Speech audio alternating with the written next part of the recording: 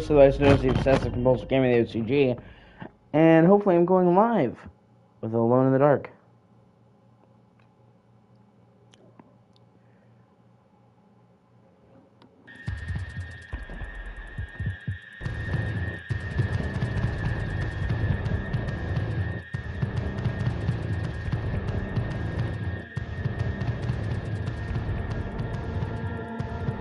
I usually have to wait and check for the state, so that explains the downtime.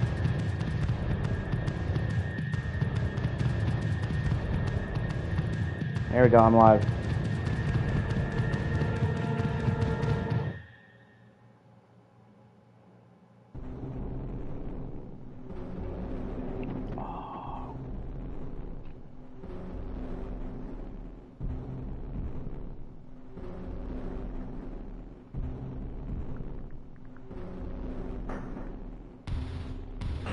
When, oh yeah.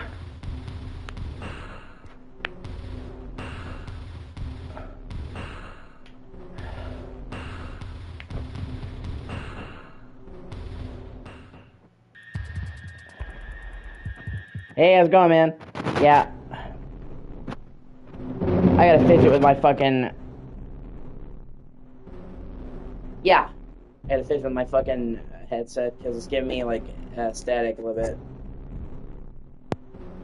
Oh, yeah.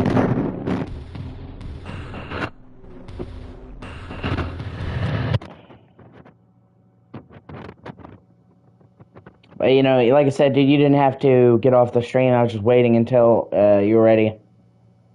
Like I said, thus far I've played this entire game with you watching me, and you're the one who wanted me to see. You wanted to see me play this game, so just didn't feel right to play it without you. All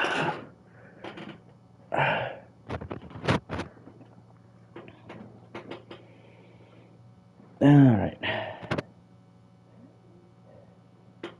Yeah, I just don't want to derail what you're doing. You know what I mean? All right. Understand correctly, the statues depict animals. So they shouldn't be too hard to recognize. As soon as I find... That's great. Yeah, I actually remember hearing you say that. I saw you say it to Nero. You're in for a treat. Because one, they added, you know, some really cool new weapons. I showed you the Wolong weapon they added. It's really solid. And then I told you they did a big balance patch a few months ago after you had played that significantly improved the game. Not that it was bad, of course. It was already a great game, but like they went through it like a fine-tooth comb, and it's a significantly better experience now than it was at launch. Like they went through and they took fan feedback into account when it came to weapon parrying times, weapon animations, enemy pairing, and rebalanced the whole game. And there are too many changes to actually go over, but it is a massive overhaul.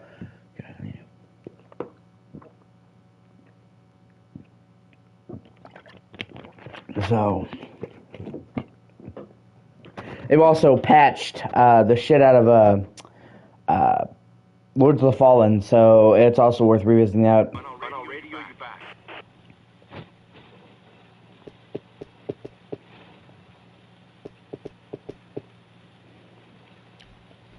Oh, yeah, that's right. I'm right in the fucking... Yeah, well, I mean, to be fair, not just the 1.5, something like 40 major updates. 1.5 is basically just the end, you know what I mean? Like the end of the updates. They're not doing any more big updates going forward. I mean, like, you know, obviously like maintenance and bug fixes and stuff like that, but that was the last main update. But, you know, so it's like I said, at least 40 updates. So if you played it at launch and had problems, it is worth going back now, because it is a night and day difference. And considerably smoother on every system. Sorry, I'm getting the walkthrough back out so I can see what the fuck I'm supposed to be doing.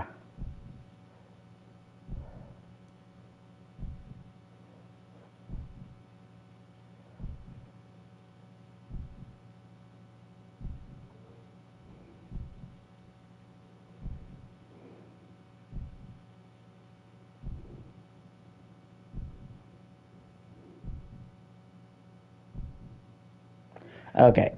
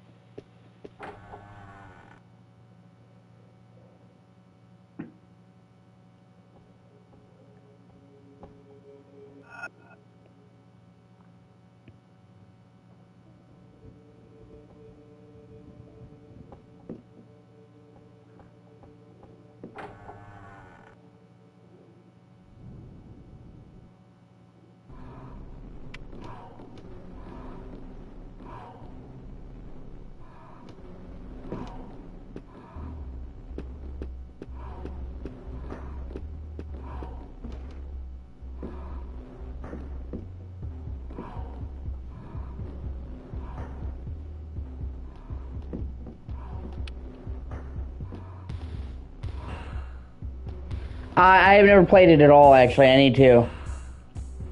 One of these days. Yeah, I knew of it. I really liked the movie, Scott Pilgrim vs. the World. Damn it. I really liked the movie.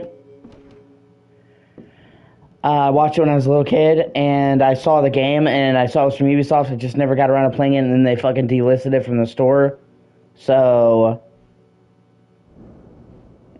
And then I was glad to hear they remastered it and brought it back.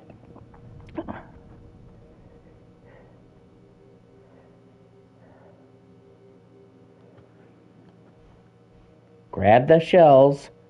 They're right there. I see them.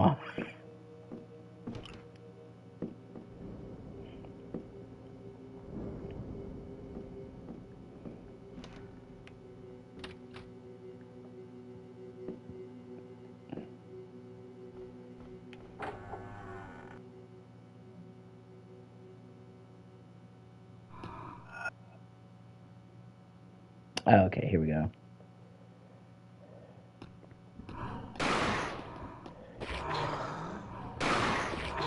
Great. Get off me, you asshat.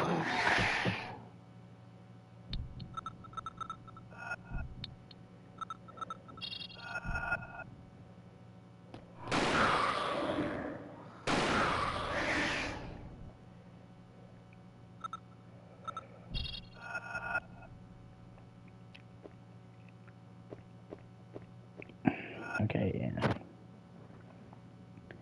That's the question of...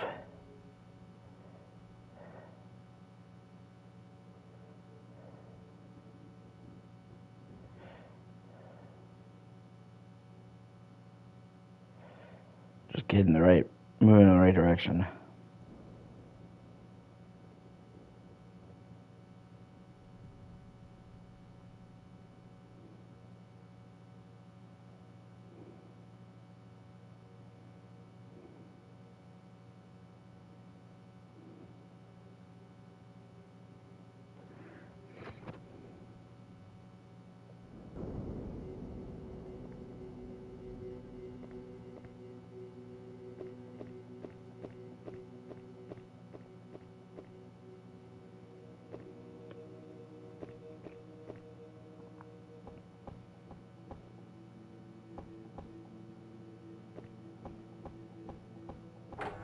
Okay, so that's not locked for her.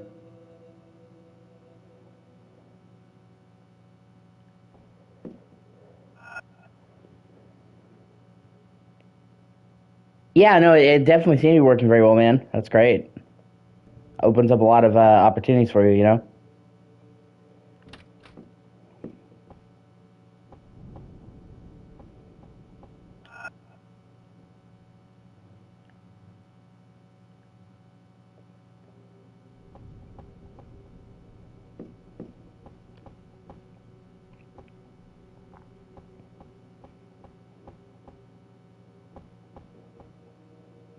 Yeah, exactly.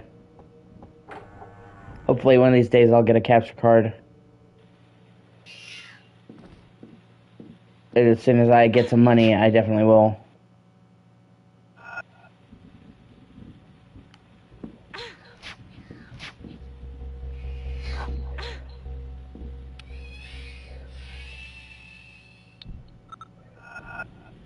Yeah.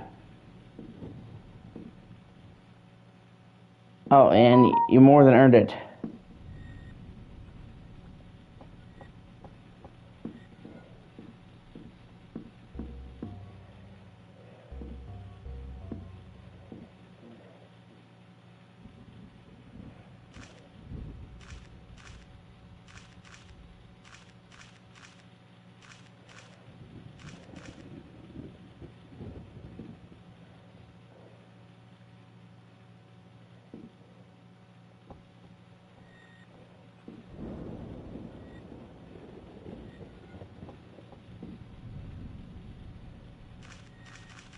We've already read that one.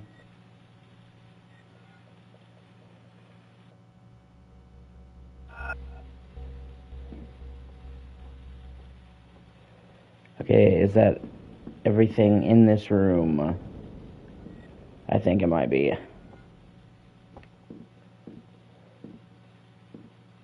Yeah.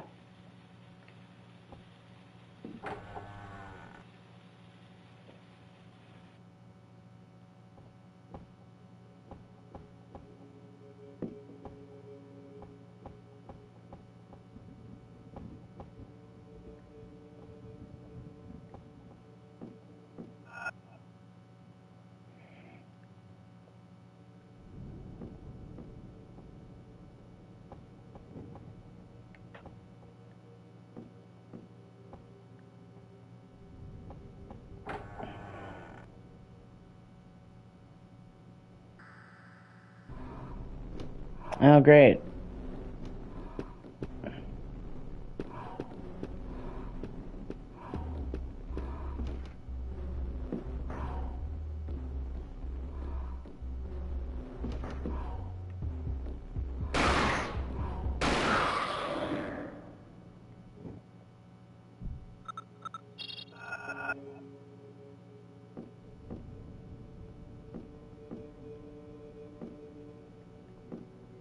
Yeah, it doesn't even look like I can interact with the statue at all as Eileen.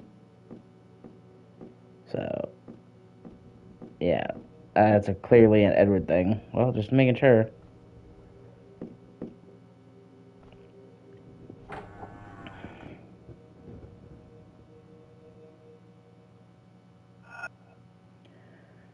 Just a process of elimination, basically. Let me see. Ba-ba-ba.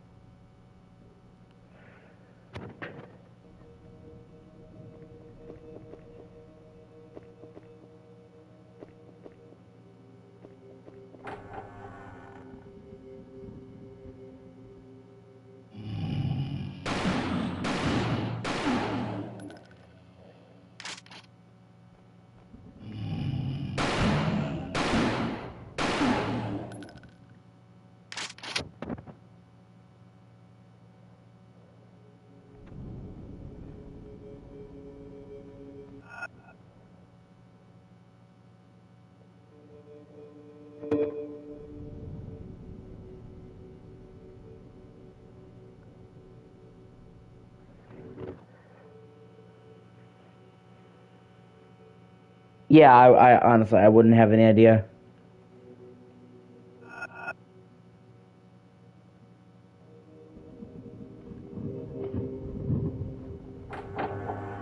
Then again, there's also mods. I'm sure there's probably a mod out there to restore the borked audio, you know? Or whatever audio problems there is. Yeah, it's a OCD thing.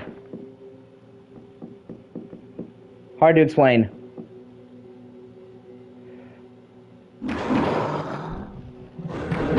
Okay. Well, that kind of caught me off guard.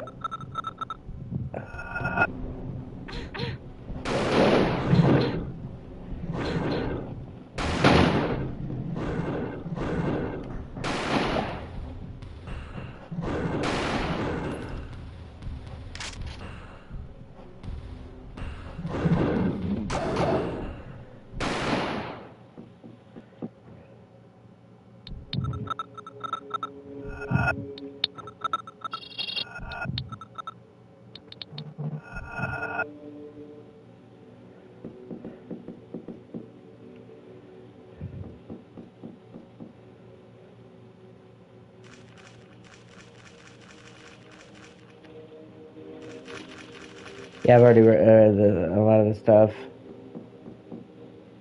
And what is that? Oh, hey. It might be the first ammo I've ever found for the pistol after all this fucking time. That's so crazy.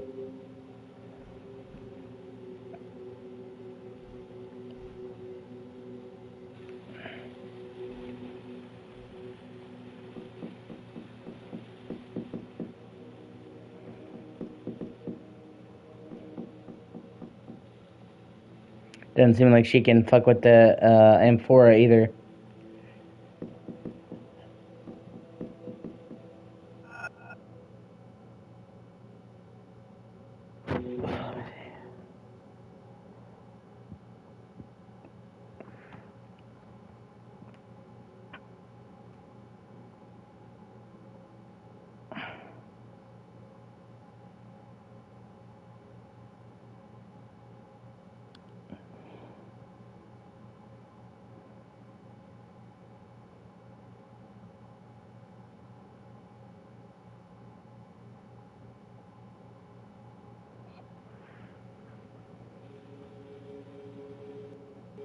Okay, so and here apparently I have to shoot the mirror. Okay, that's what I mean when I say there are things that you would never guess. Okay, it's one thing to have parts of a game, a hard game or whatever, to where you have to figure it out. Okay, but you're not gonna know to shoot the fucking mirror. There's no other instance where you have to shoot part of the environment in either campaign.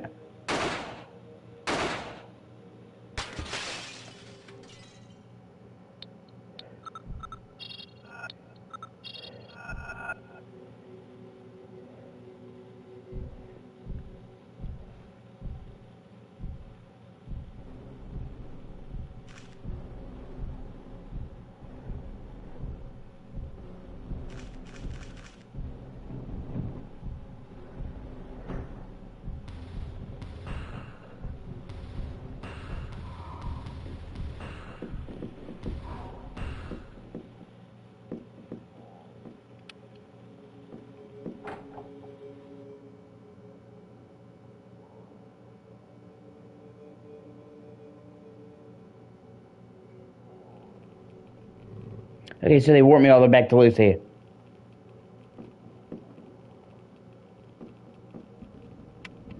So, have you seen Obed? Unfortunately, I think so. I don't know what's going on. Does Obed have enemies? What has he done that everyone hates him so? And why didn't you tell me that you had another son? Alan, that horrid beast is my son no longer. We have very little hope left. Our family bears a dark secret, young lady, and Alan is the cause of it. Obed gave me this here. You know too well what it is. Oh, poor Howard. What have I done to deserve this hell? You must ask yourself the very same question, young lady. You did not end up here by chance. If the Lord allows you to escape, shed some light on your own life. You were born out of a misdeed, and you are paying for that sin. What are you talking about? You know better than I do. Enough. Leave me now. I'm weary and wish to sleep. Besides, all in all, I find you very unpleasant. Oh, fuck you. You're not exactly fucking Mrs. Daisy yourself, bro.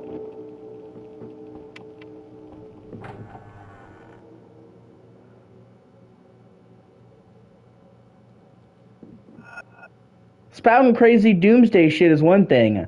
When you say stuff like that, man, she's making it personal. Right? You think she'd have fucking manners.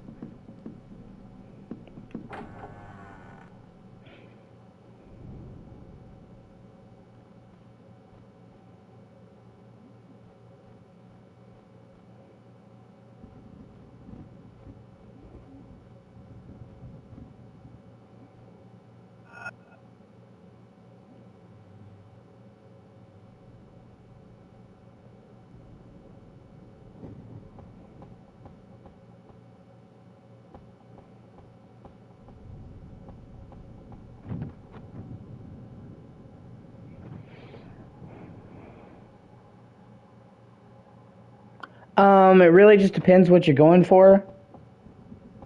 For me personally, I really enjoyed the magic system in Lords of the Fallen, and I went Paladin.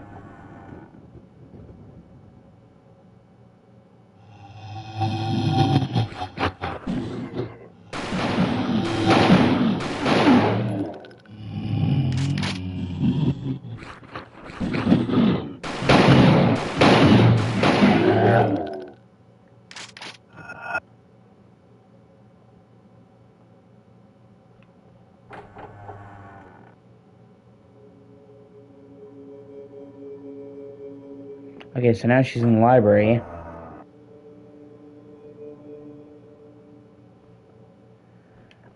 Plus, you can kind of set it up in such a way that I'm trying to.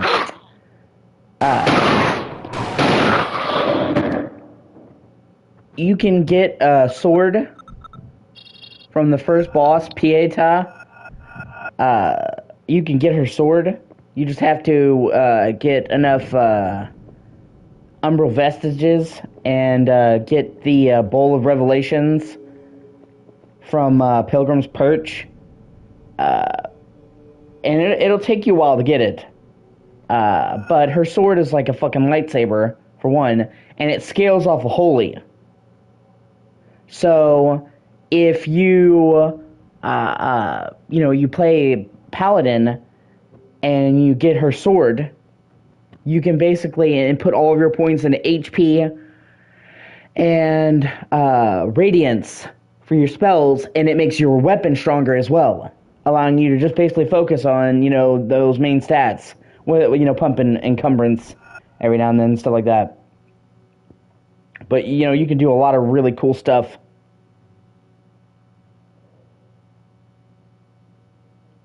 with the magic. Summon lightning bolts, buff your weapon, heal yourself. Like a really good heal.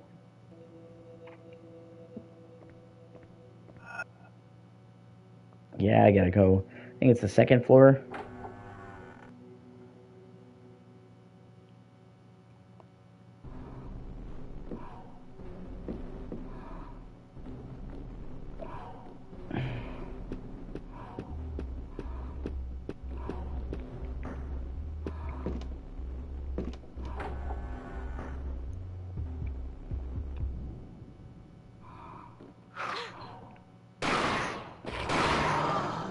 Oh, shit! Wow, just get ganked and die. Okay.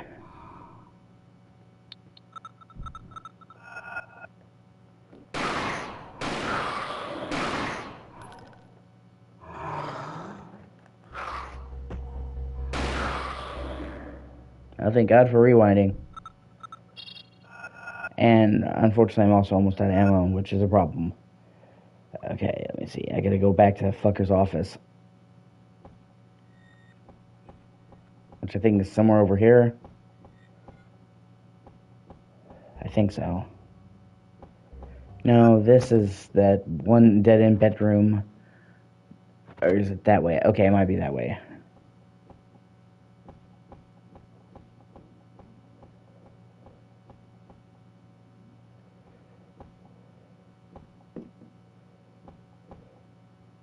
Yeah, I think it's this door. Yeah. I have to use that crystal that I got from that bitch on the projector.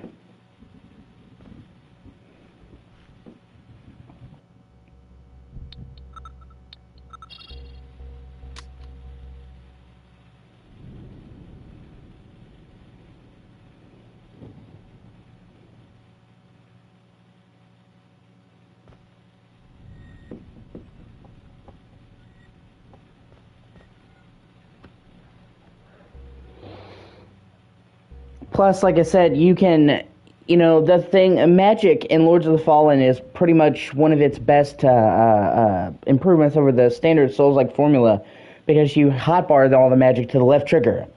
So you don't have to sit there and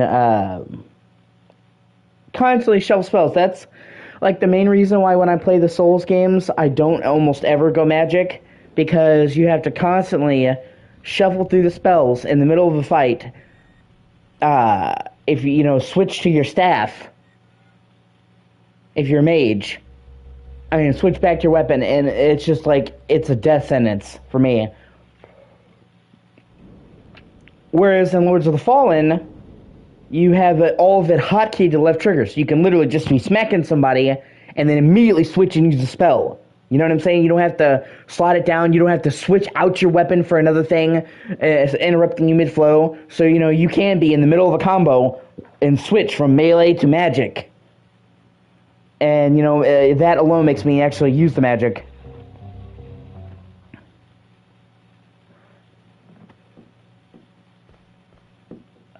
Okay, apparently I have to turn off the light and then put the flashlight in the projector. Once again, how would you fucking know to do that?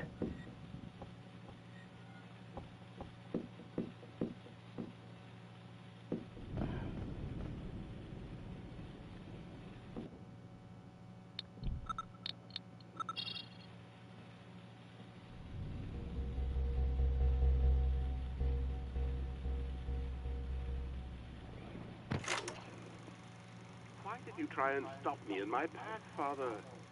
You mustn't struggle against your fate. But you won't have died in vain. Your body is about to experience Yeah. a new birth. The darkness blending into your blood will make you a stronger being. You will be faster. You will be a complete being.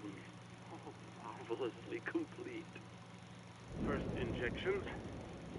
Farewell, Father. Second injection. Welcome, new man.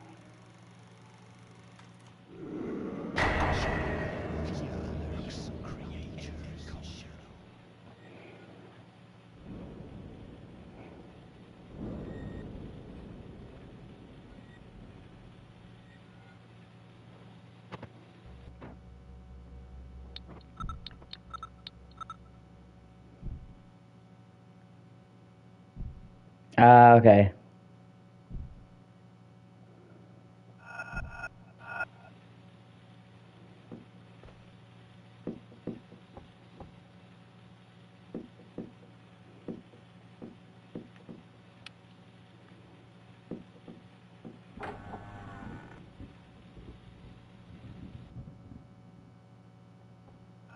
Now I have to go to the library. Time to go check out some books.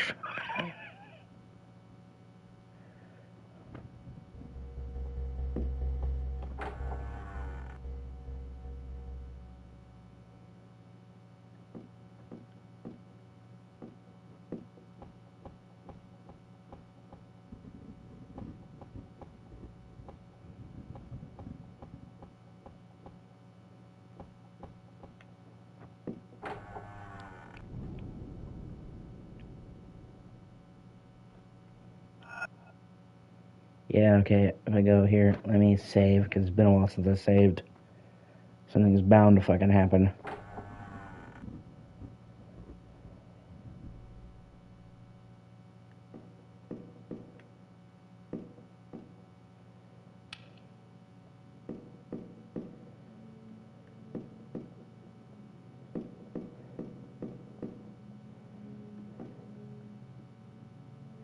Okay.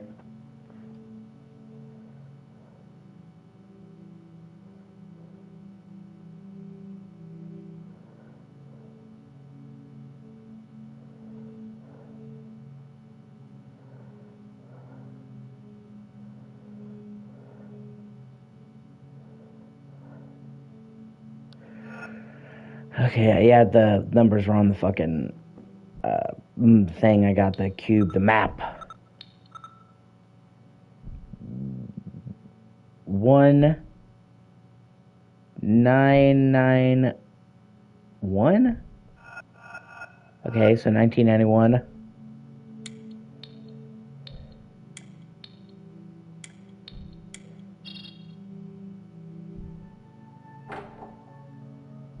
Eureka! The Abcanis tablets. Hey, three first aid kits and a charm of saving. Yeah, shit's about to go down.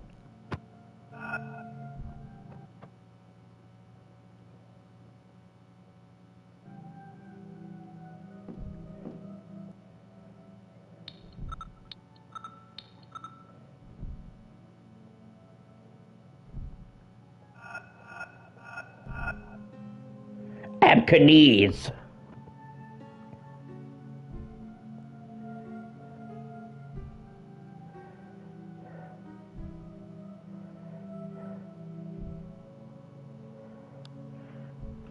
Oh, is there? Apparently, there's. You know what? I'm gonna wait before I pull that lever. Apparently, wait a minute. Hold on a second. Yeah, there's a case of grenades. Wow, they really gave 30 grenades. Oh, that's a lot of grenades. But it's also like they're not gonna give me those grenades for that fucking reason. So it's a problem.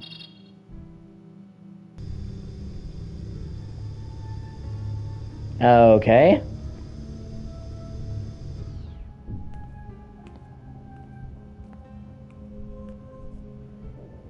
I guess that's his dad.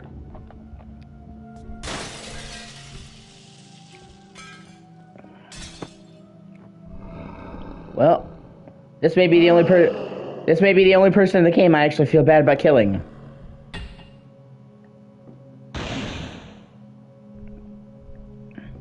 Oh. As his dad genuinely didn't deserve this. I give a fuck less if his brother turned into one because he helped him with the research. But it seemed like his dad was just a solid dude that got fucking experimented on. Who didn't deserve any of this bullshit.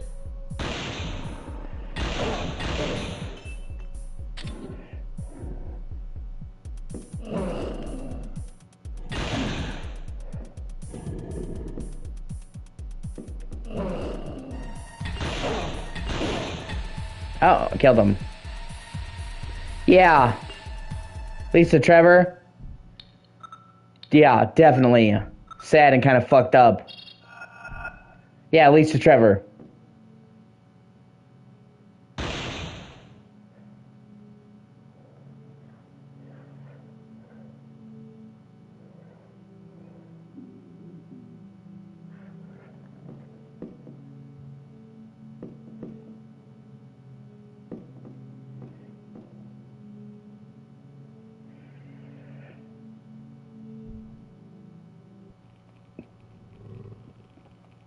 Man, you spent a lot more time talking to fucking Lucy. I need you one last time. I knew you would be back. Were you able to speak with Obed? Not yet, but I know now that he's alive for sure. I've got to tell you, your sons are monsters. Oh no. The true monster is this island. You must know, young lady, tonight is a special night. As for me, I shall let myself be carried away. I shall let myself slip away. I have had enough and wish to rest now. Save your soul. I'm gonna try and save my body first. But I can't find a way out of this place. I only have one half of the medallion. I know not how you came about it, and do not wish to know. Here's the other half. May I ask you one last thing? Go ahead. Your son, Obed, did he ever talk to you about... did he ever tell you he had a child? A daughter? Obed, a child? But with whom? Obed was never interested in anything apart from his accursed Indians. Obed burned his life away in the flames of a pernicious passion. Maybe he fucked Edenshaw. How could it have been otherwise? But why such a question? For no reason. No reason at all. Don't worry. I'll bring him back to you.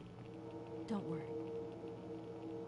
No, you shall. The Guardian! I am to die, and you are to live. Such are our fates. Opposite, yet intertwined. Now go in peace. I am about to enter the realm of darkness, where Howard will come and meet me as soon was you set him free. Thank you, young lady.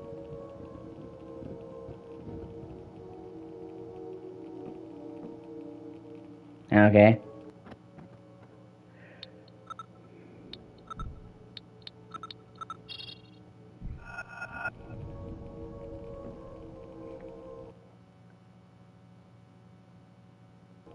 It's like one less present for the road.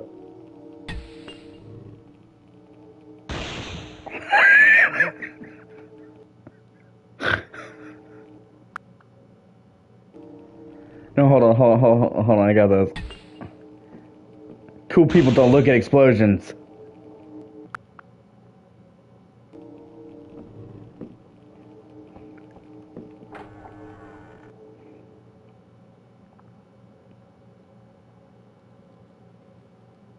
Oh, what the fuck?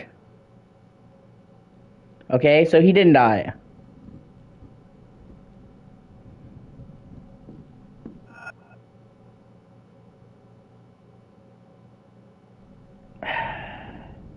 Yeah, I guess they're both fucking indestructible. Tough old bastards.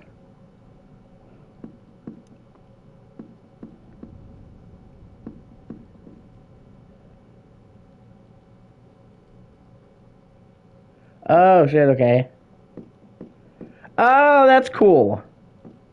Where it's like you're actually seeing what Edward has done. That's actually kind of nifty.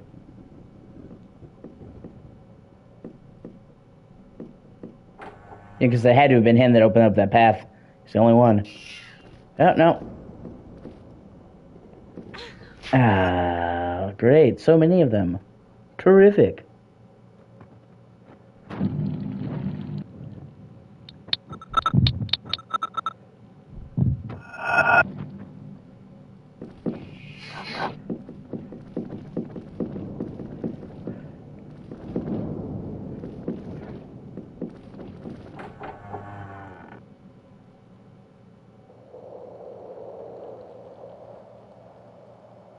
Yeah, I think it does.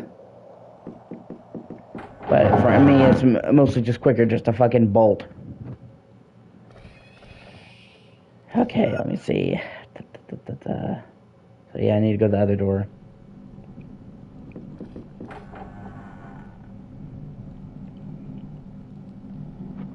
Here we go, we're on the right path.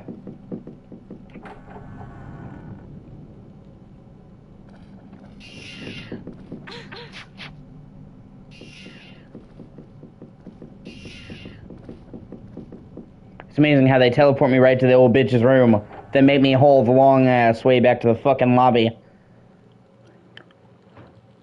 The powers of plot convenience.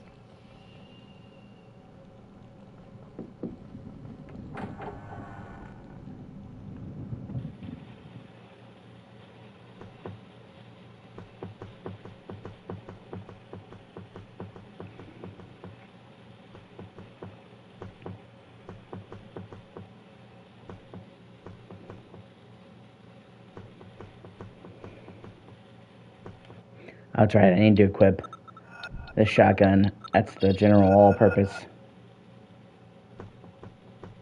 weapon, the all-rounder.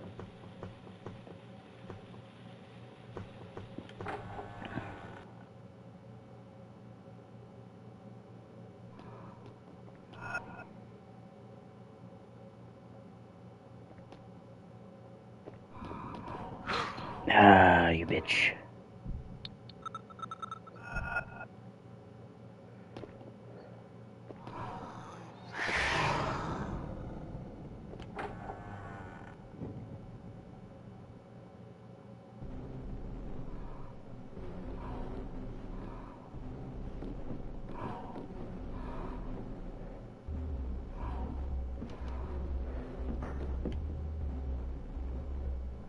Yep, oh, that's what the medallion's for.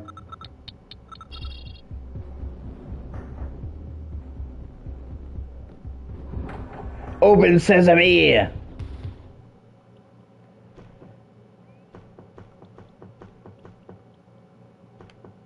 guess we're leaving the manor as her.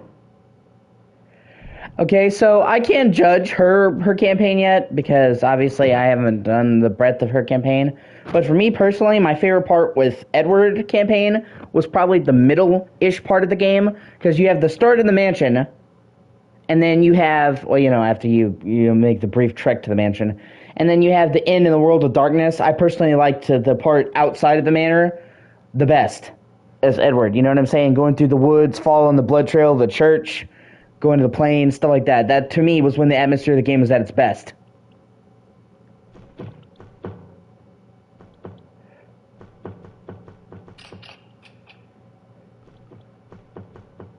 The World of Darkness was cool, but they just piled on too many enemies. And not only that, but even then you get tons of ammo with the crystals to the point where ammo is virtually not even a concern. So it kind of goes a little bit too action heavy for me in that last section.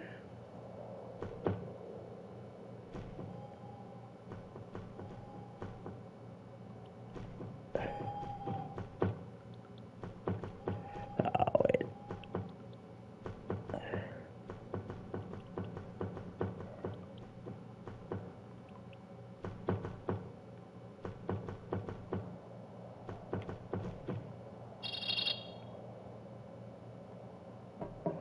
To the greenhouse, Batman!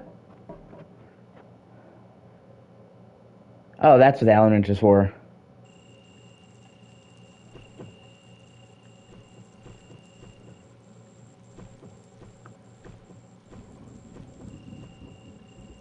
I know you have a statue. There are still 6 missing. I don't understand why you never did something before. Or like the classic Looney Tunes. Prevented this whole nightmare. Oh, that's cool. I am but a man. You have no idea what this ritual is for me. But time is running short. I know Alan is getting ready to open the gate, and that will unleash a true flood. You know I want to help. If I'm going to die, let's at least make it worthwhile. So give me a Even, that's all, folks. hint before you vanish again. Go to Mort. That is the Morton. Be very, very quiet. It's rabbit hunting season. Place. That is where you shall unveil the secrets of the island.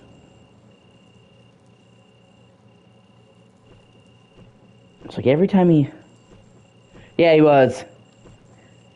Duck season. Rabbit season. Ain't I a stinker? You fucking... It's like, you could have tricked Elmer without making out with him, Bugs. Just saying, that's kind of weird.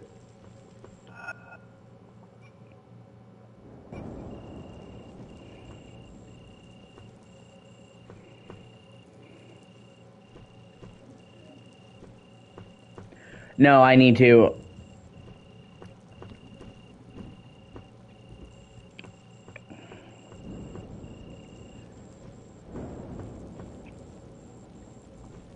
I haven't played Lies of P in a minute, I need to go back.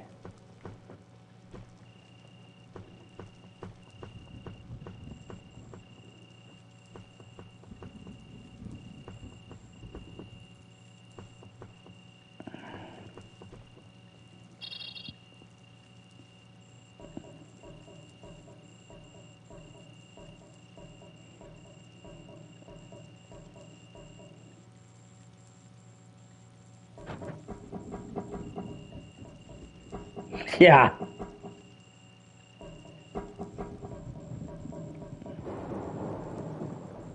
You can't push. Yeah, so that's everything. Well, just making sure.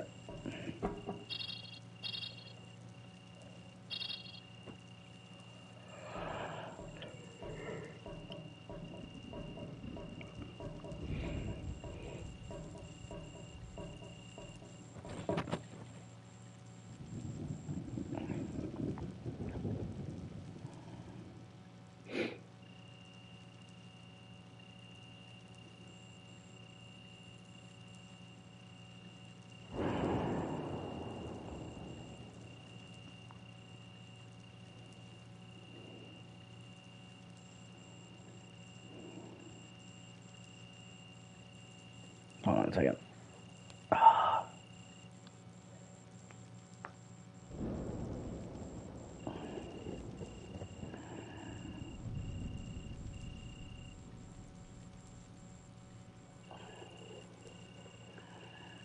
Yeah.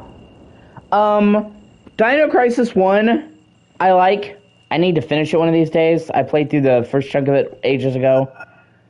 Dino Crisis 2 was not my game, my swag. Because it was super action heavy. And that's not what I play those types of games for.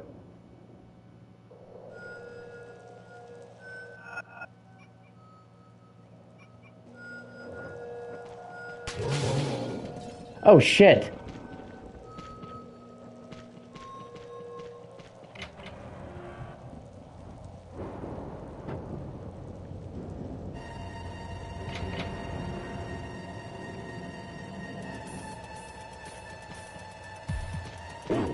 Oh fuck.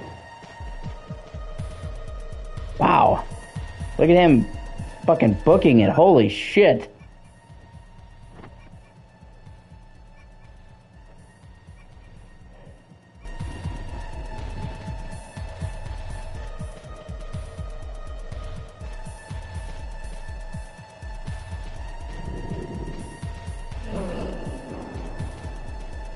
Kind of interesting too, because like it's almost kind of like a nemesis kind of pursuer enemy. You know what I mean?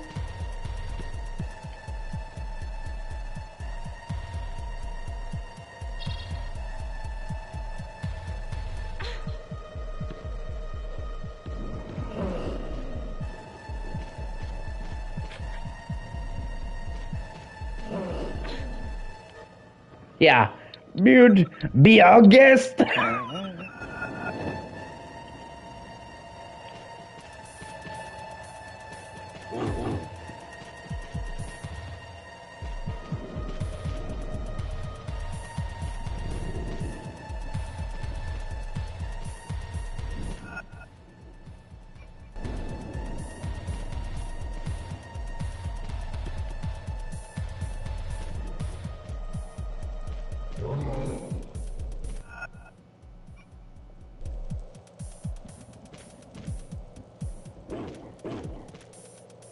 Run, bitch, run!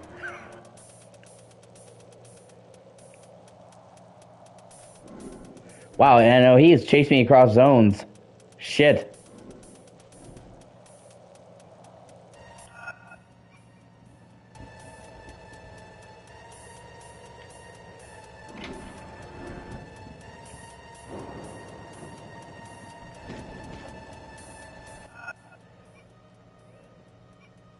Cemetery. Oh shit. She didn't go here. Or Edward didn't come here.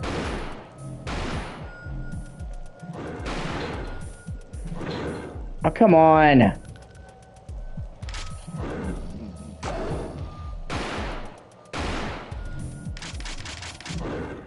Yep, I'm out of ammo for the shotgun.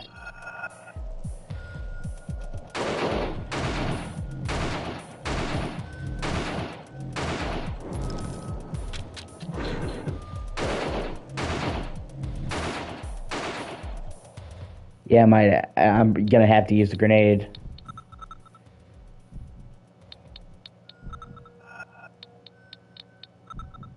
But I've got over 40 shells, so I gather that's what they were intending. At least partially. What? Oh, what is that? Oh, it's a save medallion. Okay.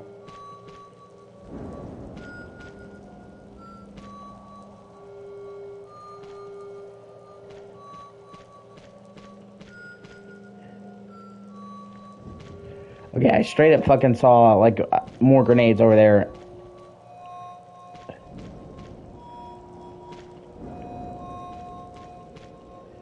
There we go.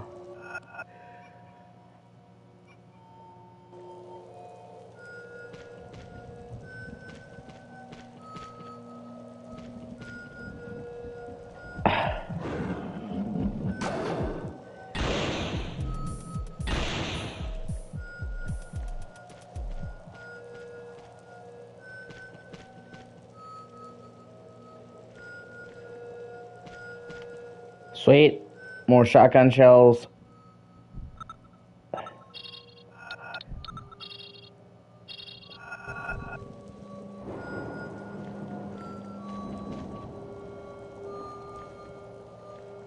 Okay, it looks like that's all there is to find here. So yeah, now I'll go the other way.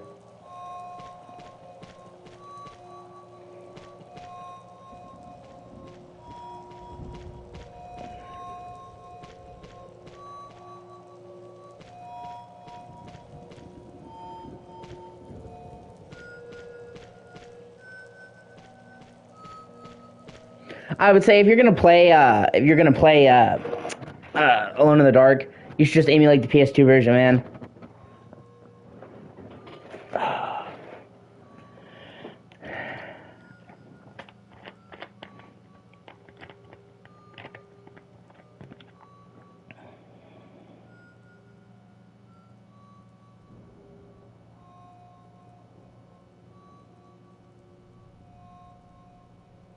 That's when you're used to. You know what I mean?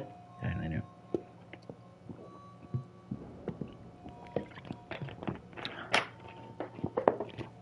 And it has the lip syncing and shit, so.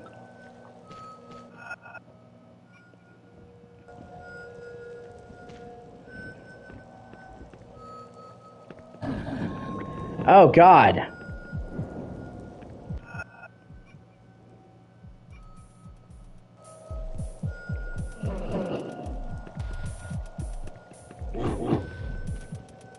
Give me a fucking break, bro! No means no!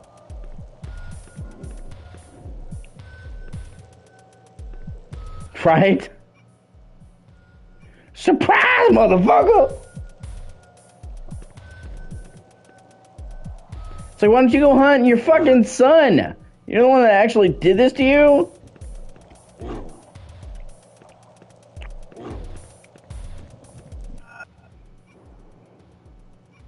Okay, I gotta go around. Just make, yeah, okay.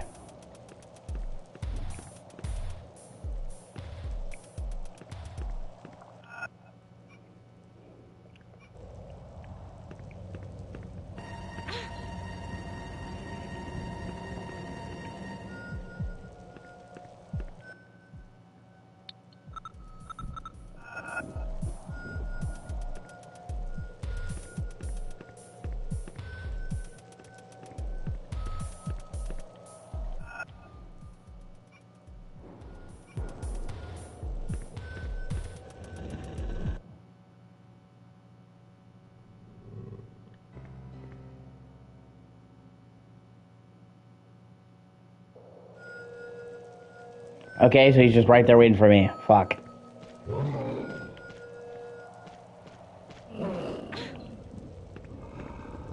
I was just trying to make sure that I didn't miss anything around here, because...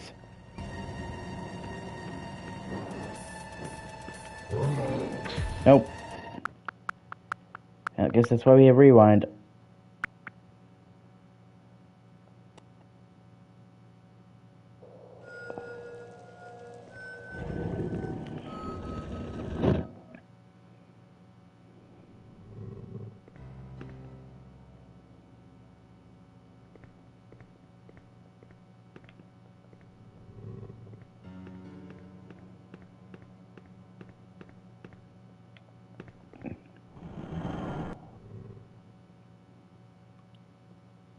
Oh, shit. Okay, well...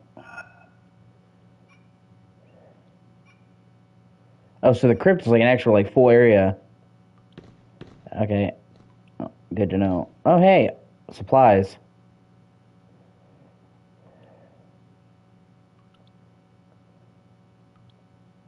Metal cover. First aid. Gun. Yeah.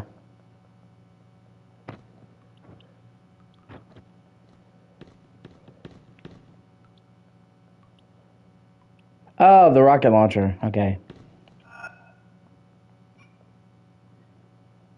Well, before I go this way, I'm going to go back into the center, look around.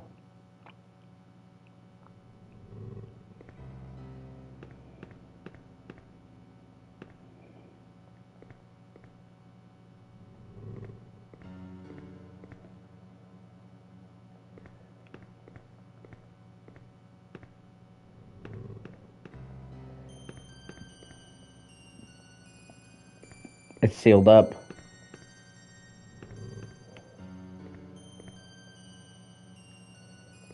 Yeah.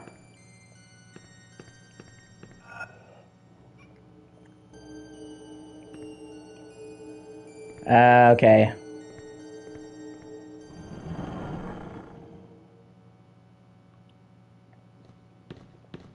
I guess that'll be once I come back.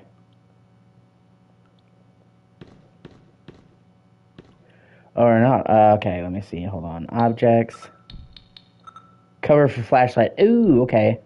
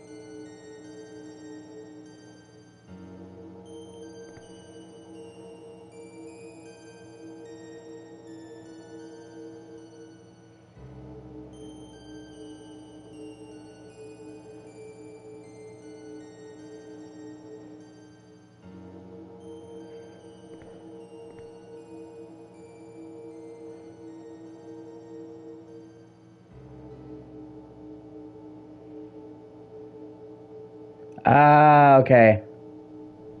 I get it now.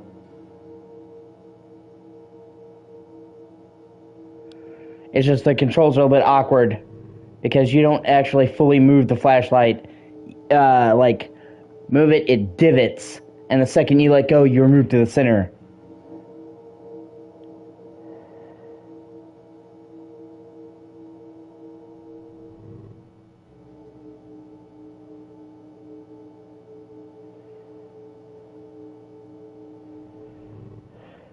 M.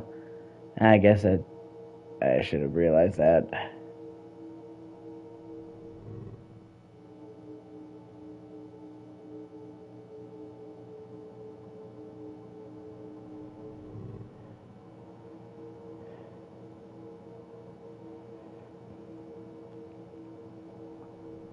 Damn it.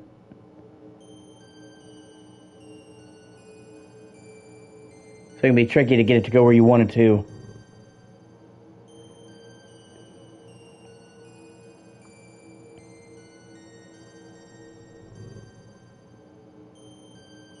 So they stay lit up until I go on the wrong light.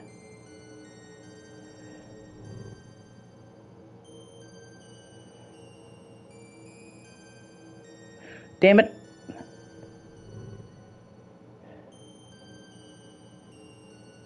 Shit.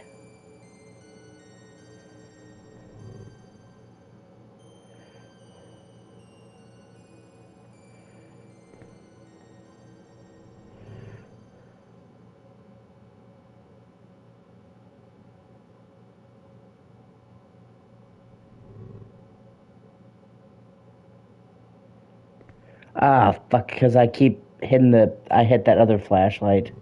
The other cone.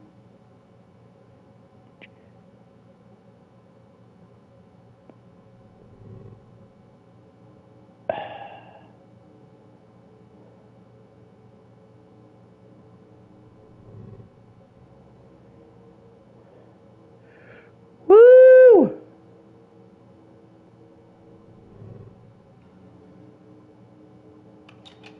Ah, okay.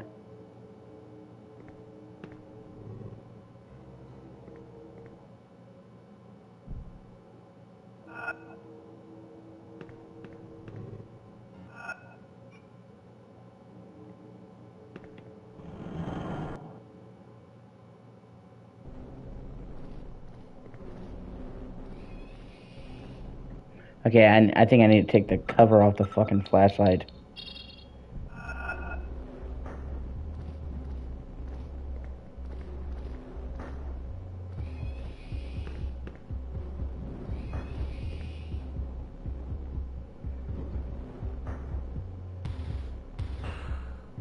Oh, poor guy.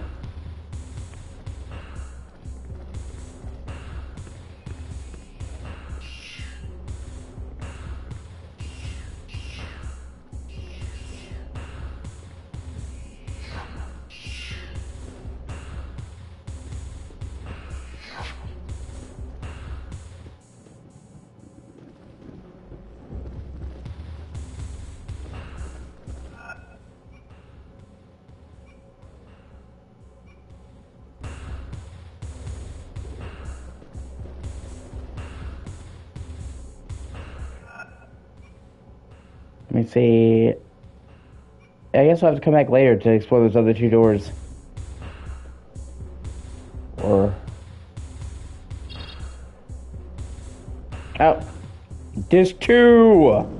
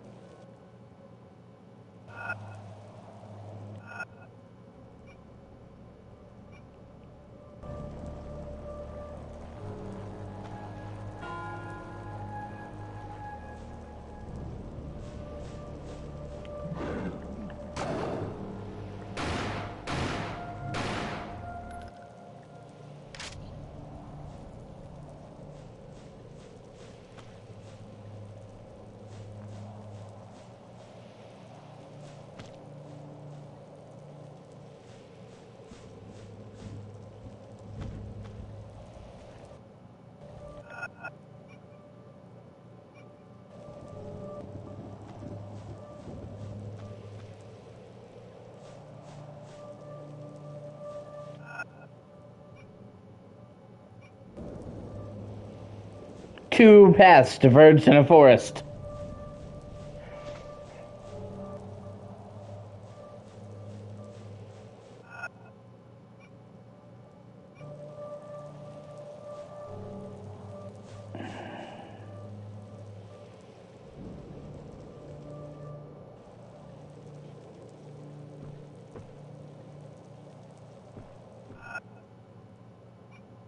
Fort outskirts. Oh, hey, we're at the fort.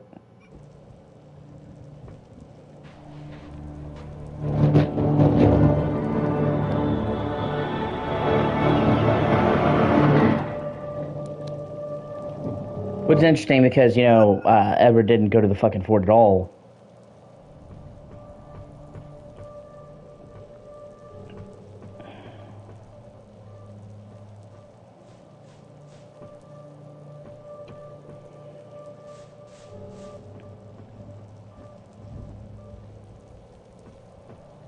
That's cool. You can actually see, like, the moon in the background. The ambiance!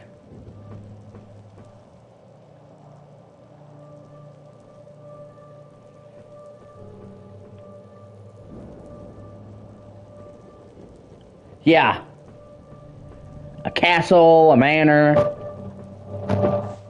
Although, what's really weird is they actually do call the manor in this game Deserto, but they only ever say that word one time.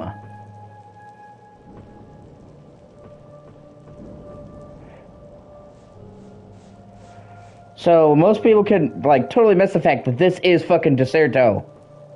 Or the manor is, anyway.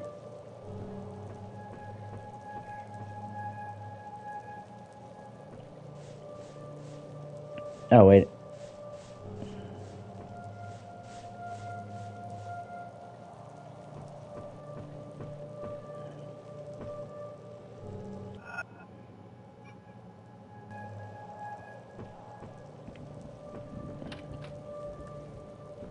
I thought as much, but I had to make sure.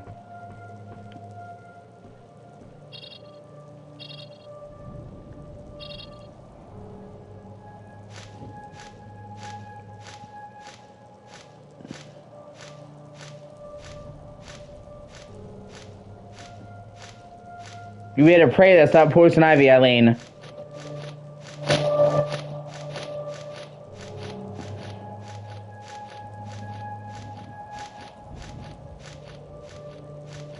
Yeah.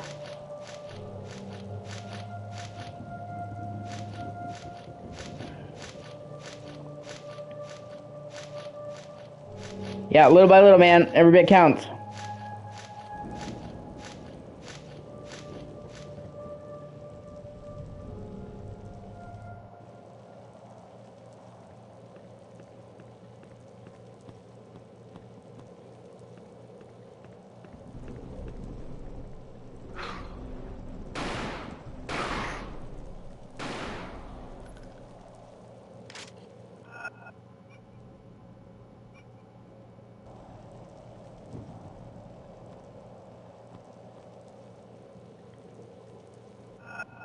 I want to go. Yeah, I'll go this way before I go down the stairs.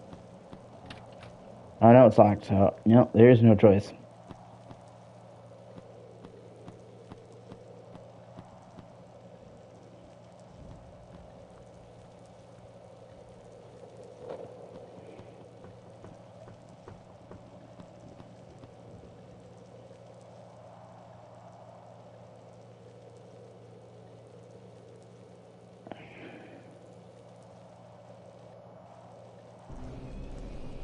I think $50. I'm not sure about that, man. When I was a little kid, when PS1 games were coming out, I didn't buy them on my own. You know what I'm saying? If I had a PS1 game, it's because my dad bought it for me. You know what I mean? When you're that young, you don't think, to ask what the price is.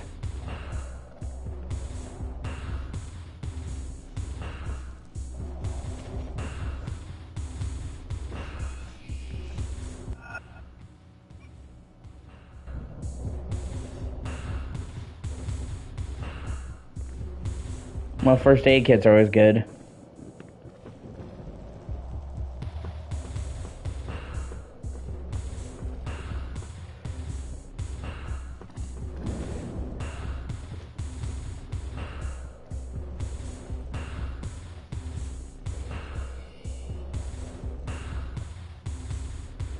Okay, before I drop down there, I'm gonna look over here.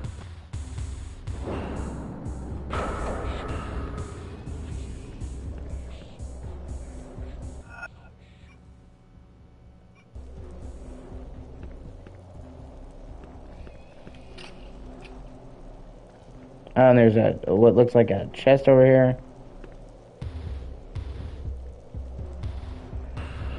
Oh, by a chain. Okay, so I guess I'm going to get someone to cut that chain.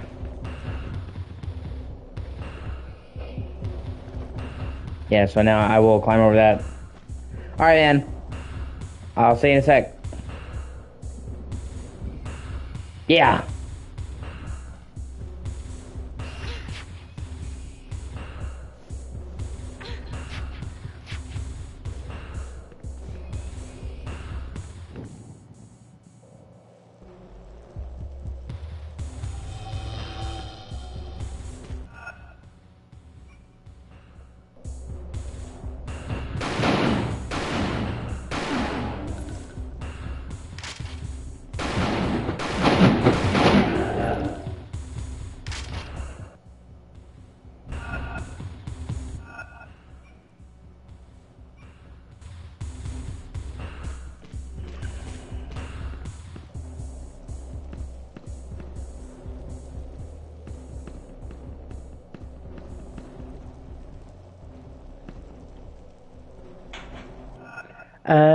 Okay, that's a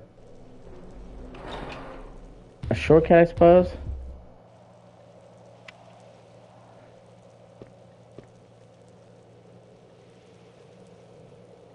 I imagine you've come for me. You can tell Ham that the writing tablets are of no use now. Alan already knows the translation, and thus has all the cards in hand. The gate is about to open, and the darkness to pour over the earth.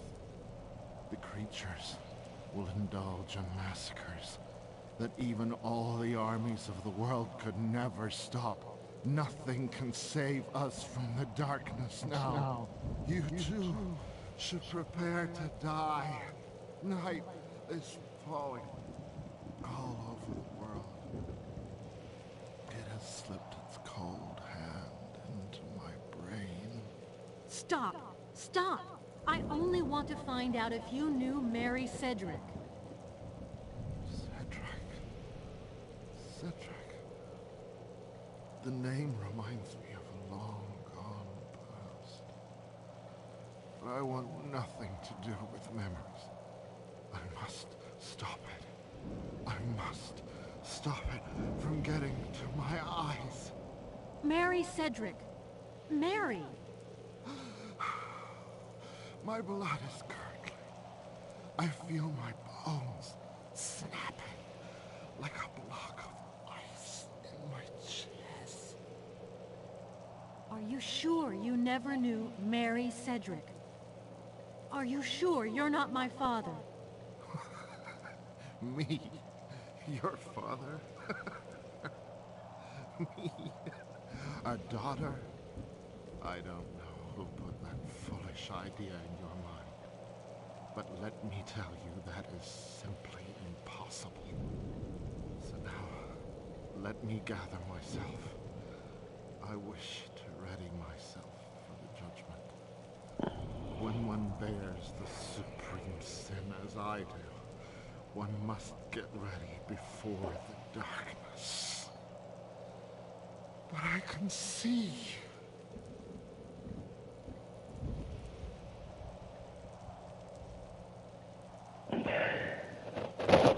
It's like, well, thanks, bro. Black metallic card.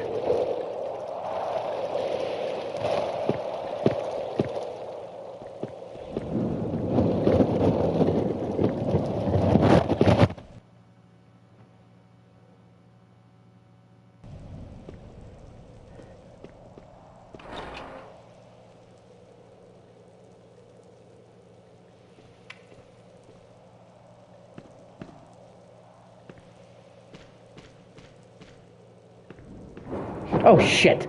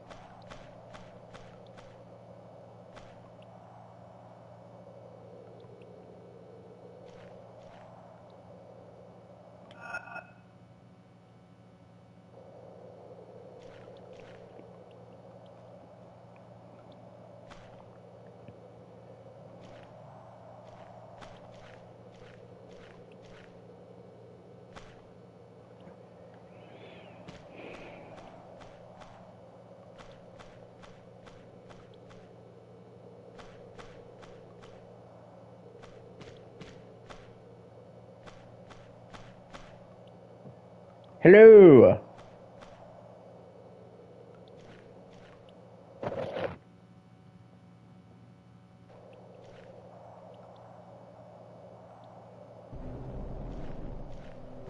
Yeah, about requiring a Sony account.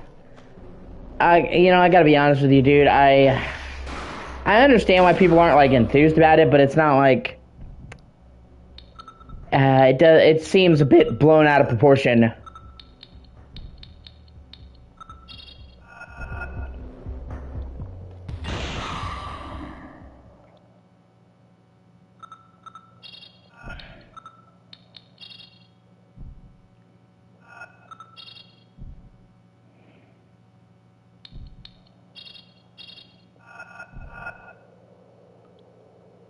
I mean, like, I understand how, people aren't wanting all these accounts to be tied and all these steps. Because it's just one more way for corporations to track you and all that shit. But, like, people are, like, going and review bombing the game for it. People who, like, have played the game for months are now suddenly saying, oh, I've got to log in on PSN, so fuck this game. That's the part I think is silly. Like I said, I can understand why people are irked about it, but I think the whole thing is overblown.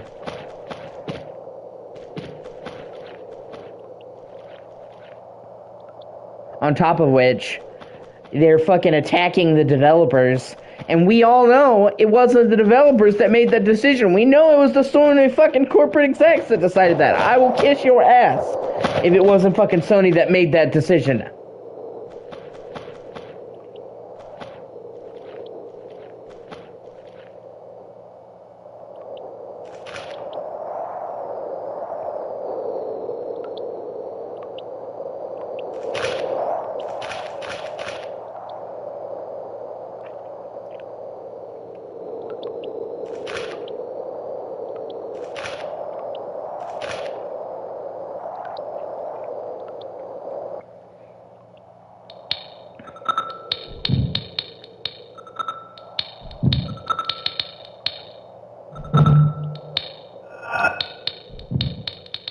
Okay, so it looks like I'm going to be getting parts to build a gun.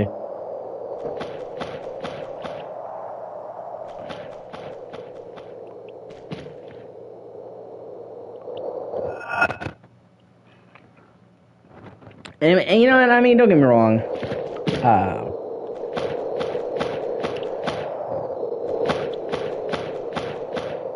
I understand,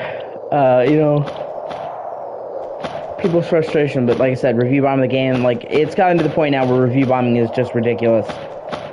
Like, the whole point of review bombing was to send a message. Hit them where it hurts, because they put so much fucking value on Metacritic and statistics and shit like that. Even though I can honestly say, I have never put weight on Metacritic fucking ever. I was gonna get this game, but it has an 80 on Metacritic, so I don't know anymore, guys. No. I believe I found out how we can reach that Pawnee's gate. I think I did too. Wait, the tunnel is walled off. So first I have to blow this obstacle up. And to do so, I have to rebuild some sort of perforating machine. I found a text by Jeremy Morton about it. But the barrel, I have the feeling it's badly damaged. Maybe there's a spare one, or else some way to build another one. Okay, let me go look. Even if I manage to do so, I still have to locate an energy source. Doesn't Jeremy's text say anything about that? Oh, it does. Wait. He talks about using lightning. Well, seems you're going to be having fun. But why did that tunnel have to be blocked off? In Alan's diary, I read that it was Howard, the twins' father, who walled it. Dead or alive, that guy can't stop getting in my way. Yeah. I don't understand. I'll explain later.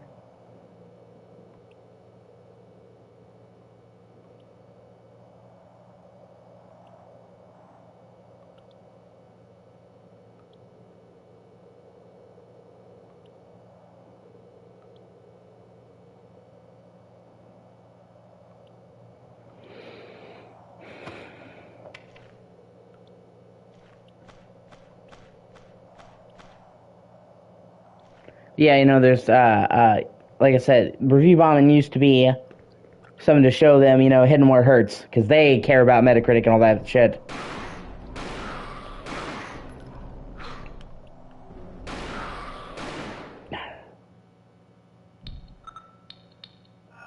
Now it's just getting silly. Oh, this game did one thing we don't like. Bomb to hell.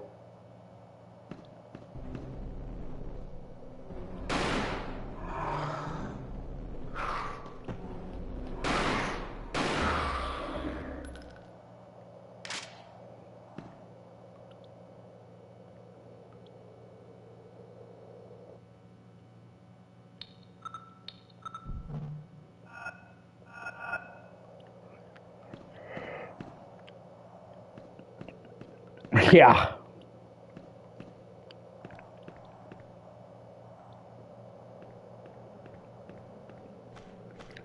Okay, now I need to backtrack to where I found a chest earlier because now I have wire cutters.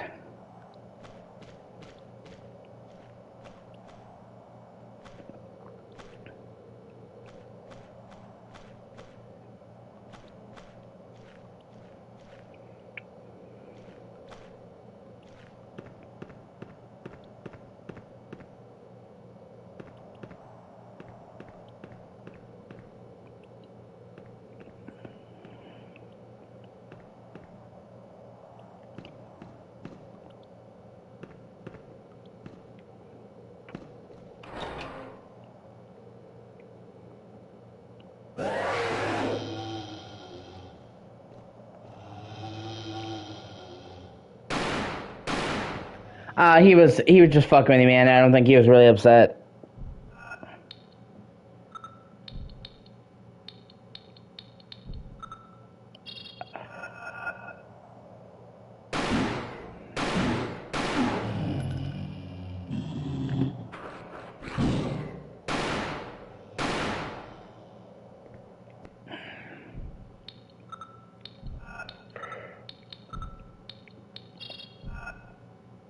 Yeah. I mean, I like Drake, but if somebody else doesn't like Drake, I don't give a fuck. You don't like Drake? What? No. You do you.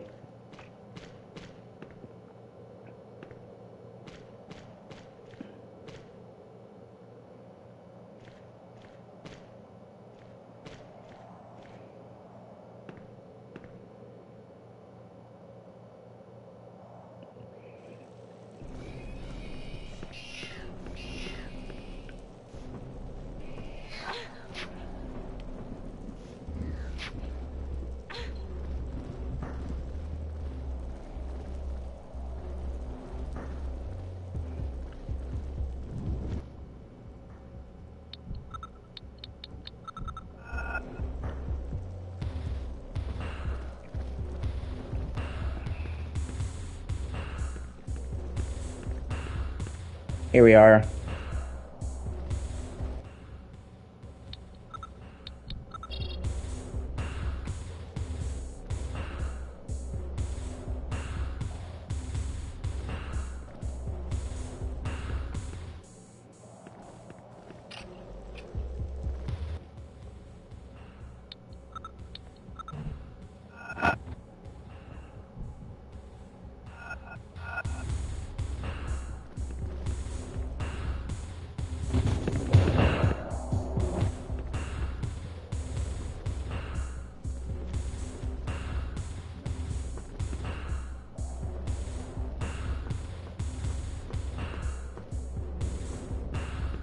But no, trust me, he's a very hard guy to frustrate.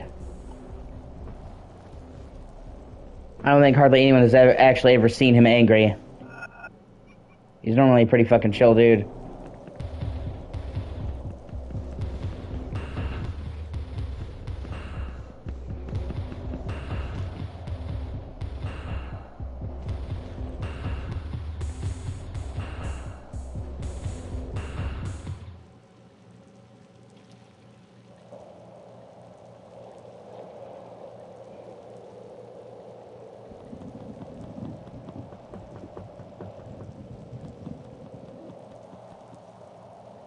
Yeah, are you talking about a my server?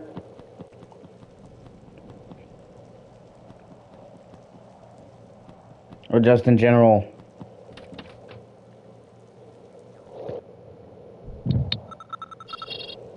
Yeah. Yeah, no, trust me, dude. I get the same bullshit. Doesn't matter how many times you try to explain to them that the tank controls were done for a fucking reason with these classic games. You know, oh, how dare you? God, I hate her so much. But you know, like I said, the games are designed with rapidly shifting camera angles. So, up would then be left, would then be right, so on and so forth. And it would switch 4 or 5 times in a single room.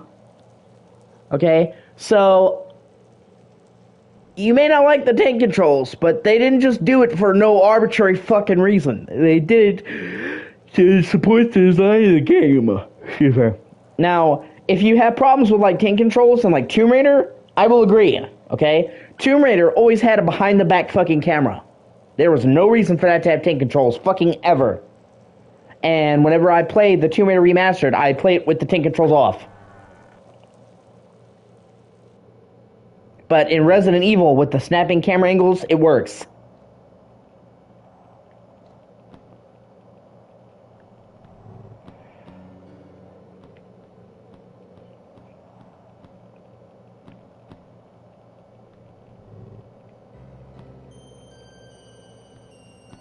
Yeah, exactly.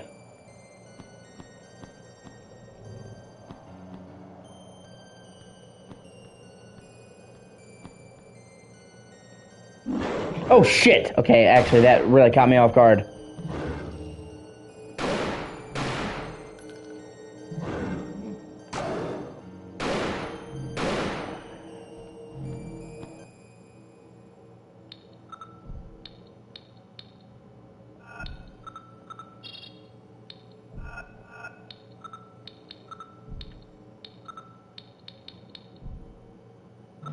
Yeah. Oh, wait, is that for the flashlight? Oh, no, it's for the gun. Gotcha.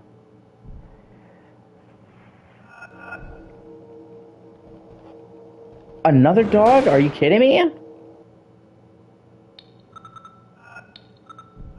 Fucking putting down more animals over here than PETA.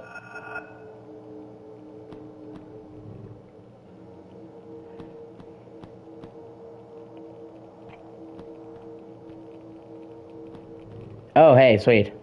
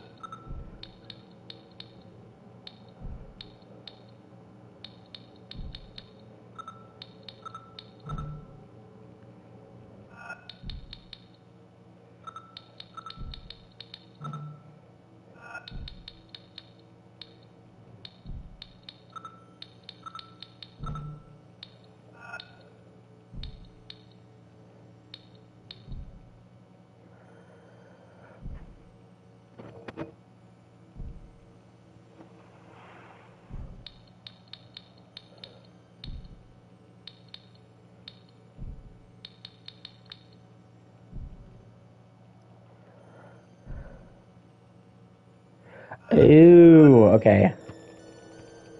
I have to come over here, okay.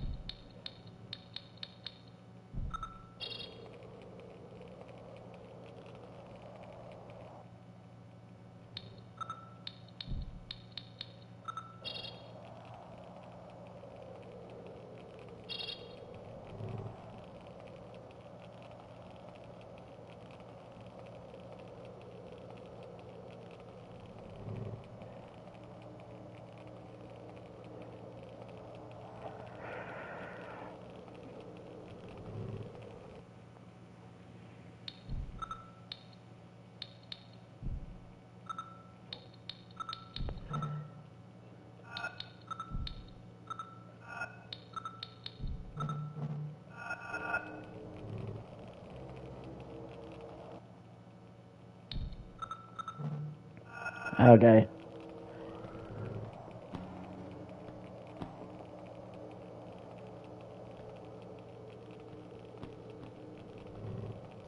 There's a ladder right there.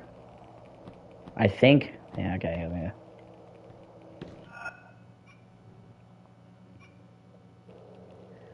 I think that, yeah, that's the way I came. Okay, just making sure.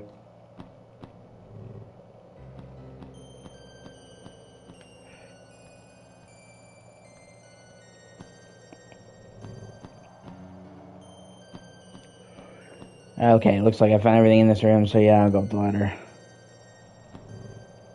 Oh, actually, there's 2 exits. I'll go up the ladder first.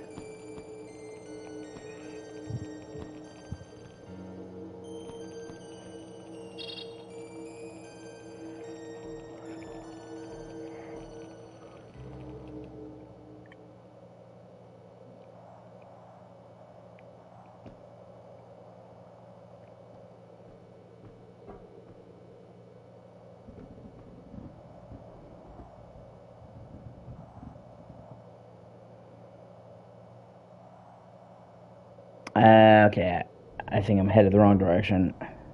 I think I have to come back here in a bit, so...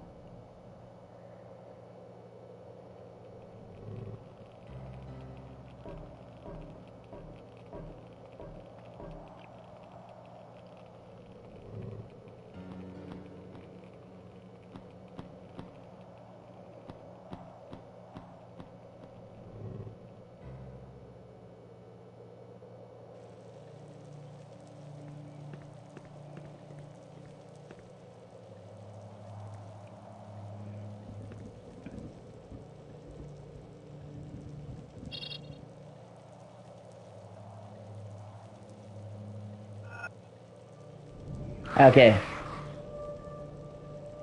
Really? Okay, yeah, looks like this is what the glass lens was for.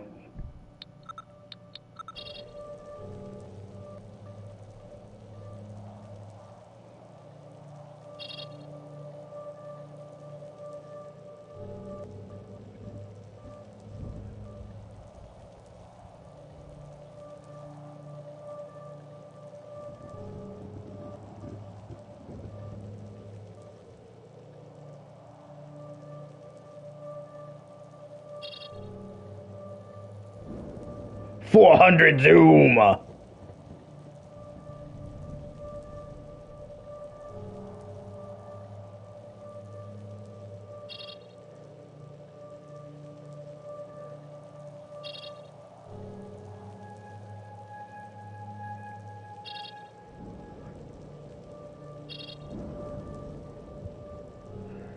Yeah.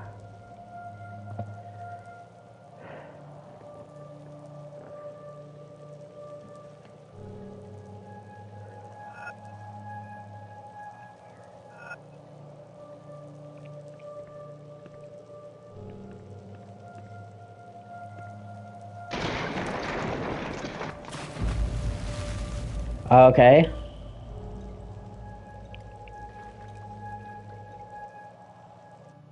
Well, I guess it's a good thing that happened. There was water at the bottom, otherwise she'd break her fucking leg.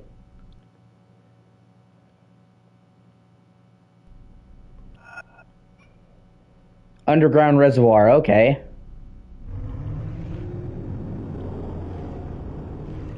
Oh shit, are we doing more of the fucking gator stuff? Kinda seems like it.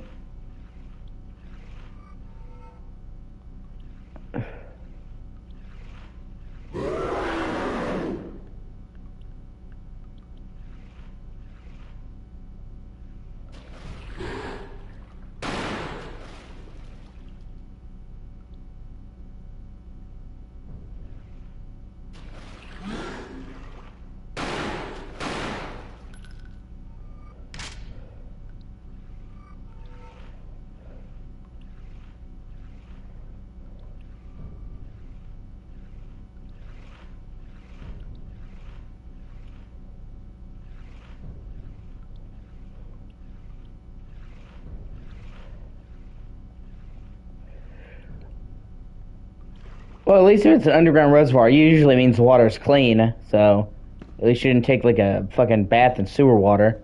Small blessings, I guess.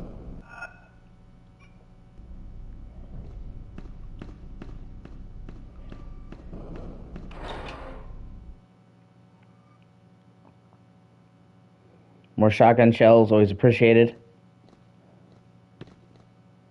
I have too many shotgun shells, said no one ever.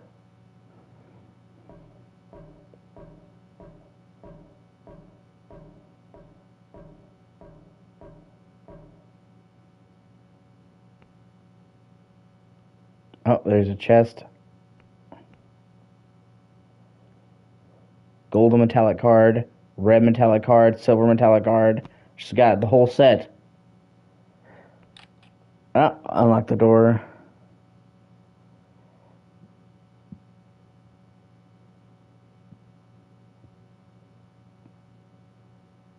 Oh, I remember. Yeah, you have to use the cards on the fucking thing. I remember seeing that earlier.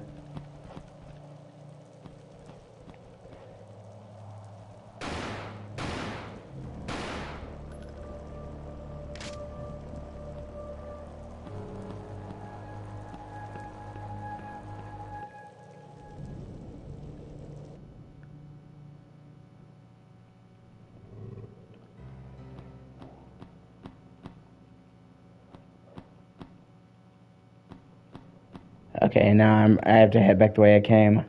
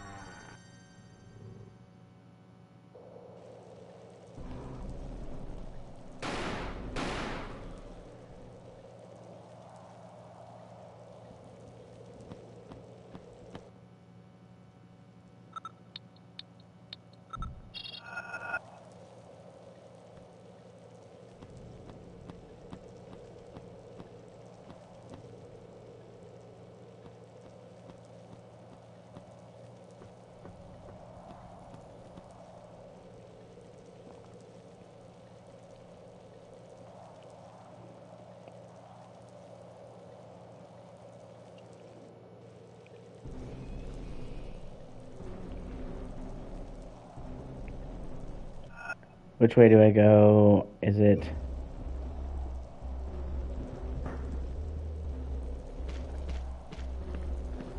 Yeah, I think it might be this way.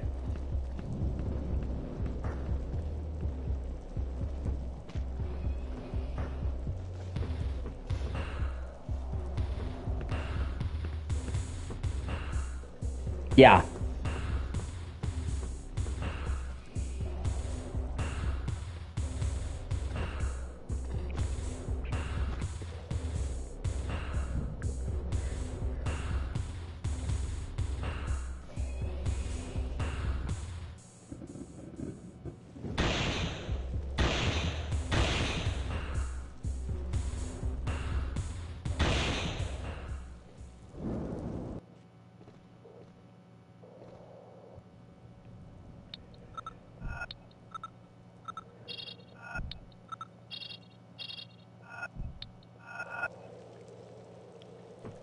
There's no lights around to get rid of this fucker, so... Yeah! Meow, meow, meow, meow, meow, meow, meow, meow, meow.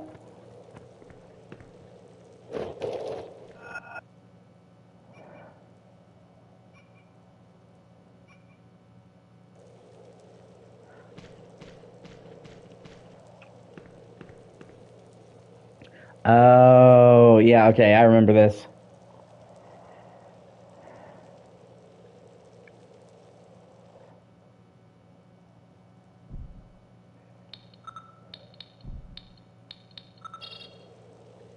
Glad I have walkthrough to help me.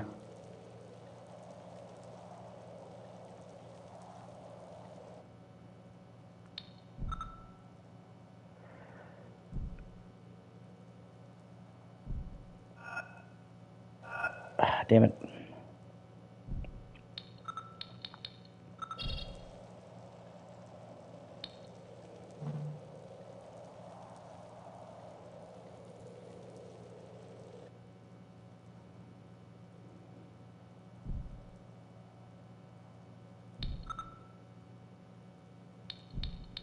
Okay.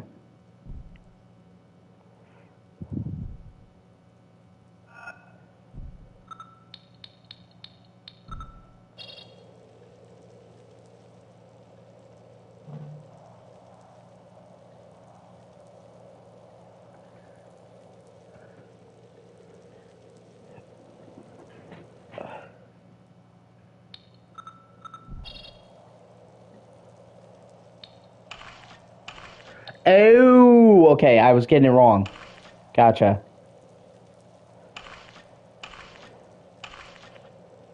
I kept hitting X after each press. That's why.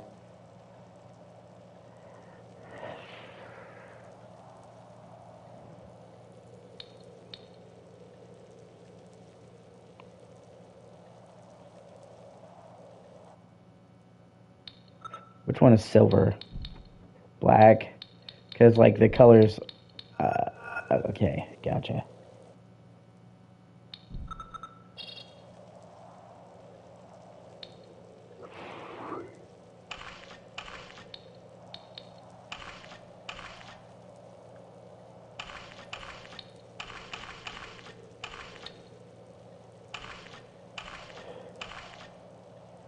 Okay, there we go.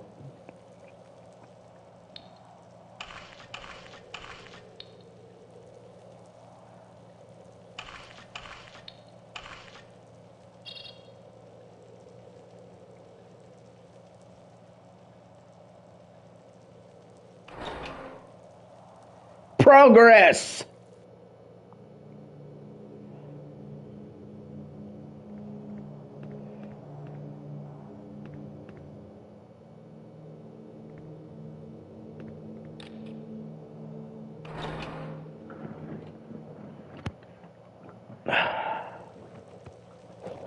Oh, wait. Oh, okay, that's shortcut where I came from. Gotcha. That's handy for later.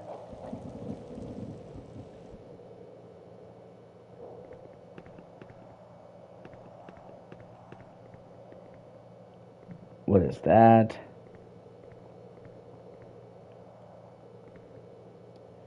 Metallic half ring. Okay. First aid kit. Always appreciated.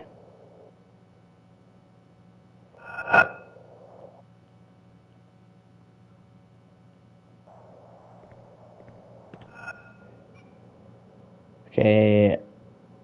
That's a shortcut back around. That's from the way I came, so this door over here is pretty much the only port of call. But it's locked. I don't think I have a key. Then again, there is also the stairs upward, so I guess I'm heading up.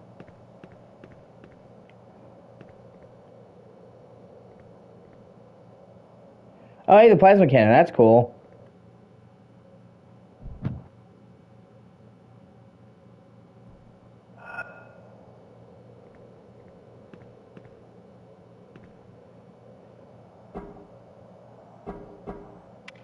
Aline, this is Carnby. No, I thought it was for Rick James. Boy, am I happy to hear your voice. Where are you? He sure didn't show it in his fucking, I know it's an Abkhani's cult place. I even know the steps to follow. You know, everything that happened to me since I nearly died while landing on the island, well, I feel like my entire vision of the world and life, all my ideas, my convictions, everything's shattered. Were you able to see Obed Morton? Yes, I think he's totally lost his mind. I get the feeling you never got an answer to your questions. Oh, I did. He can't be my father. But I suppose I already knew that. What got you thinking he was in the first place? Johnson did. He showed me a picture of Obed Morton and my mother. The dates coincided. I really wonder what he wanted by sending us out here. Anyhow, if he really wanted to get rid of us, he could have done a better job. I know better ways of doing that. Whatever. If we survive this, I'm telling you he's gonna have some explaining to do. But in the meantime, I have this incantation I need to recite facing a specific direction. It seems the stelas bear inscriptions, and according to the papers I was able to go over, there must be some sort of planetarium on the fort, something that has to do with the Circle of Stones. I think that's just where I am now. Well, perfect. Contact me as soon as you find something, okay? Okay. Oh, God, now I have to do the other end of this.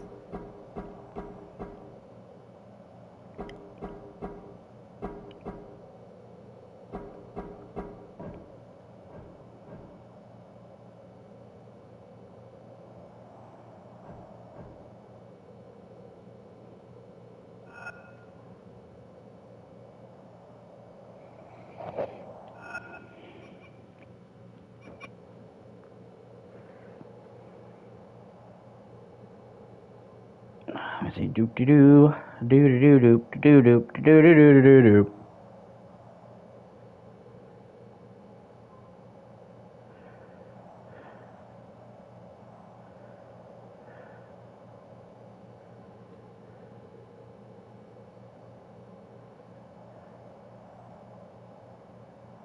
Okay. At least it seems easier. Yeah, just so you know, this game takes place on Halloween. I'm not sure if you knew that.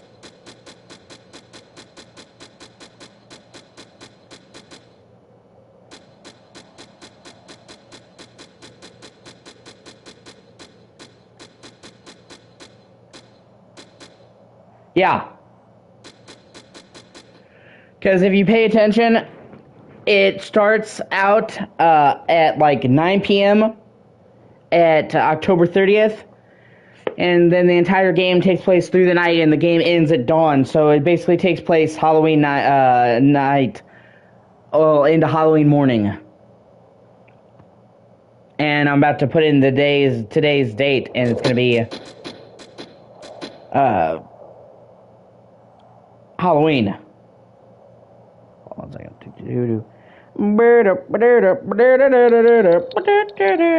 Oh, that's right. Okay. 10/31, 2000.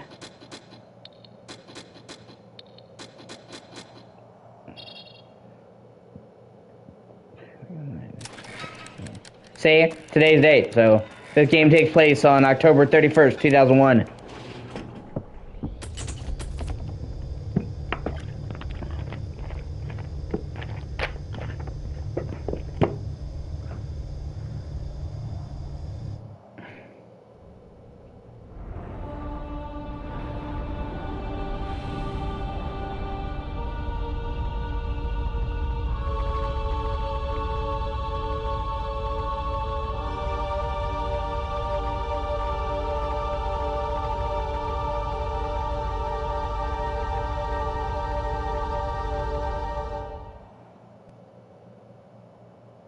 Aline? Have you come up with anything? Because I'm freezing my nuts off out here. Okay, I'm sorry. That actually caught me off guard. It's like, Lee, you come up with anything? I'm freezing my nuts off out here. And he normally doesn't say anything like that. Yeah, I think so. Wait, your indication Oh boy. That's great. correspond to a date. To today. What? I think I'm starting to get it. The date of the ritual, the opening of the gate, the statues. Let me enter today's date into the planetarium control board. It's incredible. The planets are lining up towards the east. It's like you've been doing this all your life. I'll perform the ritual and then get back to you. Carnby, be careful. Now that's a luxury I think we can't afford. Over.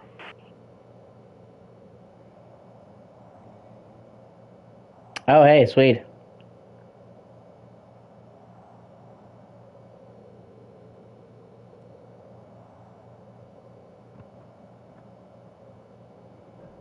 Oh, is that downstairs? Oh, yeah, it is. Okay.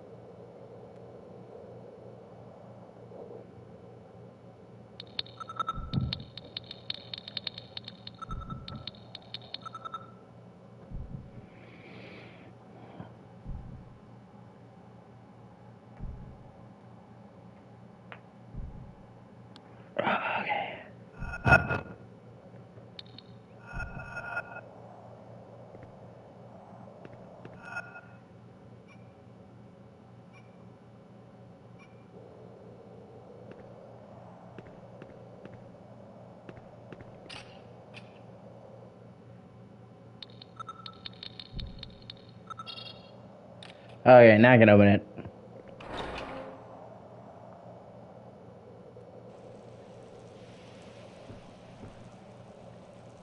Why do I feel like I'm about to deal with the fucking dude again?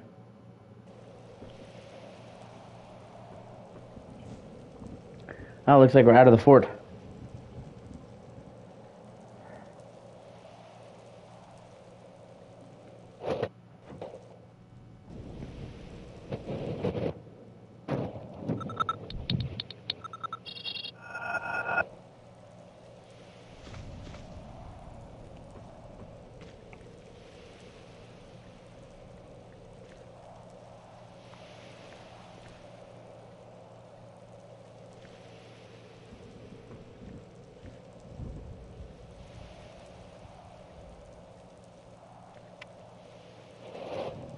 Aline, it's Carnby. So, Mr. Witch Doctor, how about that ritual? Yeah, you won't be laughing when I tell you I recovered a statue and some kind of stone disc. A disc that's about 10 inches wide? That's right. I need it. We absolutely have to meet right away. Okay, I'll head for the fort. You come towards me. Gotcha.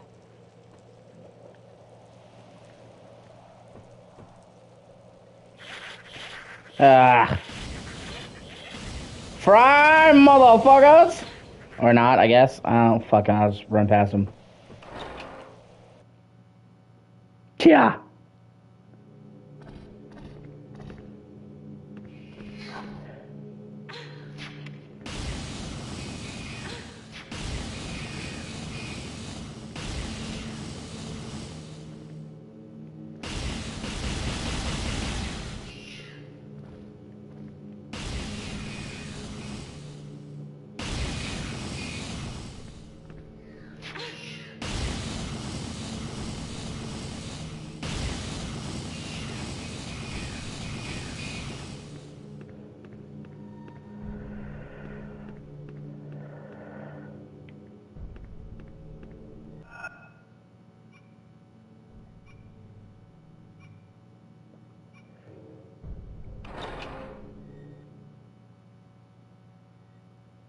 Oh, it's back the way I came, so yeah, I gotta take the shortcut back.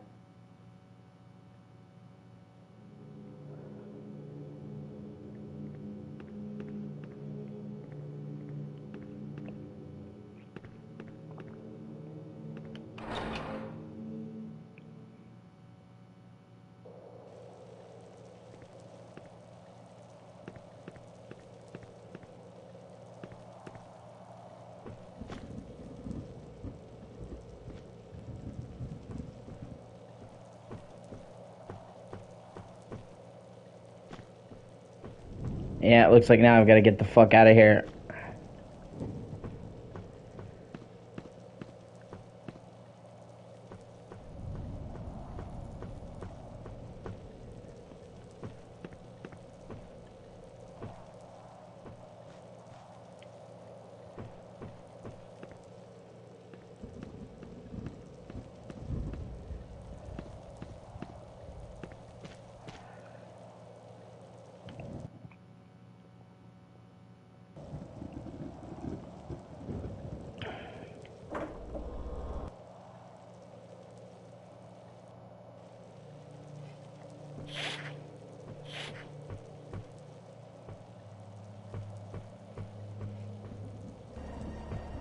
Oh, for fuck's sake! Okay? Either she's looking for her dad, or somebody else's dad is looking for her, man.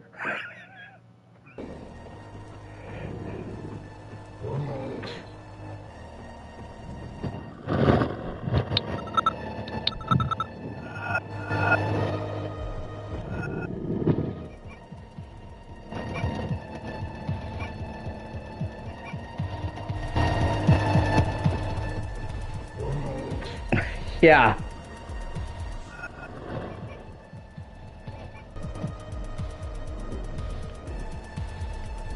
You're looking for a dad, I am a dad. What do you say we make this happen, Eileen?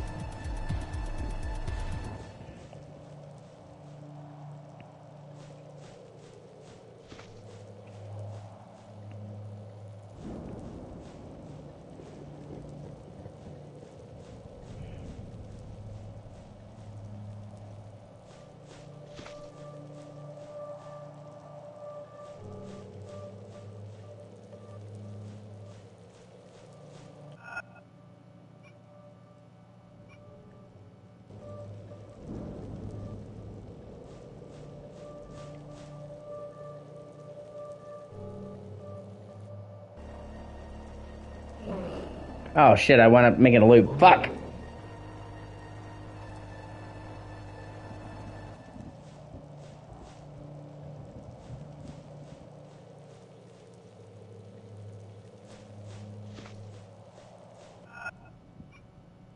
Okay, here we go.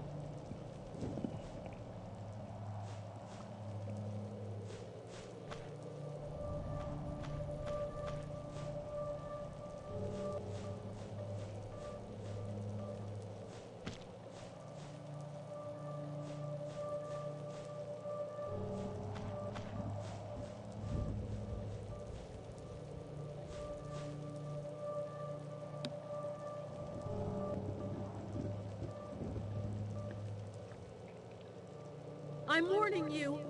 I won't hesitate to shoot. Aline? Carnby?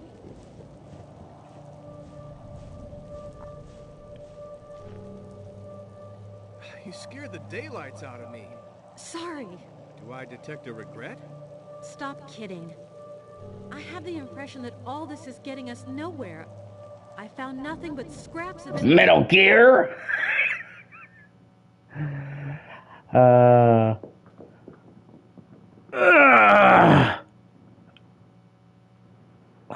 Give me 1 second. Get a stretch.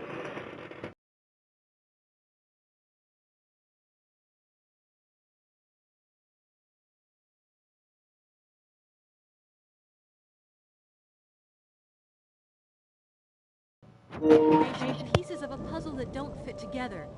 Like this seal. A seal? Show me. Not so fast. Do you have the stone disc? Oh, I appreciate your confidence. Sorry, but I've learned to be suspicious of everything. Whether you like it or not, we're partners. And we don't have time to waste. Okay then, if talking to me is such a waste of time... That's not what I meant. But it is what you said. Eileen, stop being a bitch. Stone disc. I need it. Okay, but I want to tell you that I really admire your courage. And only my courage? We'll see about the rest some other time. Go on. Good luck. You too, Carnby.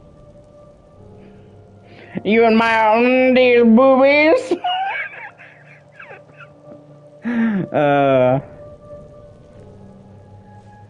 Oh boy.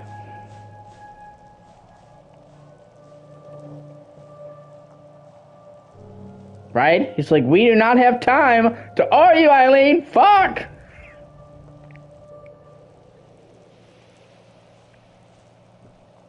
Okay, well, at least they made me go all the way back to the fort.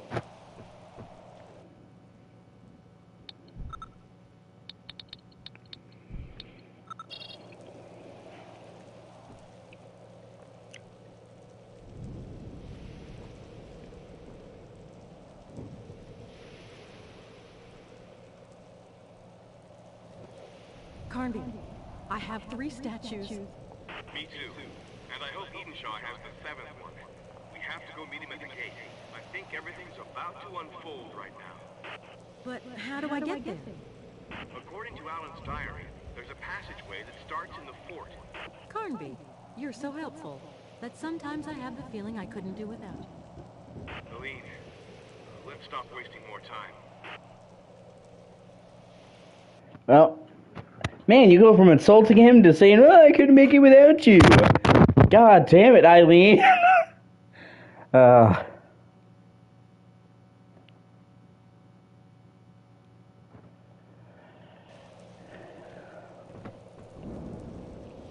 I mean, I would be in a fucking hurry, too.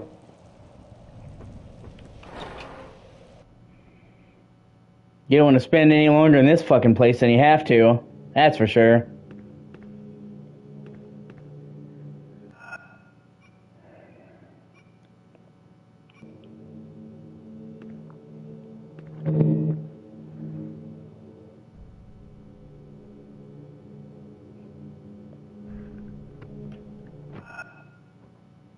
No, that's a shortcut. Okay, yeah, I gotta go this way. It can be a little bit confusing to navigate.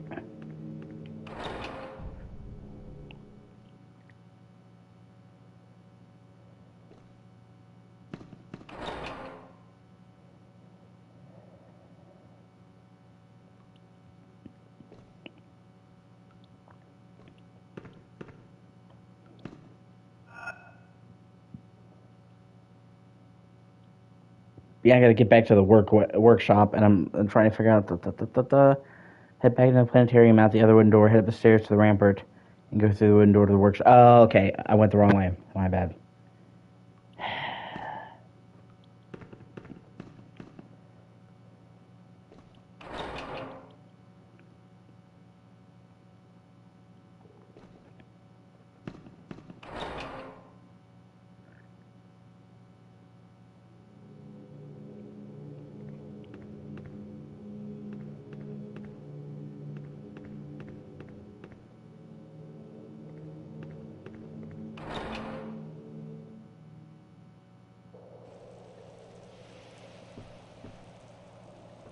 Nope, fuck.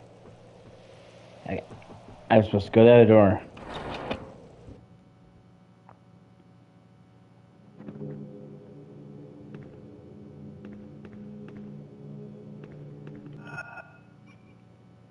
Okay, so, this one, I'm pretty sure. Yep, okay, we're good to go.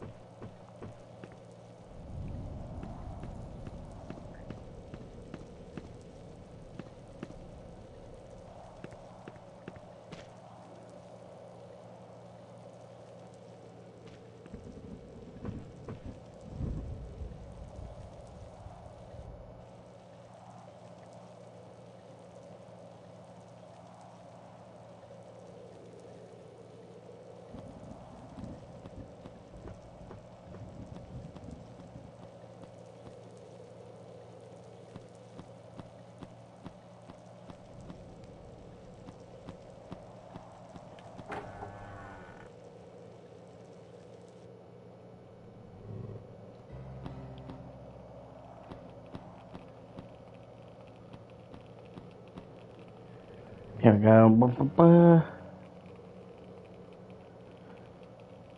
Okay, yeah.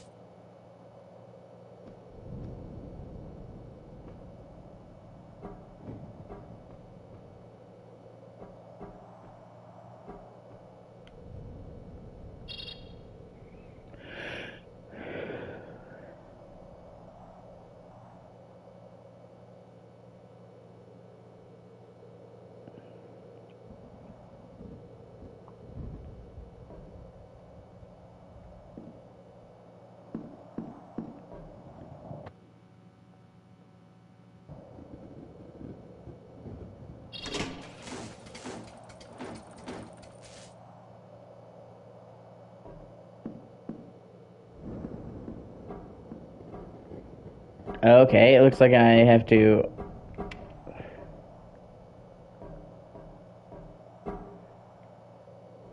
go up another ladder.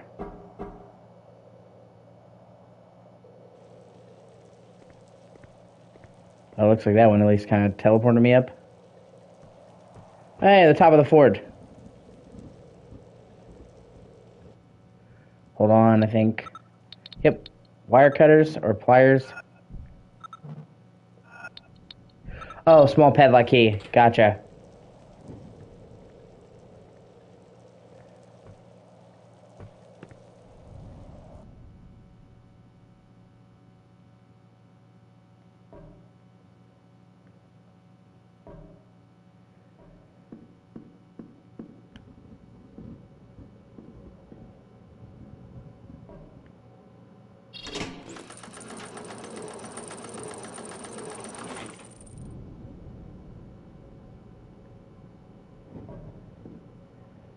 Now I'm kind of curious to go back down the stairs and pull the other lever.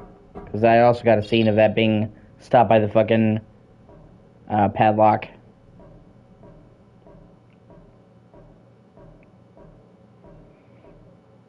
Still deciding what game I want to get for my birthday, pretty much.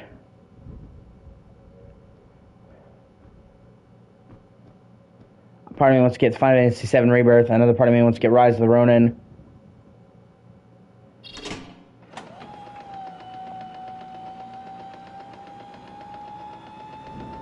Okay. Oh, what the fuck? Oh, god damn it. Oh, boy.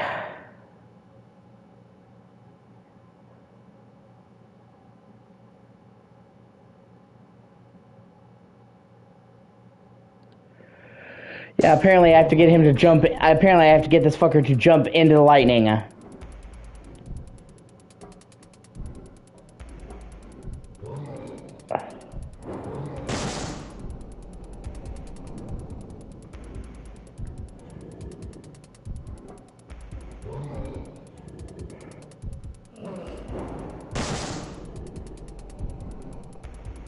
Come on. Ah, fucking AI.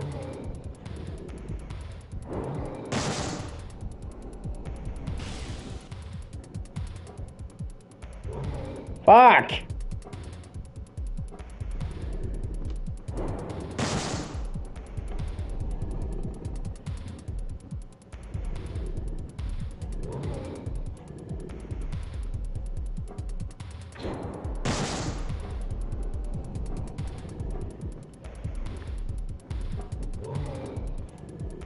Well, this is not fun at all. Hold on.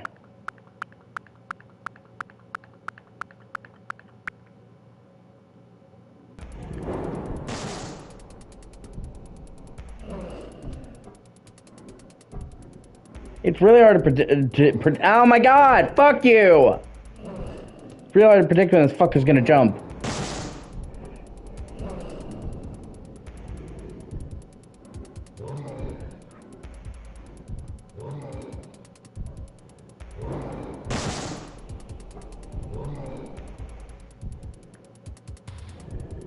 Right? Come on!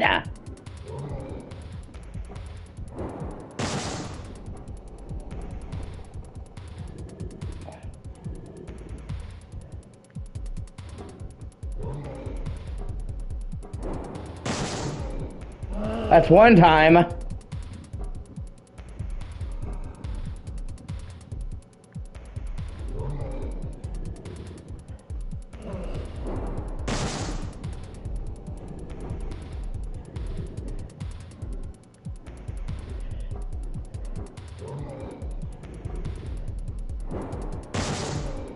That's twice.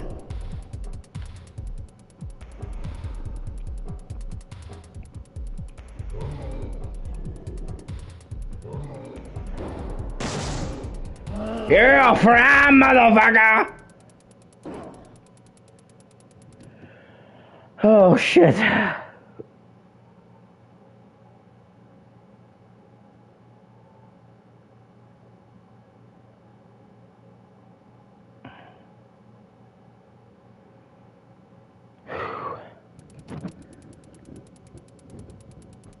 Yeah.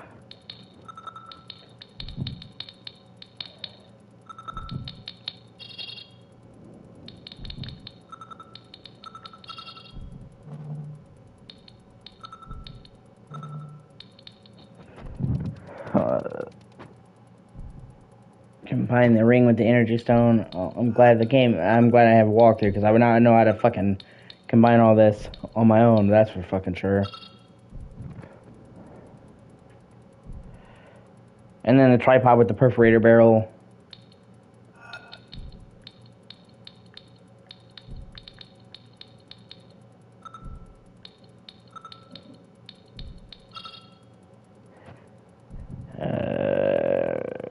Come on in the butt with the orange accelerator.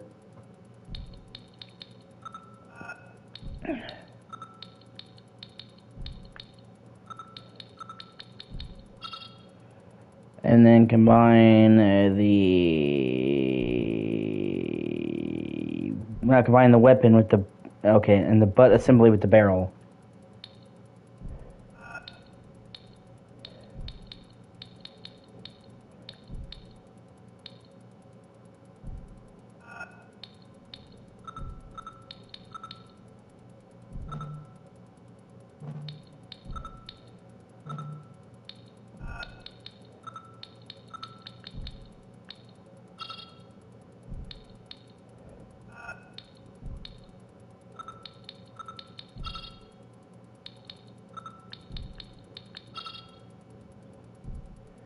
I think I got it.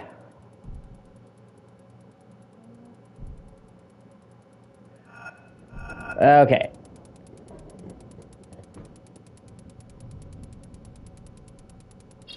Apparently pulling the lever restarts the timer for the lightning.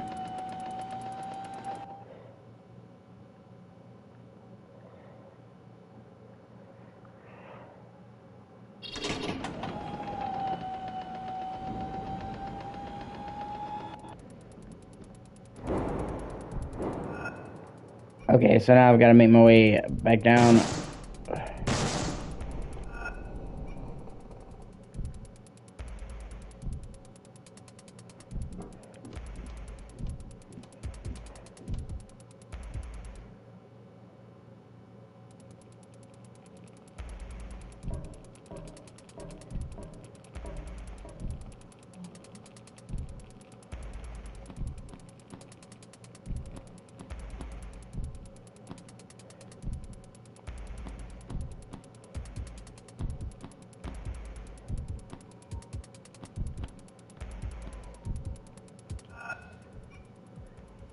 Oh fuck, I gotta go this way.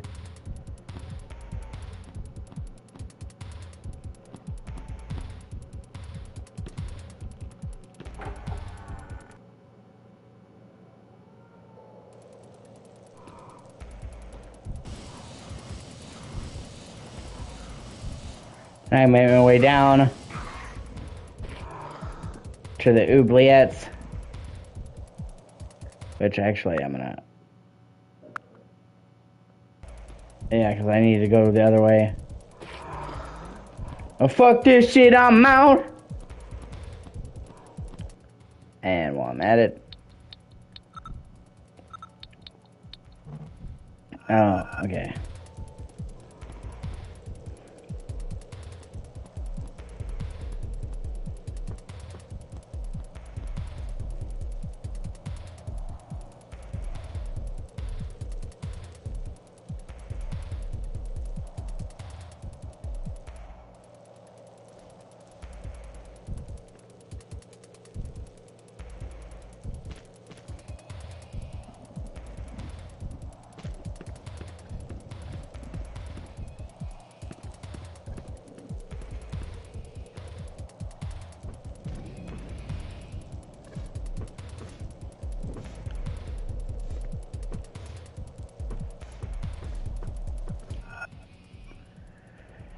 And then that's the shortcut back to the center thing, so I need to head over the wreckage.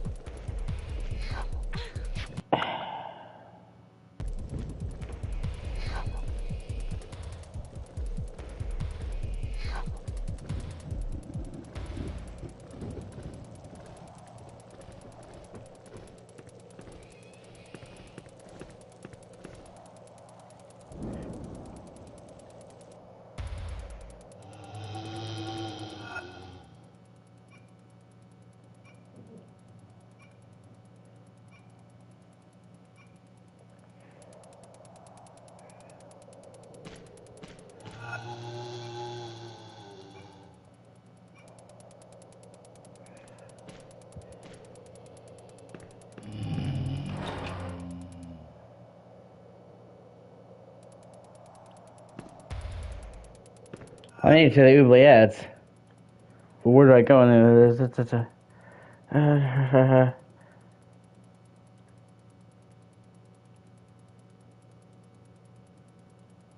Oh. I have to go to that. Yeah, okay, I know where to go now.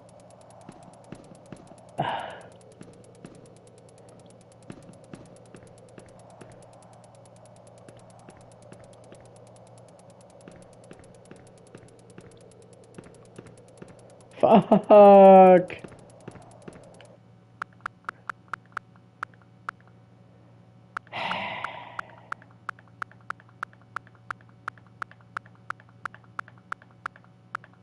Let's try this again.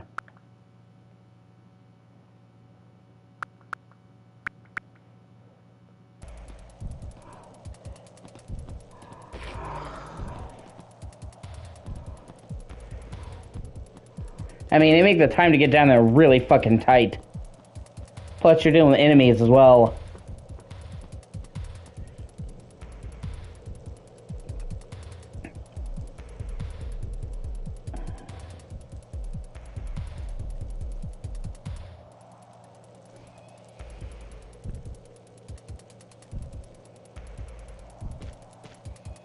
Fuck, hold on, I need to try this again, just from the very start.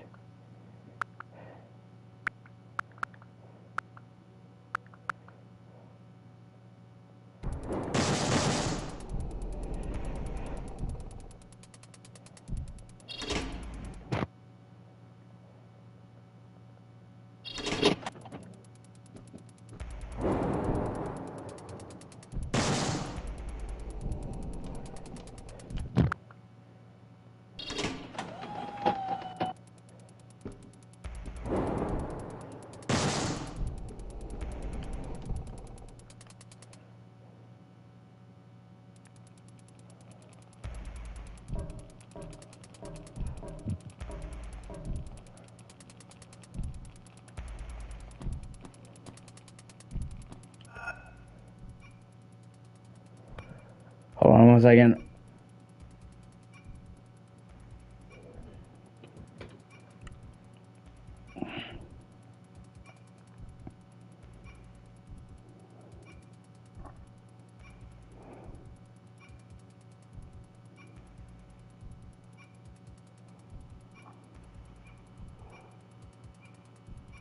Yes, it does.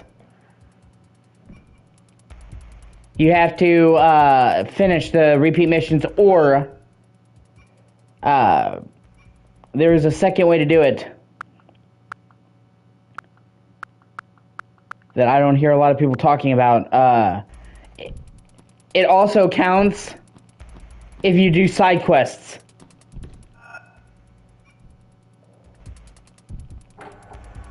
So if you really, really don't want to do the repeat harder missions, you can just do side quests, and the plot will progress after every couple of side quests you do.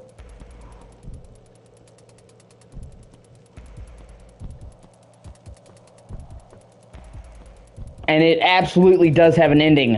And if you never got to that ending, then you did not get the full payoff for the game's story.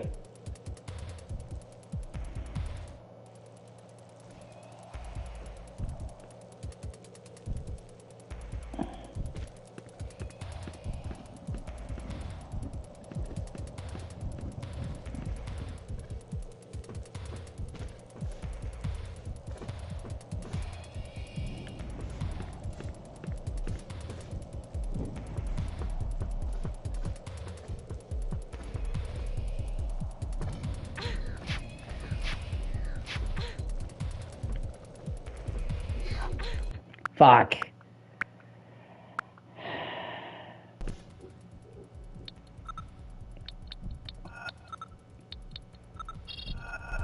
And there's even more after that. Right?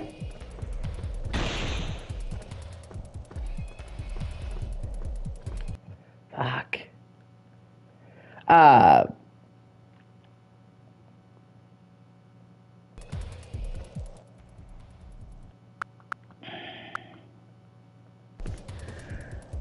I don't know how far you got. Did you get to Shining Lights? Did you get to,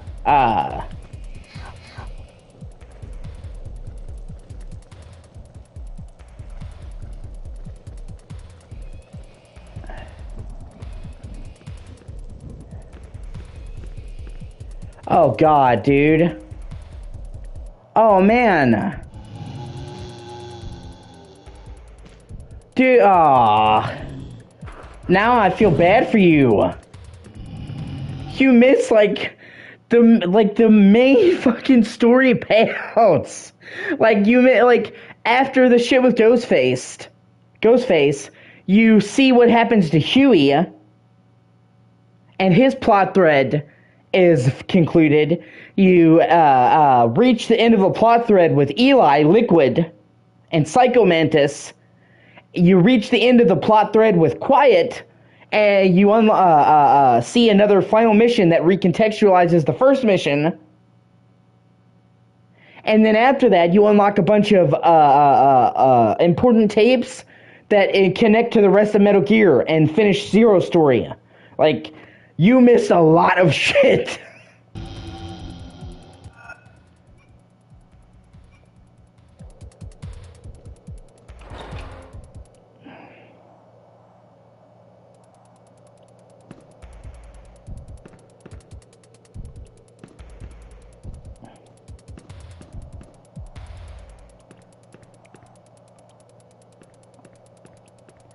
Yeah, or if you don't feel like replaying, look up the plot. I mean, you missed the best mission in the entire game. That is not hyperbole. Maybe even like the best mission in the entire fucking series.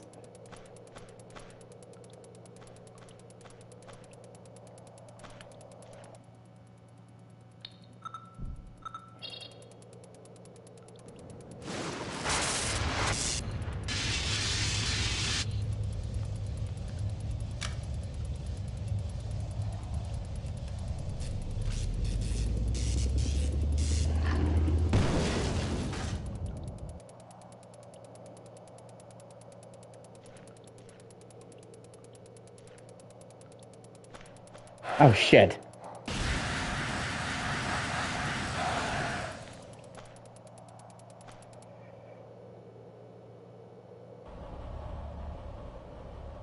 Like, all of Metal Gear Solid 5 is supposed to be about coming full circle with the first game and showing the final step in Big Boss's journey to Bad Guy. And they have a mission that pretty much shows you where Big Boss finally breaks and goes over the edge.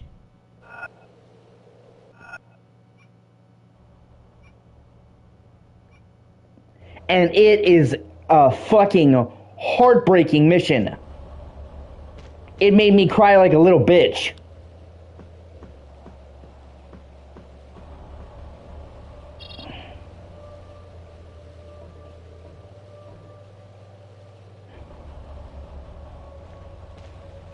Like I said, I'm really trying to avoid spoilers. But like I said, it is the culmination of what they have spent the last several games and Big Boss building to.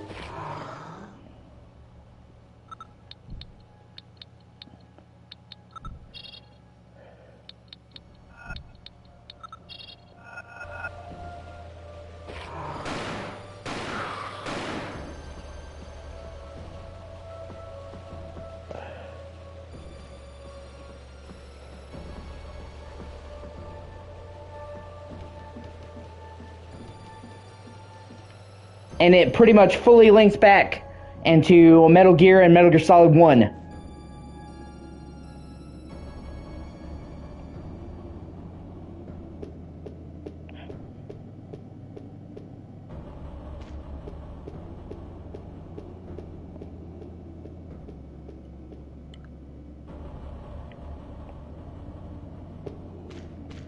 As well as explaining what the fuck was up with Skullface to begin with.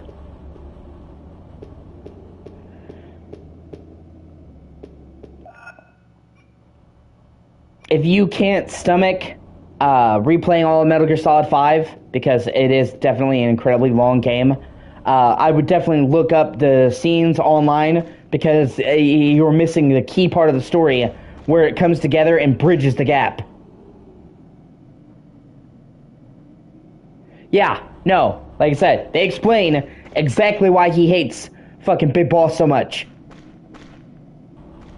as you know, and ties it in, as well as even the Burning Man, the Man on Fire. They explain who he is and why the fuck is his problem. Both reached the same point. We don't have much time. We gotta hurry. Or else our sacrifice will be useless. Now you're talking like a native. I feel like I've been entrusted with a mission. Yeah, welcome to the club. There's a stela with some inscriptions over there. I'd like to know what it says. Follow me.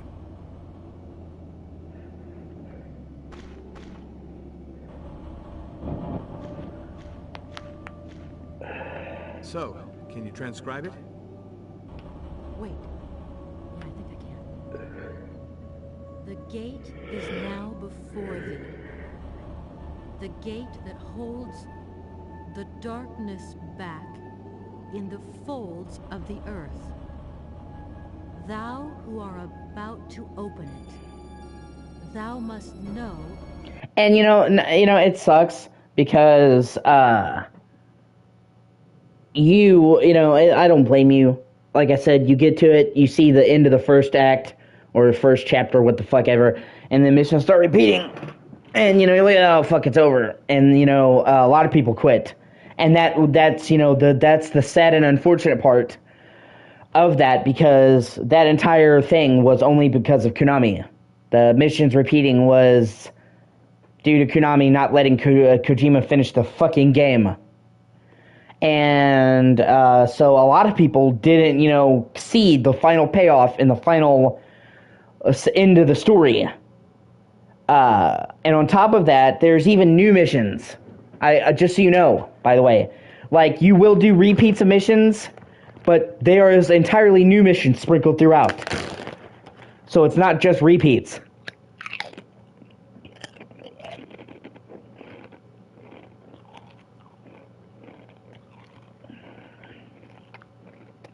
If you have your save file, dude, I would definitely recommend playing it. Hey, Cam.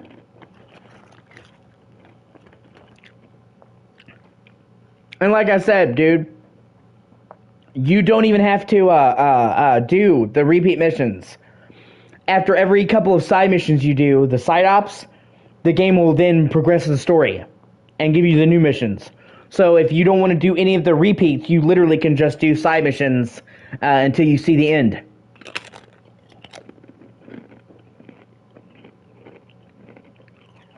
But they also don't tell you that either. I found that out by accident because I was, you know, writing up side quests and then the plot progressed.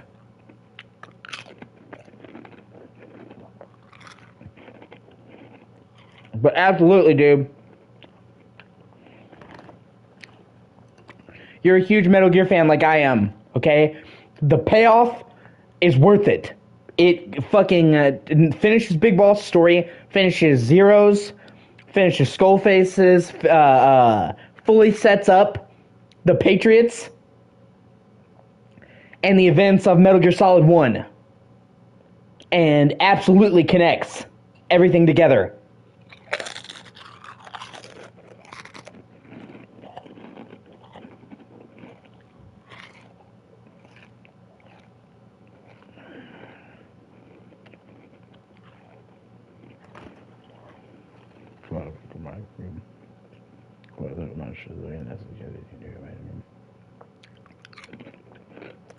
Probably just stop me to get out. Eat a few chips.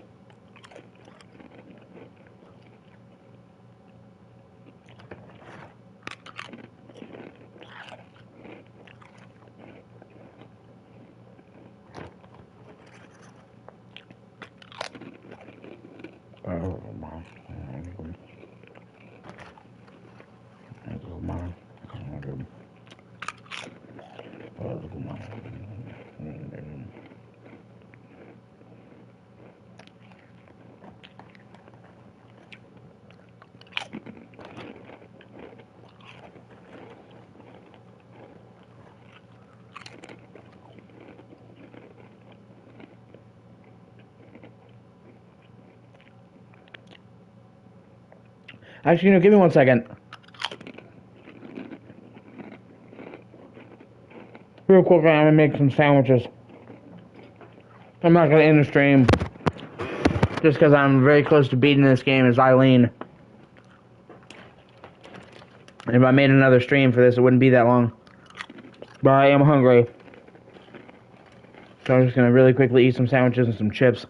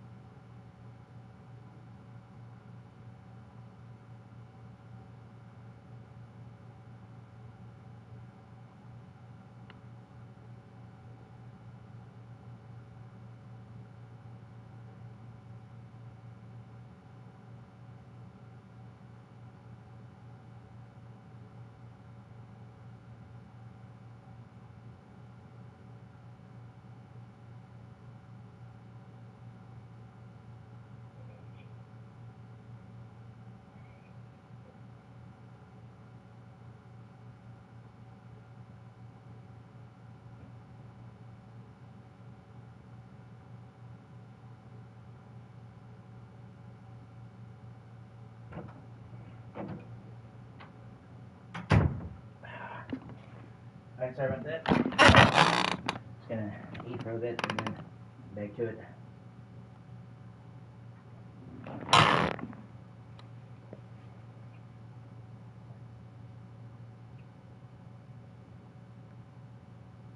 Like I said, I normally don't eat on stream. But if I turn off the stream, I'm gonna have to fucking turn it back on, hope that it goes through, deal with that, come back, and it'd be a very short stream anyway, so.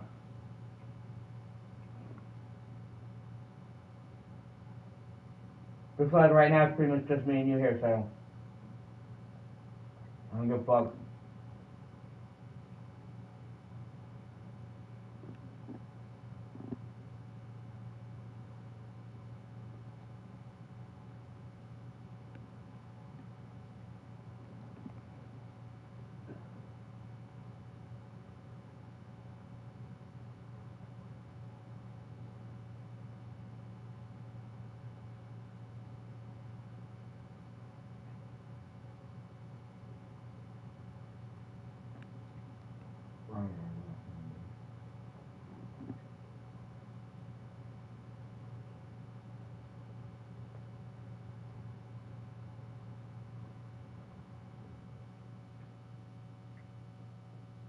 What kind of a restaurant do you guys have over there in India?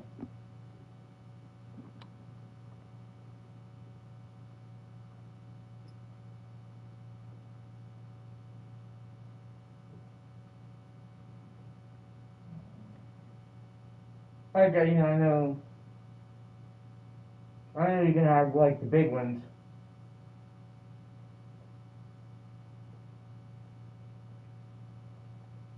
I can see that.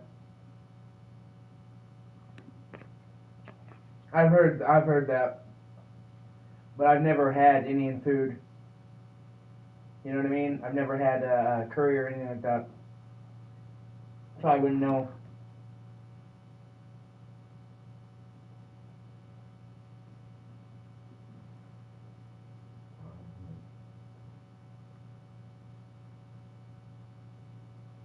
I like Chinese food, man, but it is so fucking expensive. It's ridiculous. Leave care it is.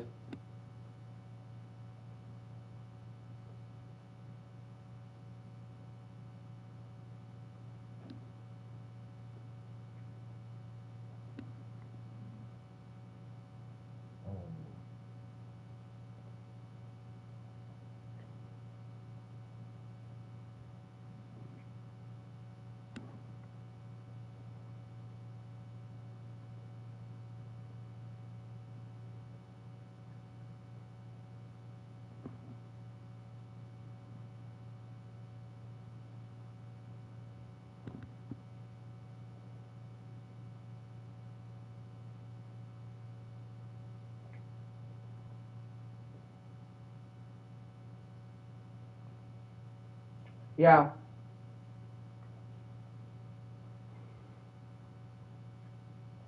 I've never been to Olive Garden, but I have been to Red Lobster as a kid. My mom really likes crabs and lobster, so for like special occasions, my mom would go to Red Lobster. It wasn't like an everyday thing.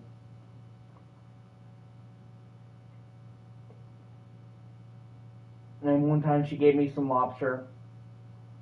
I'm trying to remember. I can vaguely remember what it tastes like when I was a little kid. Um, I haven't been to Olive Garden, but we do have another Italian food chain called Rizzoli's. I've been to it. It's pretty good.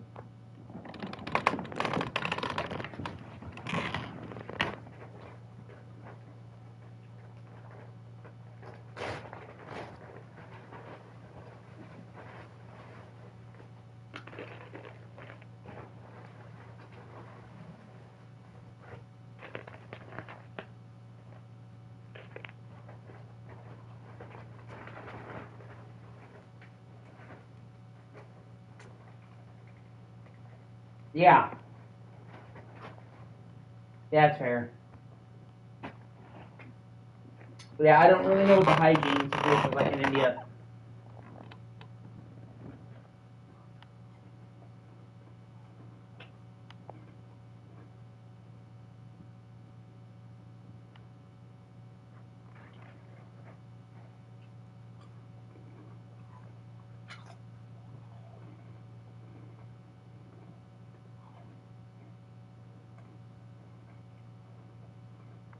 That's fair.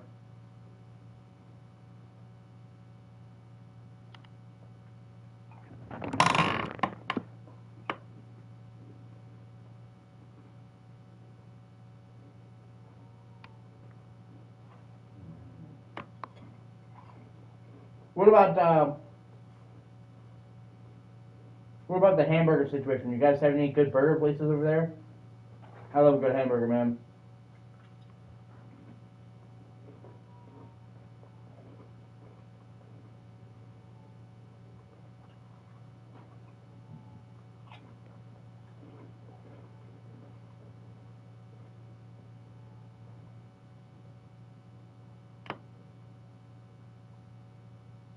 Yeah.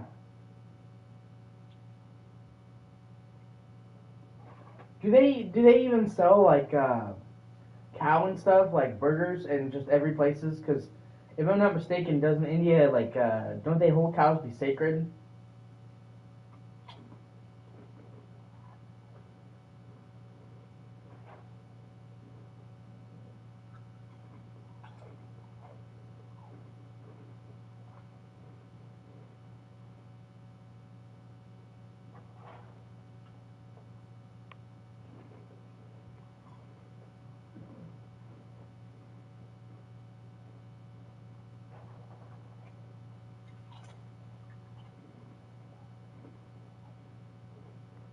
buffalo meat. Like, okay, bro. Let's call a spade a spade.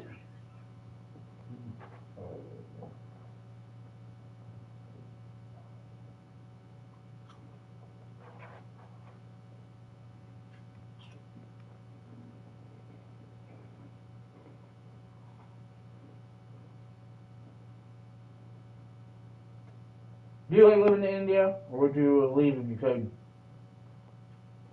If you could choose to go someplace else to live, would you?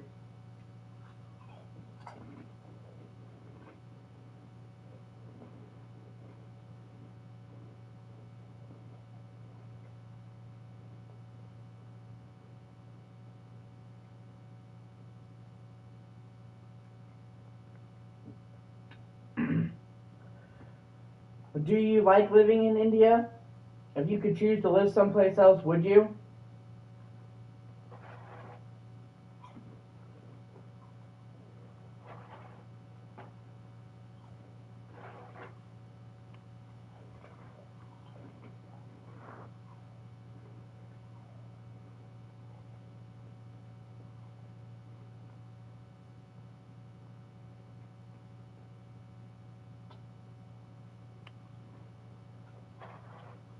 Or if you could go anywhere else, then where would you go?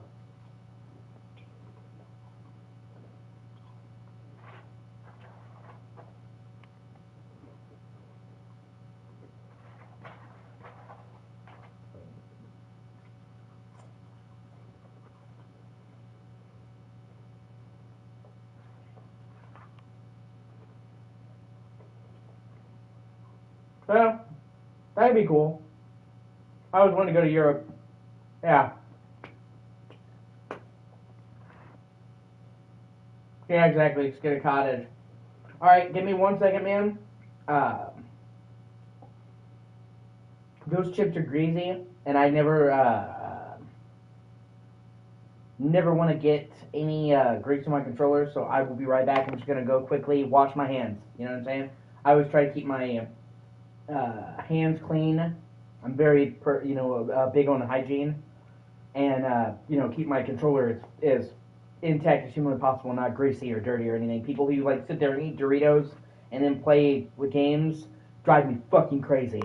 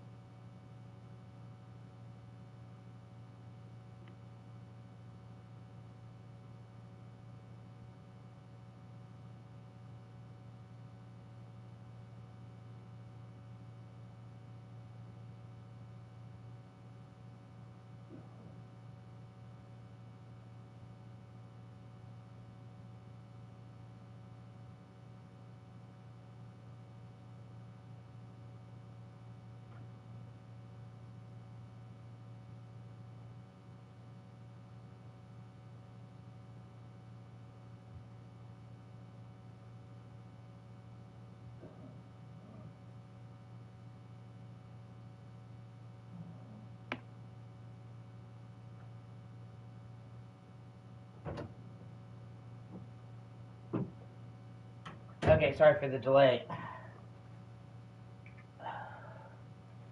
Basically, I had to wash my hands.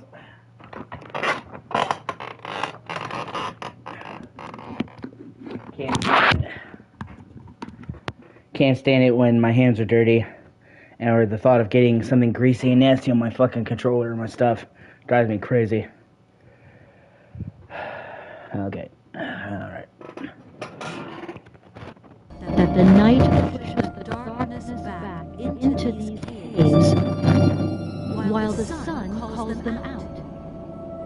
Thus, if the gate is open, whilst the orb of day casts its first light, the darkness will spill out across the world, paving the way for its creatures, who will then roam the surface of the earth, feeding off the blood of all the children of light. That doesn't sound good. You could say that again.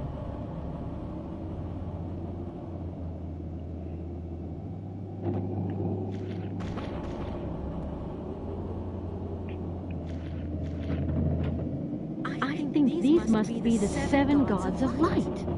Yeah, and that guy in the middle. That's gotta be Hecate, the god of Hey, do you believe in that legend? Hey, do you believe in this island? Come on. Let's hurry up.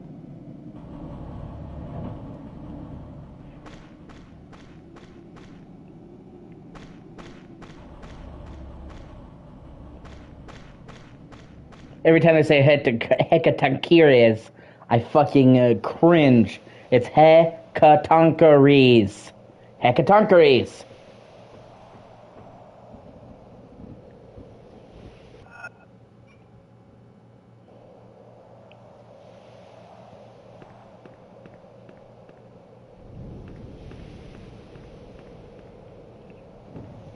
Yeah. That's funny. Did you just mispronounce that word? Cancelled.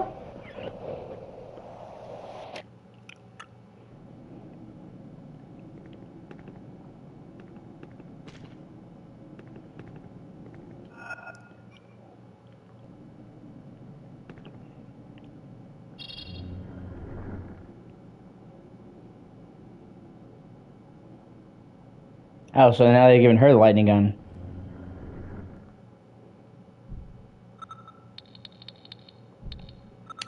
Oh, that's good, man. I can't remember the last time I had chicken dumplings, but they're good. I love chicken dumplings.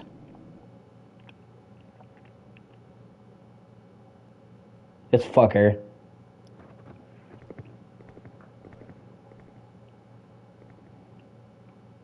I'm begging you, Alan. You have no idea of the consequences of what you're about to do. Right?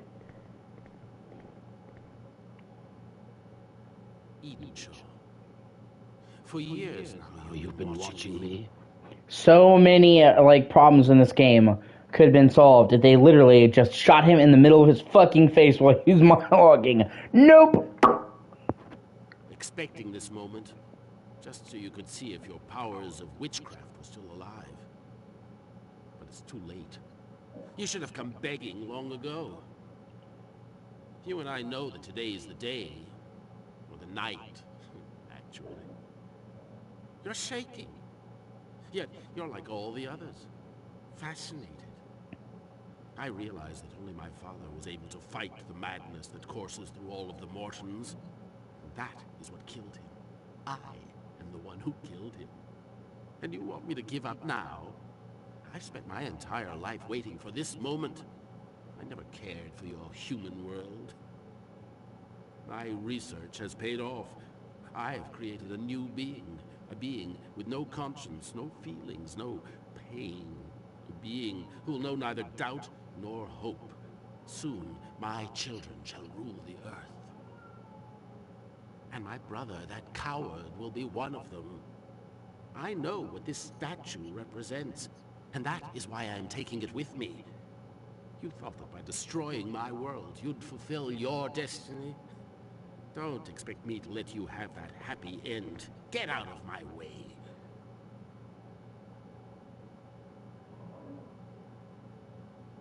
As for you, strangers, I know not what brought you here, but you too shall soon experience the taste of darkness and oblivion. Light has for too long ruled alone. It is time for darkness to spill out across the world.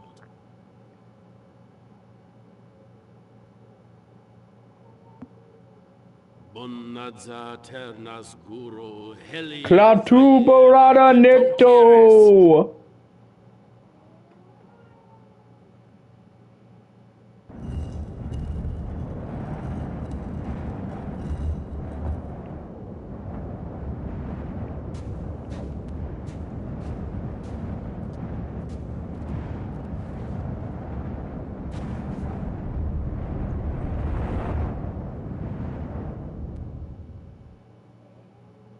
I am begging you, do not. Haha.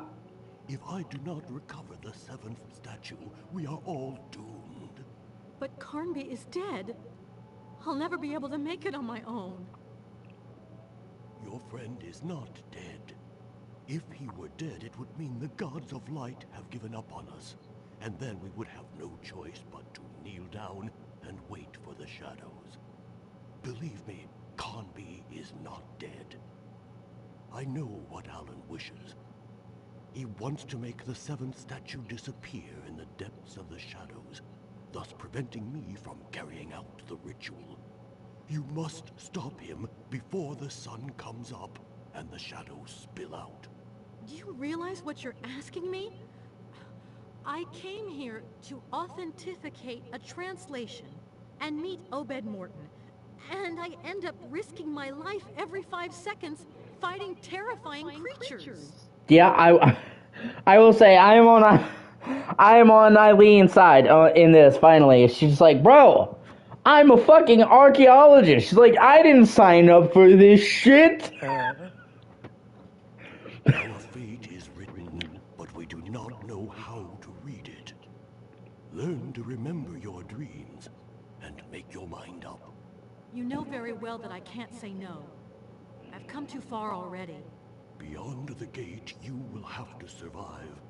Remember that the waters of the springs you will find can cure you of all harm. But beware, they are few. Go now. Our world is in your hands.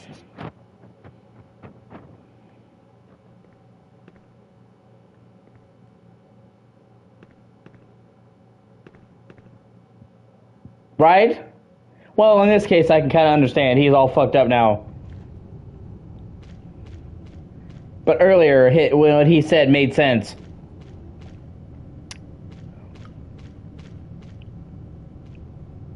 Oh, that he's supposed to be like this special witch doctor. It's like one punch, man, he's out. So either he's fucking weak as shit, or Alan's been fucking getting dates in between lab sessions.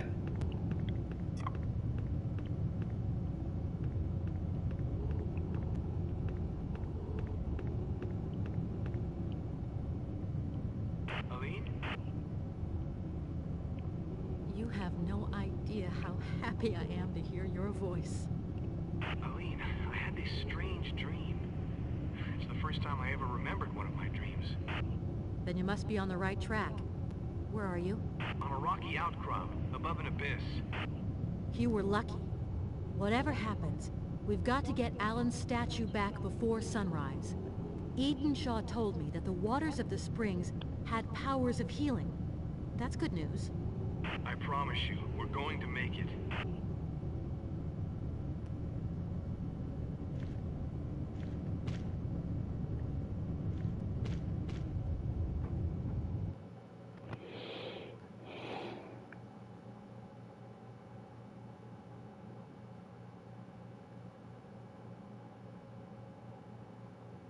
Yeah, I agree.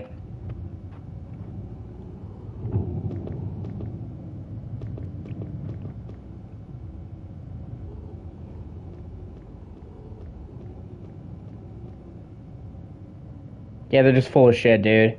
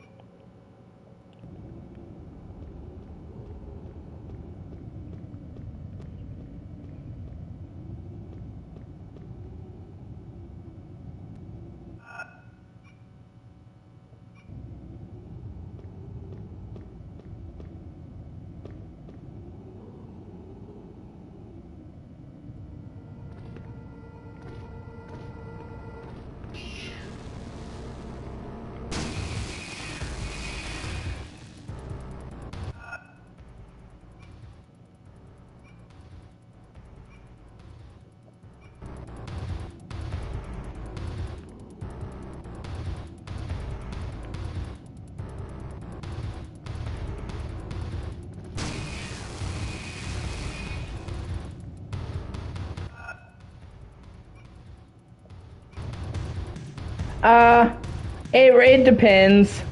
I think it's also just because most people play her story later. You know what I mean? So, they were better at the game when they played hers.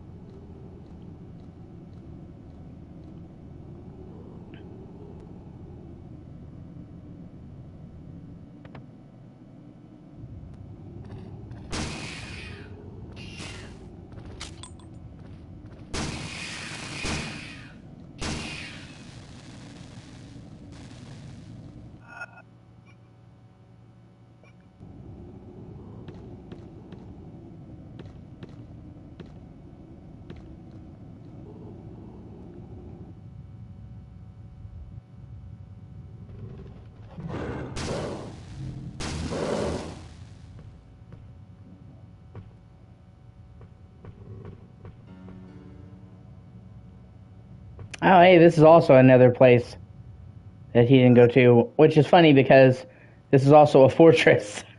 So it seems like that's her thing in this world or the next.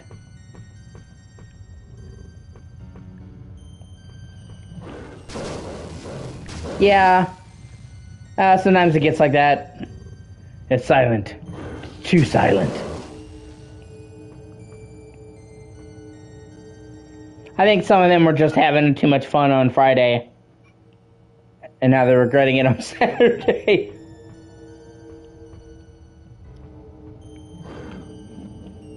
Really, bro?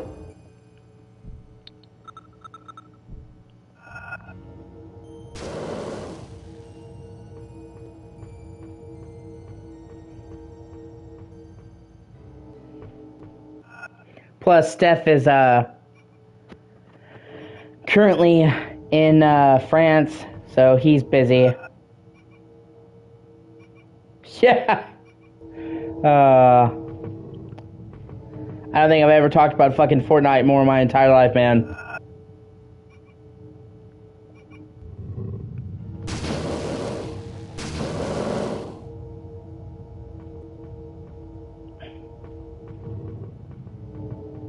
Far be it from me to throw shade on anyone, but I am not a fan.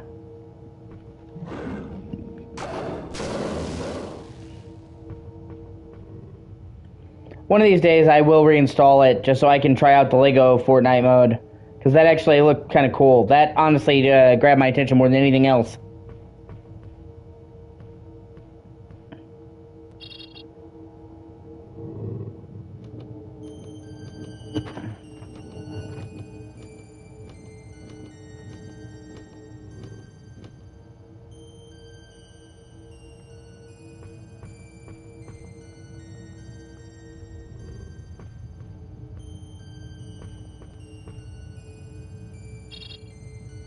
I don't mean like the Lego crossover. I mean like the whole Lego mode. Honestly, looks really cool, and it's focused more on exploration and building and hanging out with your friends. That's more my type of thing than fucking battle royale.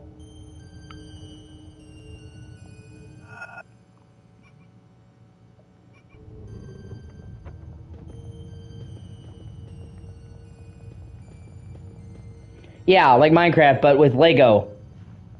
And a more of a focus on, like, actual combat. Like, it actually has, like, combat. Whereas, you know, the combat in Minecraft is really fucking lame. So, and, stuff like that. So, it actually looked pretty interesting. Okay, I can see shit over there, but I'm not quite sure how I'm supposed to get over there.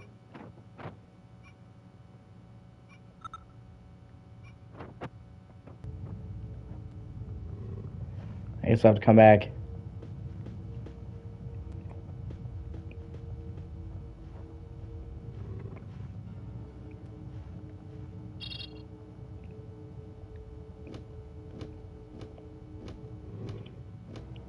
But it actually looked like it was doing its own thing. It wasn't just copying Minecraft, so.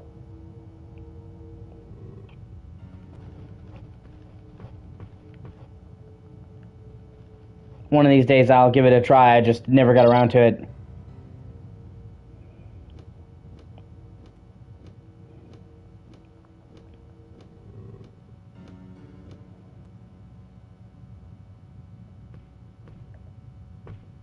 Yeah, it does. Yeah, you can play it up to 4-player co-op.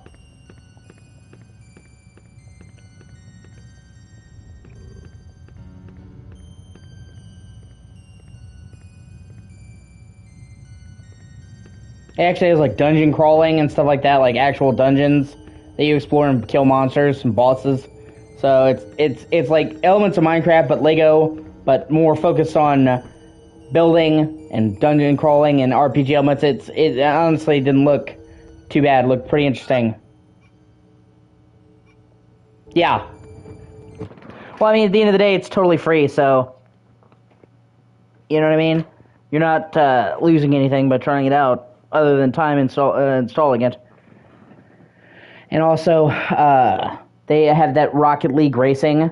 I always really liked the cars in Rocket League,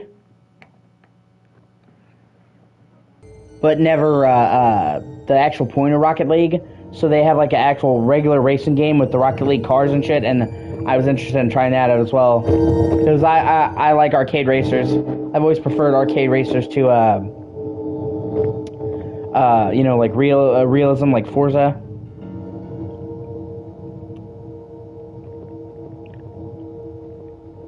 I'll take Need for Speed or Midnight Club over Gran Turismo any day.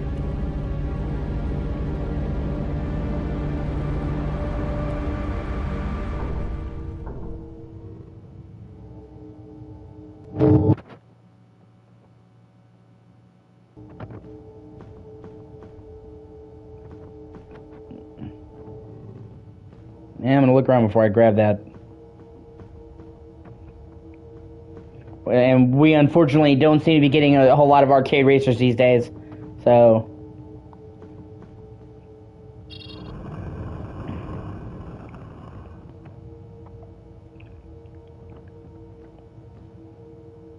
Oh shit. Okay.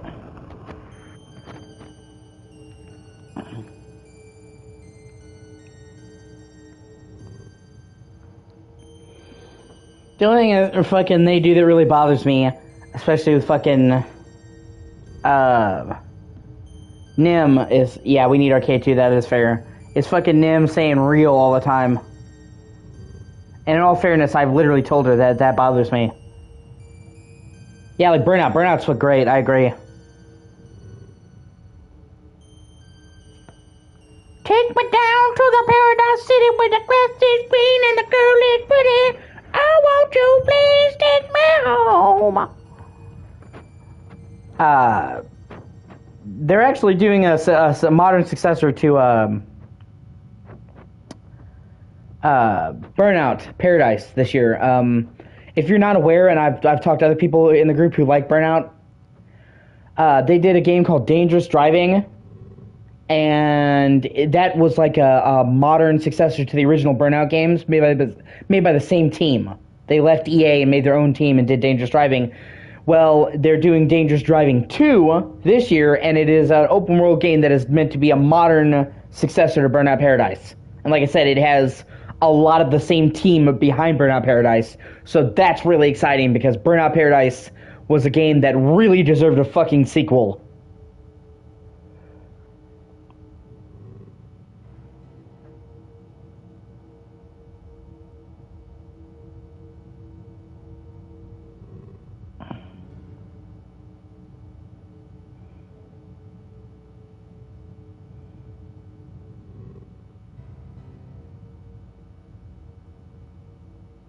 Okay, I'm supposed to just press all the buttons. Gotcha. There's no wrong way.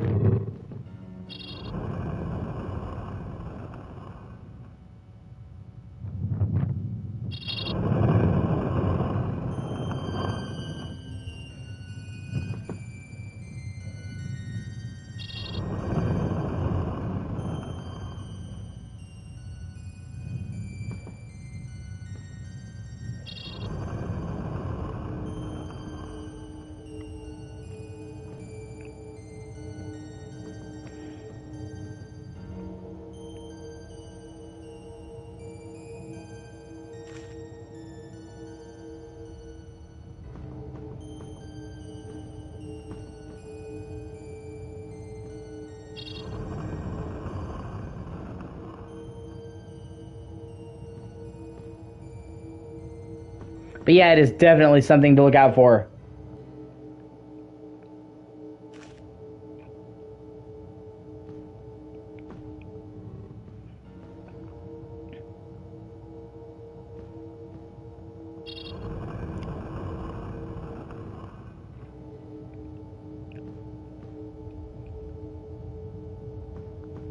I already got that one.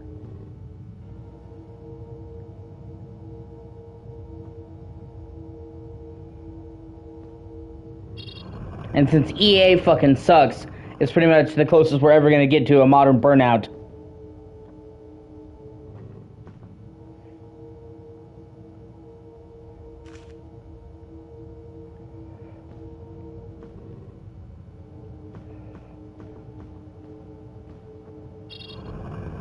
Yeah, don't even get me started on EA. Will be here all fucking day.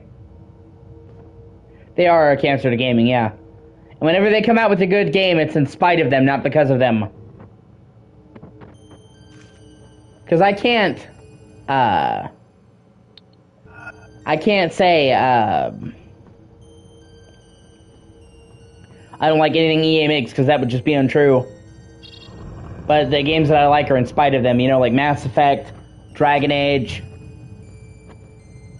Jedi Survivor. EA is at their best when they just stay the fuck out of the way and sign the checks, you know?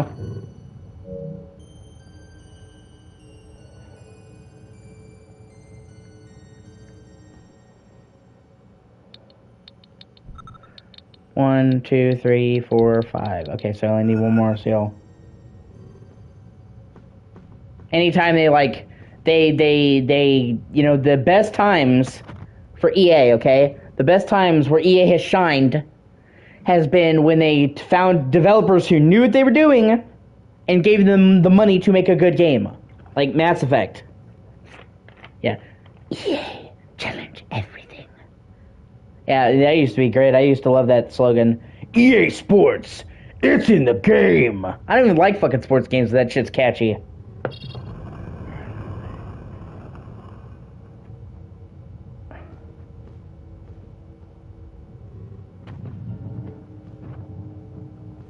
So, you know, but like I said, as soon as EA starts meddling, they fuck everything up. You know, they work best as the money man. Or like, for example, I go and compare them to Elon Musk. Everybody tries to say Elon Musk is this genius, yada yada fucking yada. He's not. Now credit where credit's due. He knows where to put money to get results. He is a good lender.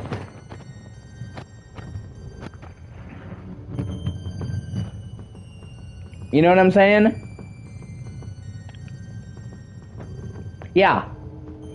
But even before Tesla, man, just like he got his first big break through PayPal. Except he didn't make PayPal, he funded PayPal. And don't get me wrong, there is definitely something to be said for doing that.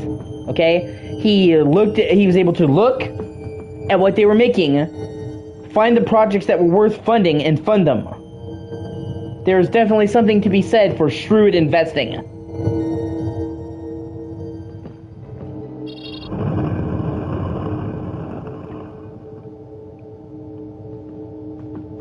And there are tons of people who spent tons of money on something and it crashes and burns. So he was smart at investing, but that's about it. Yeah, exactly. That's what I'm saying. Okay? So he didn't come up with PayPal, but his friend did. And he gave his friend the money to make it a reality.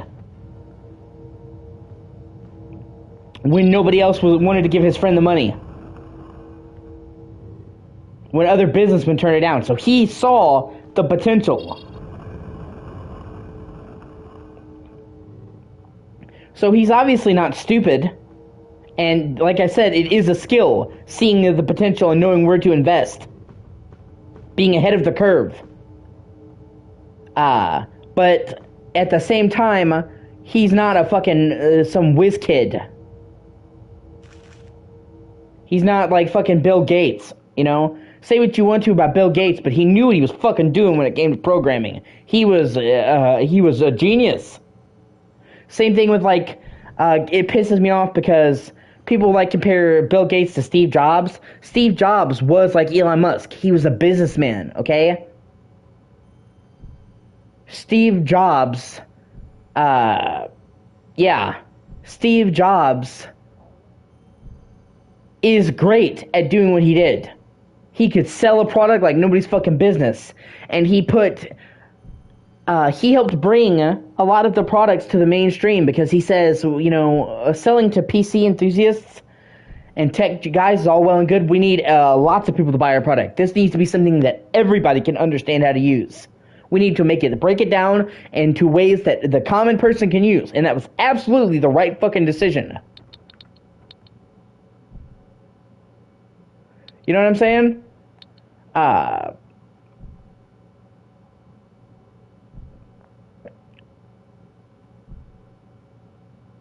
So, yeah, exactly. So he was a good salesman. He knew how to market the product in a way that consumers got. He knew who to back and who not to. But he was not a tech genius.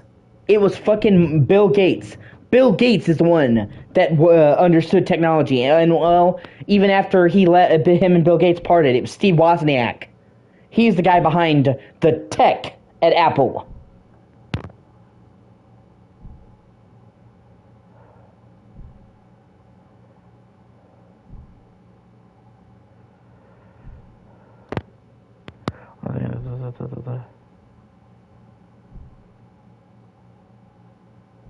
Okay, now I have to go back into that other ladder. Okay, that place I was in earlier. Gotcha.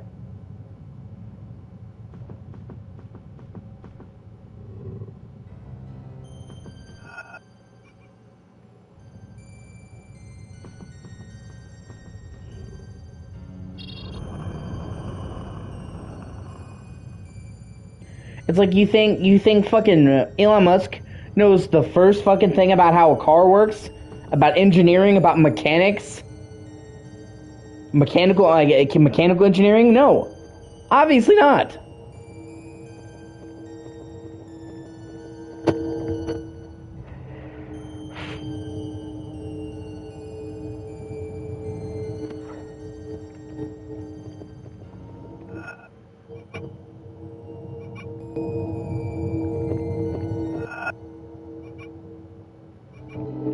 Also, he was like super into Amber Heard. And that in and of itself was just fucking gross. That he simps for her. Of all the fucking women you could simp for, Jesus Christ. And he legitimately fucked Amber while she was married to Johnny. I mean, that is not even like conjecture. They literally, during the trial with Johnny and Amber, showed footage of Johnny's penthouse elevator where he had his arms wrapped around her, kissing her, going up to her hotel room. So like, he fucked her while they were married.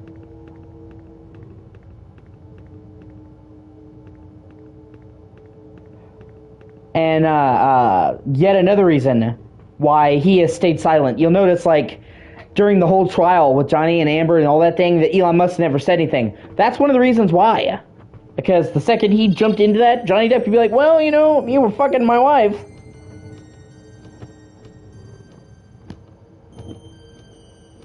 So Elon Musk had the good sense to stay the fuck out of that.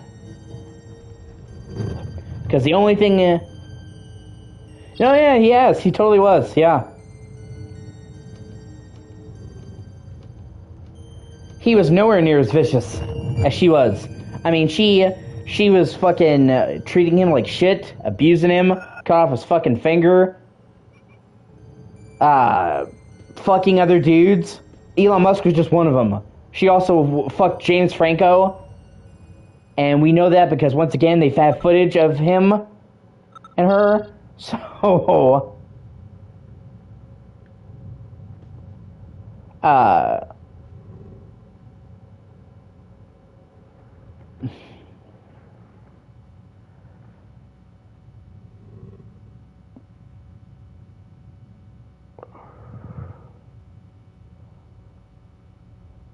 yeah, I hope she tries it with a bear.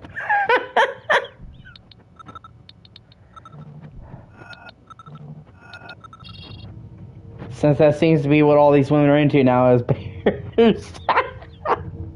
Do you see some of this shit I was posting in the group, man? I had a lot of fun. I had a lot of fun with that, dude. Shows a girl with a bear, his arms wrapped around her. It's like, you and the bear she told you not to worry about. Oh, God.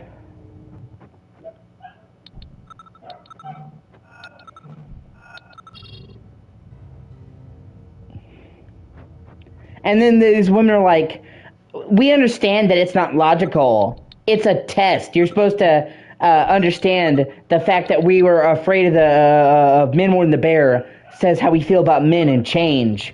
It's like, okay, well, I reject your test because it is fucking stupid. And you know, then women say that oh, you can't say women are emotional and men are more logical, and then they do shit like that. Okay? Like, they're like, well, you're not supposed to explain the point of the bear and the logistics of it. You're supposed to take my feelings into account and say, oh, I'm sorry that you would pick a bear over me. I should work on it. No, okay? If any chick says she would rather be stranded in the woods with a fucking bear than a male person, okay? She either A, has never ran into a bear, or B, is dumb as shit. And, you know, they're like, well, a man is unpredictable. You're right. A man is unpredictable. You run into a man in the woods, you don't know what's going to happen. When you run into a bear in the woods, you do know what's going to happen. It's going to fucking kill you. You can predict it killing you.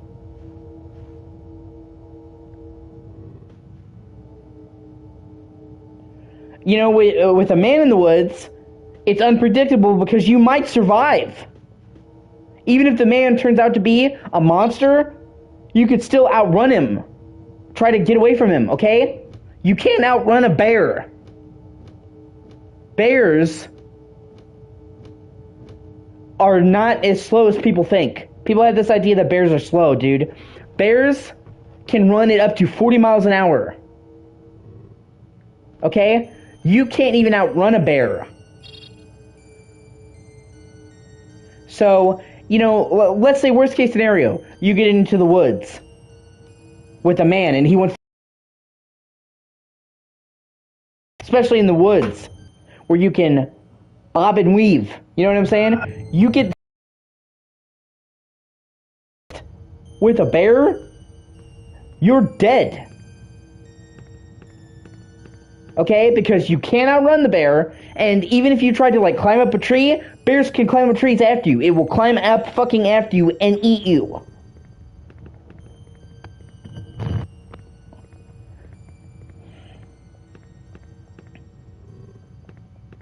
And that's what I'm saying. These women say, like, well, it's not supposed to be logical. It's supposed to be how men scare us so much that we are more afraid of a man than a bear, and you should work on changing that so we're less afraid of men than bears. And I'm like, okay, so then it's just basically a stupid fucking test. In which case, I reject your test.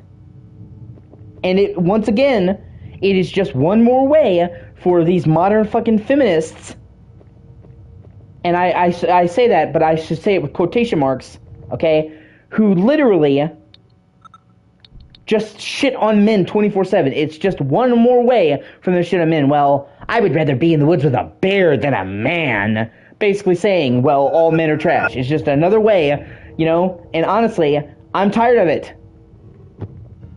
It's not like this is some new trend. For the last several years, I can remember, it's all men.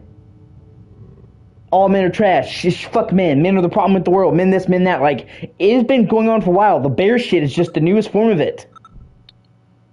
So even if I agreed with the logic of the whole proposal, which I wouldn't, okay, I'm still just tired of what it represents. They're not asking a genuine question. They're using it as a pretext to piss on men.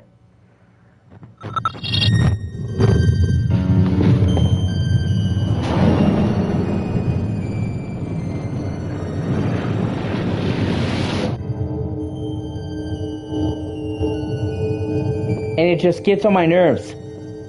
Like I said, like, what, man, let's say maybe 2017 is when this shit started.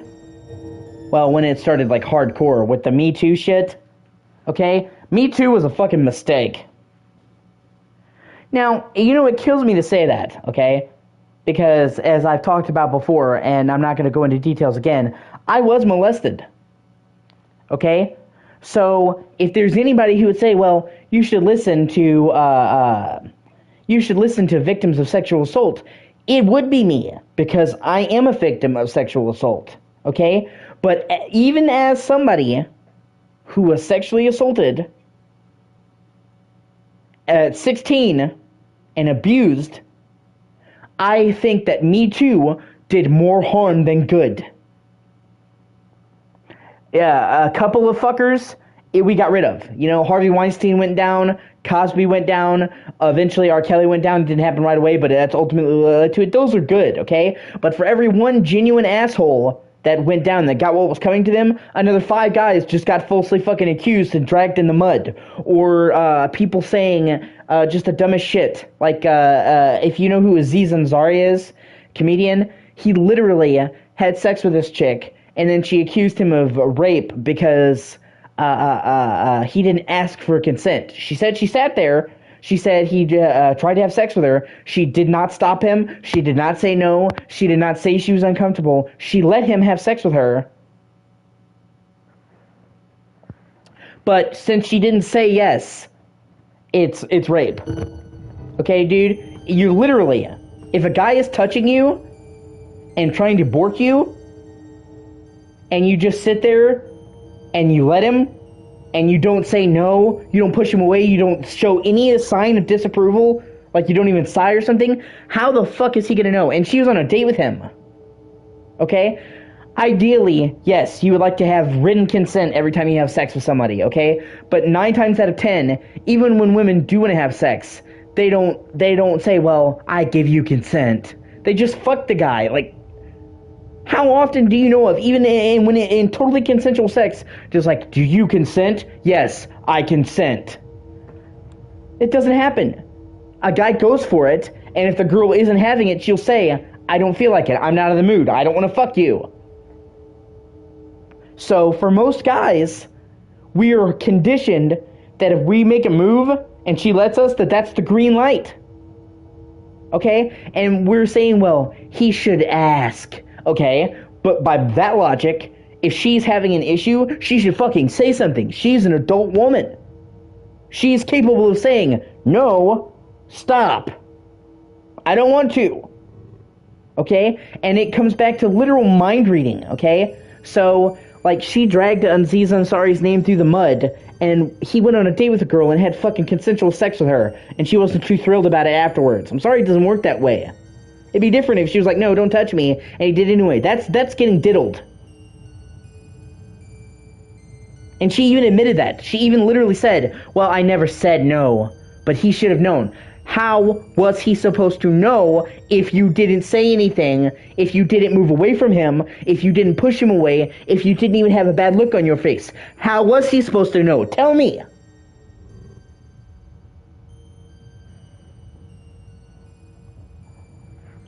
And so he got, like, dragged in the mud and had to take, like, he took, like, a year-long break from Hollywood. Thankfully, he's back now. For what? Having consensual sex with a chick? You may have heard, you know, what's his name? George Not Found. He's a Minecraft YouTuber. He's part of the whole Dream crew. Now, I don't really care for him because Dream, to me, is testicular cancer. And his fan base is like one of the worst fan bases on the internet. Dream stands are oh my god. And even if I did like his fan base, I'm not into Minecraft YouTube content like that. And the Minecraft role plays and shit, dude. If I play Minecraft, I'm coming to build, man. So I never really, you know, was never really a big fan of him. But he basically got canceled for no fucking reason. Just a while back because this chick said that he was groping her. And come to find out, he touched her tummy after they were cuddling at a party for an hour. And she admitted this. She admitted that she was spooning him for an hour. And so then after he was kissing her, he touched her stomach. Yeah. But in this situation, he legitimately did nothing. Okay? She was 18. He was an adult. I think he was like 26. I don't care if there's an age gap. She's 18. Mind your fucking business, okay? You may not approve the age gap, but if she's an adult, if she wants to fuck an older guy, let her. But, like I said, he didn't do anything. He cuddled her and touched her stomach. They didn't even fuck. And, like, he got an unbelievable amount of backlash. People trying to get his channel taken down. People saying he should fucking kill himself. People calling him a criminal, a pedo, a rapist for touching a girl's tummy after he was on the couch with her for an hour. And she said, well, he should have asked. He just assumed. Yes, I'm so sorry. He assumed that after you cuddled with him for an hour that he could touch your stomach. What gave him that idea? The fact that you were spooning him? And on top of which, she said, I was afraid to say anything. I was afraid to say no. Then she said she got up from the couch, got drinks, and came back, okay? So if you're being held under duress, if somebody has you in their grip, right? And you get a chance to get away from them. Are you going to go and sit back down with them? No! If you truly thought you were in danger and you got a chance to get away from the person, you would run for the fucking hills. Not to mention the fact that this entire situation took place at a party in front of like 20 other people. So if she was uncomfortable, she literally could just go to any one of the other people surrounding them and say, hey, can you help me? It was like he had her off somewhere alone. You know what I mean? Where she felt helpless. Like, literally, any number of people were there to help her, okay? So the truth is, it's just bullshit. He touched her tummy, and, like, his career might never recover from this. I don't even like the Minecraft YouTuber community. And like I said, he rolls with Dream. And I think Dream is testicular cancer in YouTube form. But still, that's not right, man. She never said no. She spooned him for a fucking hour. She got up and came back to spoon with him some more. Like, what more fucking green lights do you need? Like, seriously. Do you seriously need a written fucking affidavit? Hold on, let me see it. Yeah, exactly. Like, it is so ridiculous. And these people think that these people think that by supporting these women, like this bitch, that they're helping. They're hurting, okay? Every time you get a woman who says something like this that's proven to be bullshit, it hurts the plight of women who actually get molested. Because when a woman really gets raped, when she really gets molested, she's going to come out and people aren't going to believe her because of shit like this. They're doing nothing but hurting women.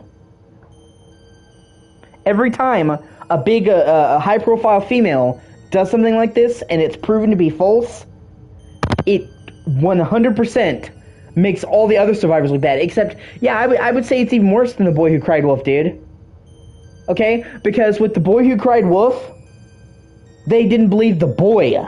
Okay? In this situation, this chick over here could lie, and then this totally innocent girl over here could tell the truth and not be believed. So they aren't even just fucking themselves. They're fucking women in general. Like, they're literally hurting women. Like, the entire women. Because when people think about a rape allegation, say God forbid a girl actually does get raped, they're going to come back and they're going to say, well, you remember all these false allegations? I don't know if we can believe her. And I mean, obviously, of course, that type of doubt is going to be in your head. If you see all of these false allegations coming out, you're going to be super skeptical and say, I'm not sure I believe her with all these allegations. So they're really just hurting women. Okay? So the next time a woman actually does get raped, and actually does need help, not some stupid bullshit getting your tummy touched on a couch after an hour of fondling, they're not going to believe them.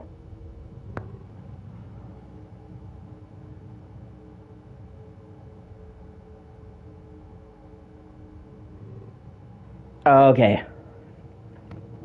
That's the problem. Lady warrior, thou art valiant. I like it that the children of light be full of courage. Take this charm, for you have many more fights ahead of you. And I, Hecatonchirus, wish for you to be victorious.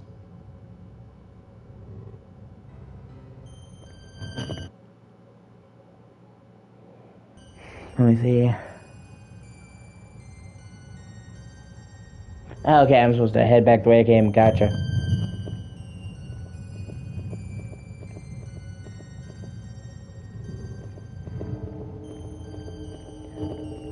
And then they get mad. These fuckers get mad at guys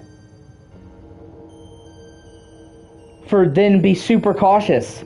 Like, guys no longer want to walk behind the streets of women. I'm so afraid of a woman thinking I'm harassing her that if I see a woman walking down the streets, I will either cross to the other side of the road or I will stop moving and let her get way ahead of me so that she doesn't think I'm following her, because I would hate for her to get the wrong impression and tell people I'm a fucking coming after her.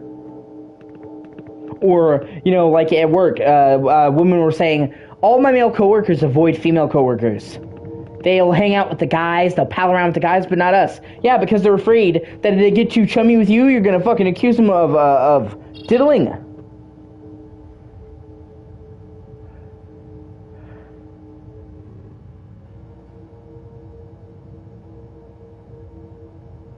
No, that's the wrong way. So it's like, you don't want to be harassed. You don't want to be bothered. And then guys are like, okay, we understand you don't want to be bothered, so we're going to go and do something else. And it's like, why aren't you talking to me? It's like, are you kidding me? Are you being serious right now? Is it okay? I think this. I'm trying to figure out.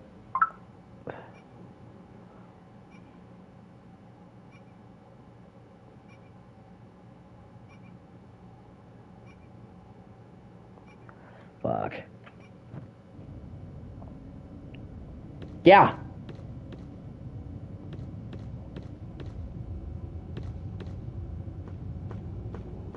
And none of these fucking feminists, none of these so-called fucking feminists, man, ever actually really care about women. Okay? When they actually do see women struggling, they don't give one shit. Okay? They sit there and they talk about, well, we need to stand up for women. Okay? That's great. But then What about women in the Middle East? Okay, I would say, yeah, exactly. I would say, dude, if there was one place on Earth that treated women the worst, it would be the Middle East. Sharia law treats women like fucking cattle. They treat their animals better than women in the Middle East. Okay? But you don't ever hear them saying, well, we need to stand up for women in the Middle East. No, because they don't care about them. Because the women in the Middle East aren't important. They're not like the topic issue. Yeah, exactly. I'm not an expert on Indian culture, but I do know they have the whole caste system, and they do have arranged marriage. A lot of women are forced to marry people they don't want to marry because their family deems it so, and they have no choice into it. And they're expected to stay with their husband no matter what he does. So, like, and that's not even like an occasional thing. So many women are basically forced into lives they didn't choose with husbands they didn't want. That's terrible.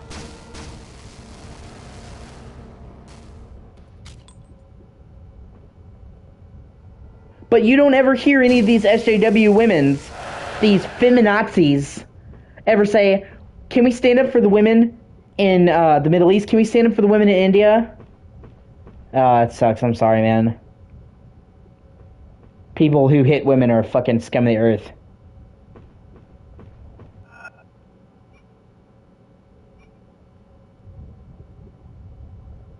It's despicable.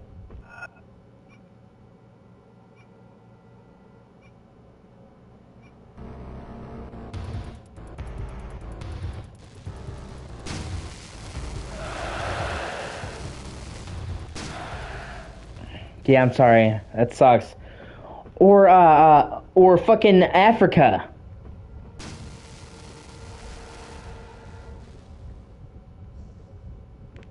Yeah, exactly. Like Africa, for example. Africa is literally the rape capital of the world.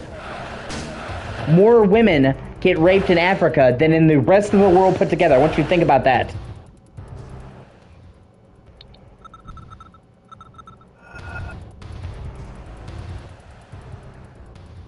It's like rape is commonplace.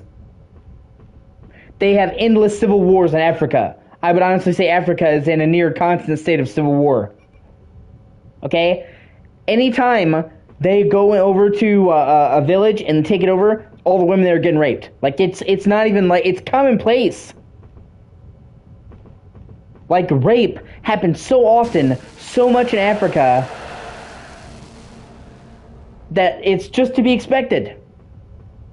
Okay? It's terrible. And yet, you don't ever hear these feminazis saying, well, we need to stand up for all the women being raped in Africa because there's so many of them. It's like not even a big deal over there. So many women get raped. It's to be expected. It's weird if they don't get raped after a conflict. But you don't ever see any of them fucking talking about that. And like, man, we need to help them. No, because they don't fucking care. They do not actually care. And instead, you literally have women who have never known persecution in their lives bitch about being persecuted, okay? And this may be a hot take. This may be a hot take, okay? But every time you see a fucking Karen bitch about feminism and all that and the oppression of women, the patriarchy, it's always, almost fucking always, an upper middle class to rich white woman, okay? And let me tell you something. This could be controversial. Some people may not like this, but this is how I feel, and this is what I believe to be the truth. If you are an upper middle class to higher class woman, white woman in America, you are not fucking oppressed, and you have never been oppressed, and you need to shut the fuck up, okay? If anything, I would say that fucking upper class white women are among the fucking privileged elite of American society.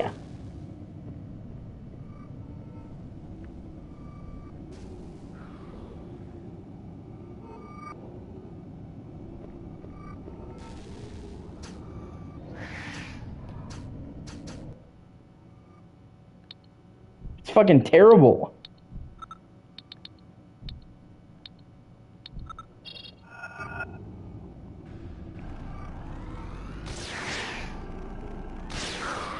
Okay? You do not get Karens from oppression. You gain Karens from lack of oppression, okay? The reason why they become Karens is because through their entire fucking life, nobody ever told them no. Everybody handed them everything that they ever wanted on a platter, so the second they don't get their way, they have a fucking mental breakdown. That's how you get a Karen.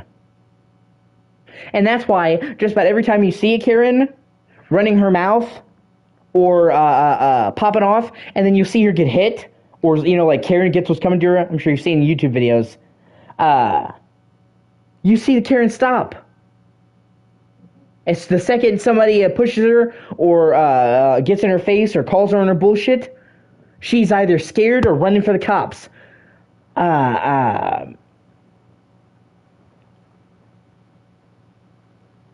Because she's not used to getting resistance. She's used to everybody in her life letting her sit there and piss all over them.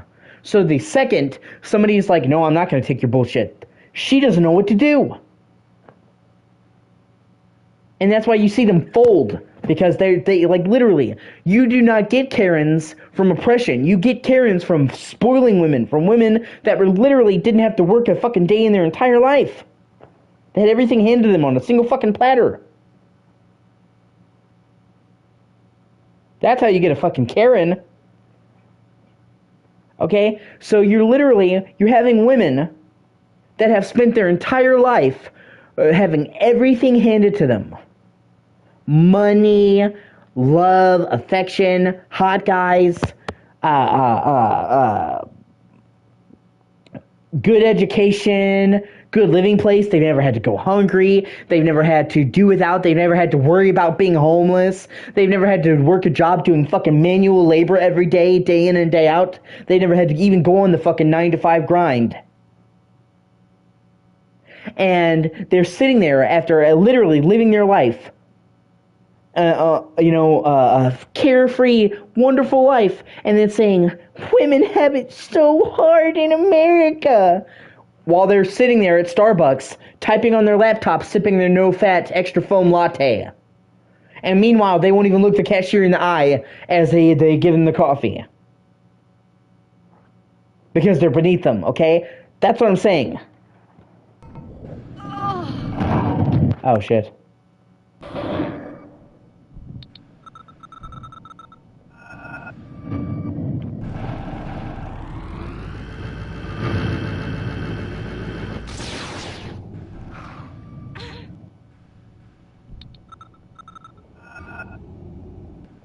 And it's so fucking tiring, man.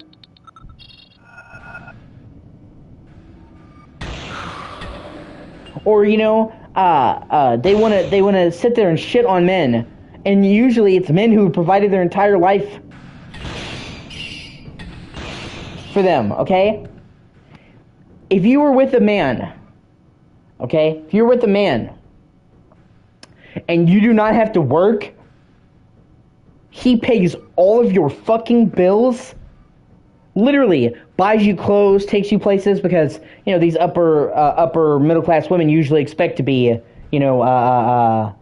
lavished in gifts and spoiled, okay? So they have a guy who works himself to death for them, or made his money and is now giving it to them, who's paying all their rent, all their bills, all their everything, their entire fucking existence, and yet they have the gall to say that men are shit. It's like, literally, you wouldn't even be here fucking saying that sentence if a guy wasn't giving you your car, your house, paying your fucking bills. You're literally shitting on the person who provides your entire fucking existence.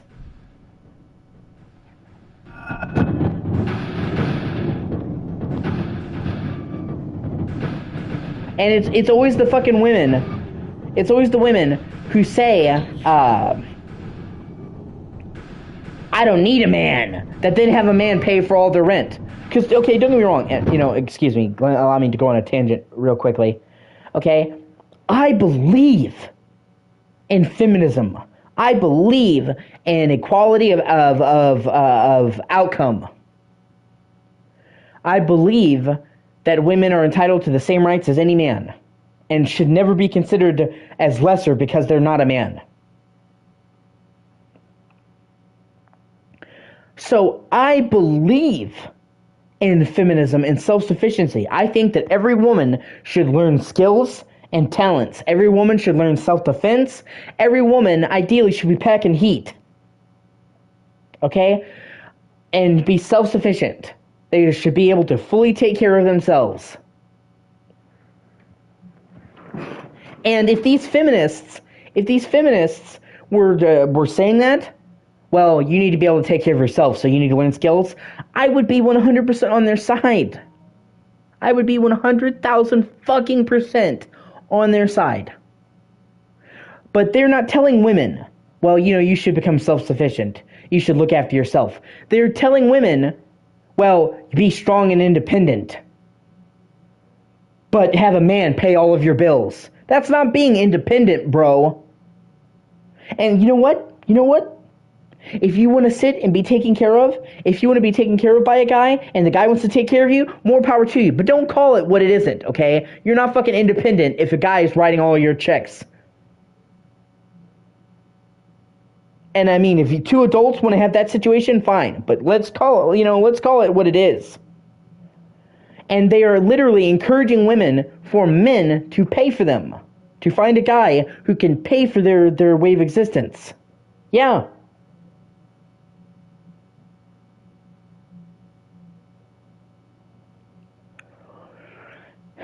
So, like, if you look at feminism in the past, feminism throughout history, they told women, take care of yourselves, learn self-defense, get a job, get a trade. Like, if you look at all the previous feminist if you look at previously all the feminists, big speakers, they took care of themselves. Like Amelia Earhart, she was a talented pilot. She actually had a skill. I mean, yeah, she had the whole disappearing thing, but she could take care of herself, and she was genuinely good at what she did. She was one of the best fucking aviators in the world. Gloria Steinem, the mother of modern feminism, literally did hunger strikes, went out there and fought for feminism, and learned how to take care of herself. All these feminist icons used to tell women, okay, you don't need men. Learn to fend for yourself. And I honestly believe in that. I believe everybody should be able to take care of themselves if they can.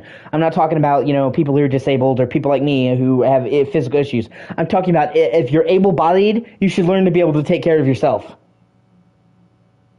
These women could take care of themselves. They just don't want to. And yet they literally shit all over men who pay for their entire fucking existence, even like these OnlyFans girls. They're like, well, fuck men. Bro, you make a living on OnlyFans. Men are your fucking income. Without men, you'd be out of a job. You'd be on the fucking street. Men paying for your content is how you survive. Don't say that you're independent and then literally survive off of men's money. I mean, like, the hypocrisy. And I mean, they're adults, right? I don't like OnlyFans. I don't like OnlyFans. I've never paid for an OnlyFans in my life. I have never paid for sex. I have never gone to a strip club. I have never paid for OnlyFans or anything like that. Okay? I have never paid for fucking any of that, and I don't intend to start. In my personal opinion, a woman that can be bought is not a woman worth having. If I can buy her love, I don't want it. Love has to be earned, not bought. And a woman who you can buy is not a woman worth having, in my opinion. But ultimately, if a guy wants to pay for OnlyFans and the girl wants to offer it, two fucking adults. I may not approve of it, but it's whatever. But then don't take that money and say, oh, I'm independent, because you're not. Or say that, well, fuck man. It's like, Men wanting to fuck you is what literally keeps you alive, Susan. That's what I'm saying. It's the hypocrisy. They sit there and say they don't need men, and then they literally survive because of men. Okay? If you're so certain that you don't need a man, go out and get a job or make a fucking career. Okay? Like, take my mother. My mother is one of my favorite people in the entire world. I have always been a mama's boy from as long as I can remember. I have been exceptionally close to my mother. I love my dad. Don't get me wrong, I love my dad. But I've always been a mama's boy. My mother is severely disabled. She has a bone disease. Her bones are way older than they are. She's 50, and her bones are like over 100 years old. Yeah. So she literally has incredibly brittle bones, okay?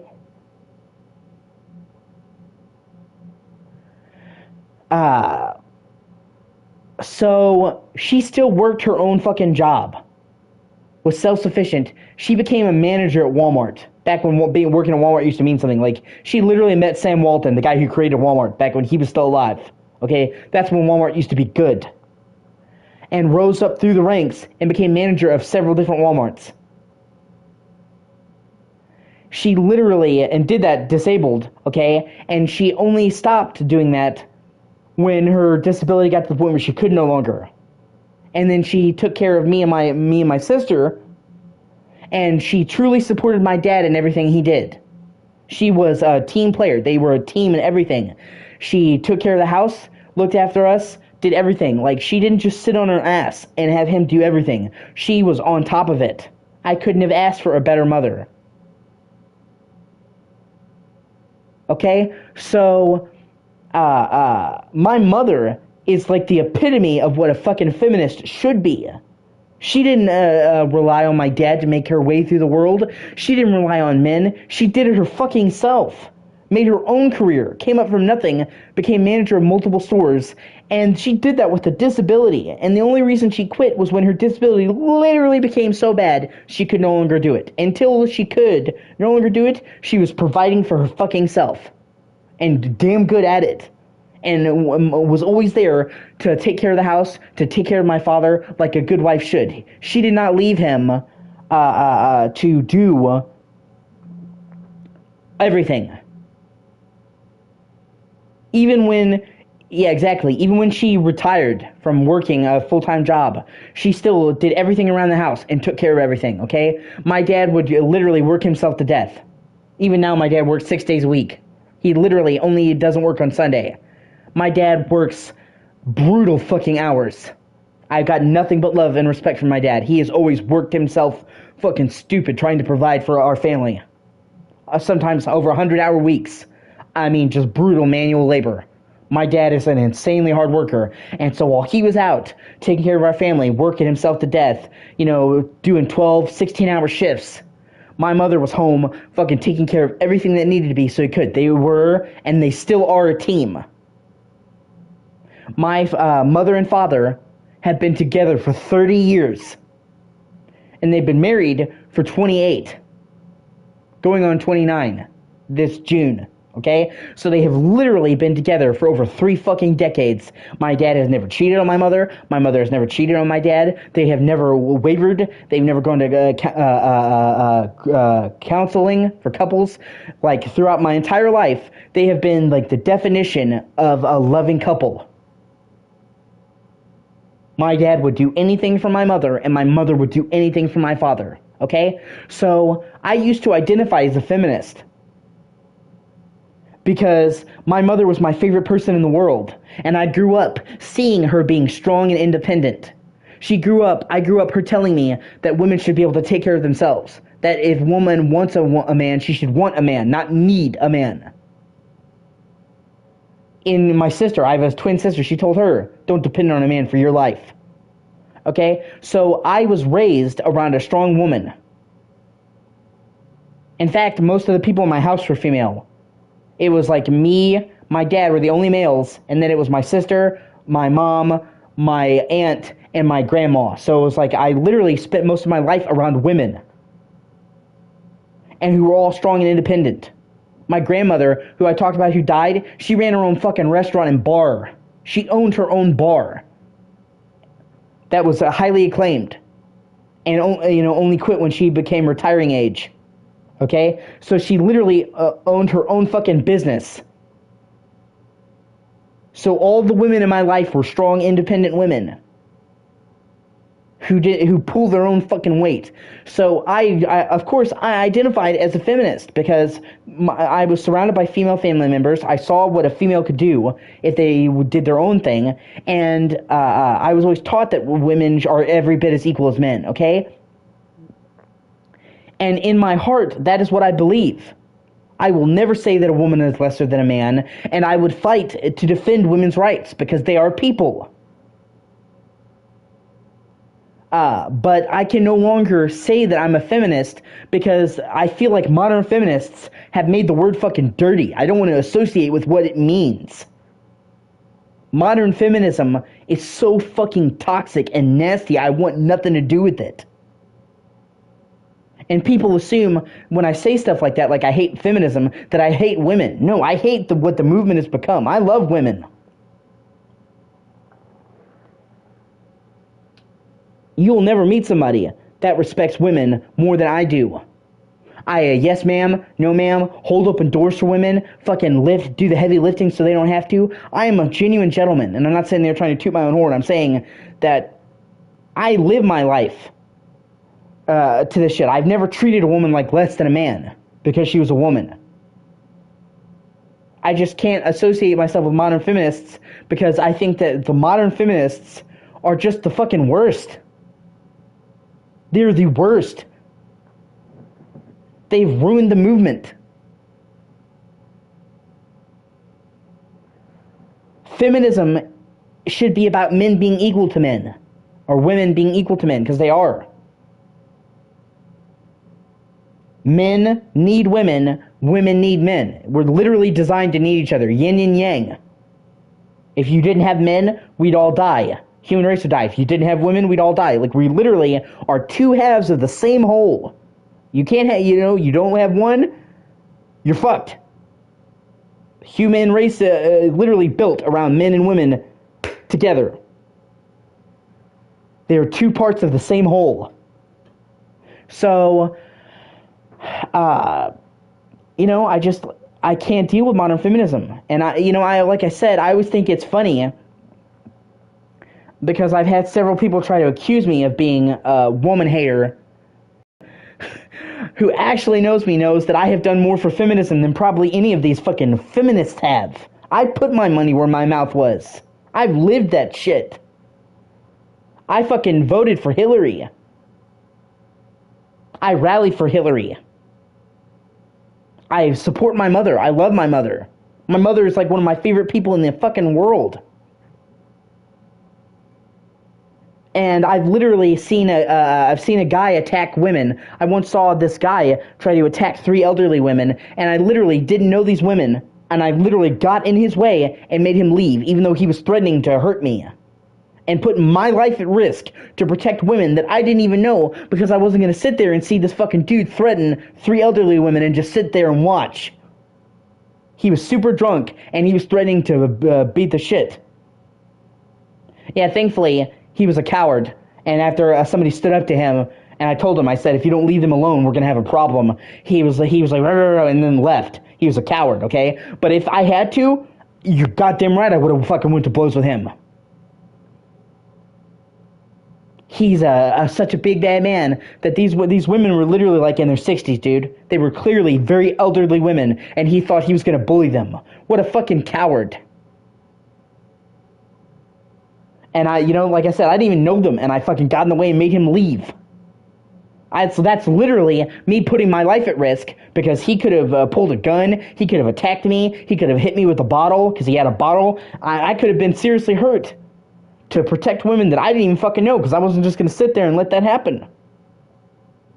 So I've done more to protect women and advocate for feminists than any fucking feminist that I know.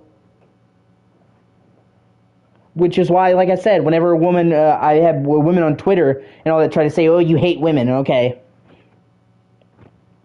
I just laugh because I'm like, you clearly don't know me if you think I hate women. But I don't have to prove shit to them. You know what I mean? Like I said, I don't need to prove shit to anybody. I put my money where my mouth was. I didn't just say, oh, I like women, oh, I support women. I've literally spent my life supporting women and suffered to support women. And put my ass on the line. I've had to protect my mother from a dude that tried to attack her.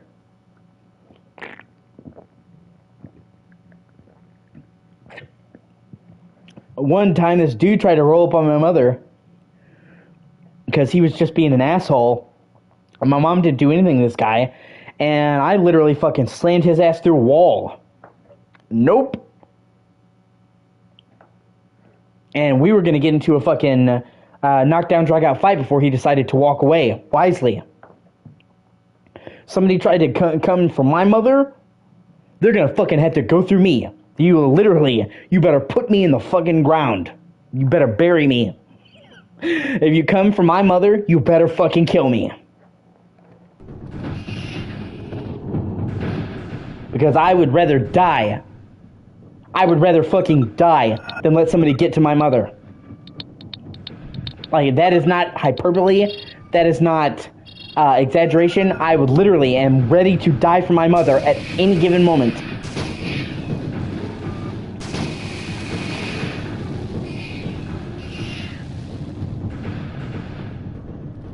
And people who tried to fuck with my mother learned that the hard way.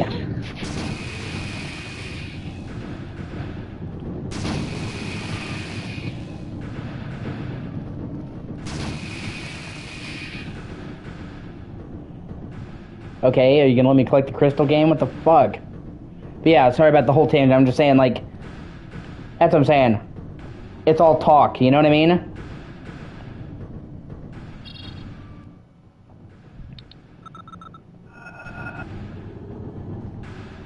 They say that they appreciate women.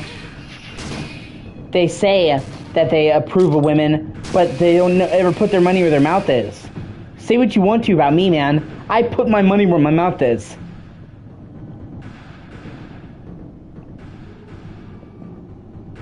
I'm willing to take a bullet for the women in my life. Can they say the same?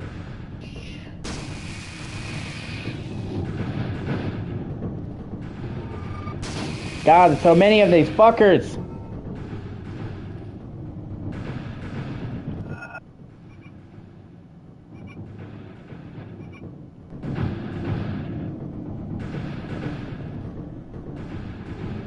Okay, thank God.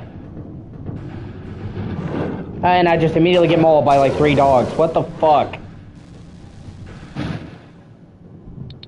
At least give me time to literally enter the zone first. Like, I mean, literally, I don't even think I had any time to pull out my fucking weapon.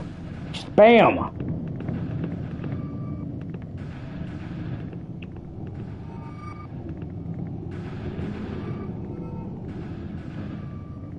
And that's the thing. You know, I don't need to say that I support women.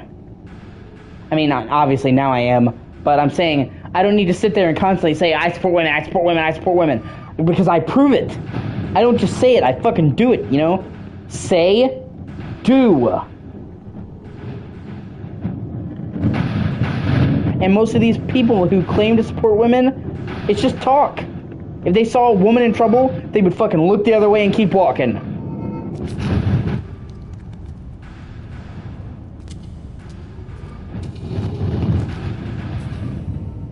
I mean, honestly, it's the same with all these humanitarians. You know what I mean? Like, all these people on Twitter who get so offended. All these people on Twitter who just get so offended. Well, they're human beings. You can't offend them. You have to love and respect human beings. All these people who say that, if they saw a homeless man on the street, they wouldn't piss on him to put him out if he was on fire. If you honestly, do you think if you saw a fucking Karen and she's sitting there like, well, all lives matter, do you think after seeing her say all lives matter, if she saw a guy in need on the streets that she would help him? That she would literally lift a finger to help somebody in need?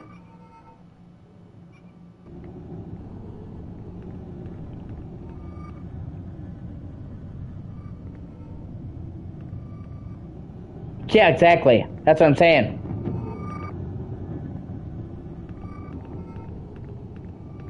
And it's not even just men. Dude, a lot of these women wouldn't lift a finger to help other women. Oh, God, that is disgusting. But yeah, I've seen something similar. God, that is so fucking gross. I'm just saying, like, a lot of the time, these women who say support women, they wouldn't even support women. If they saw another woman in trouble, do you think they're going to help them?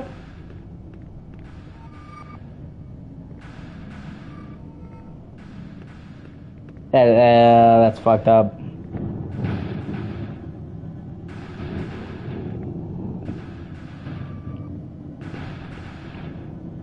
All these fucking women say protect women. And then the second they actually see somebody, a woman in danger, it's like...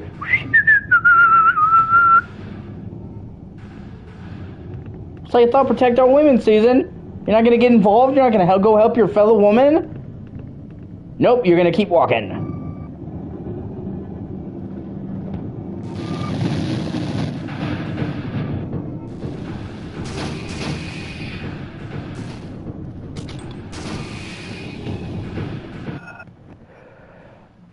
Hold on a second, I'm trying to make sure I'm not lost, make sure I'm headed the right direction and not backtracking.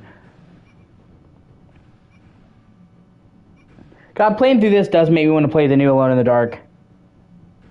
The only problem is that it's still like new price and it's not that long. If you do absolutely everything, it's like 14, 15 hours. And it's just like, you know, when I have a limited amount of money, I try to get games that are going to get my money's worth out of, you know. So I'll spend like my birthday money on a game that I'll beat in a single afternoon. And it's not like, that's not a fault of the game. Yeah, exactly, there you go.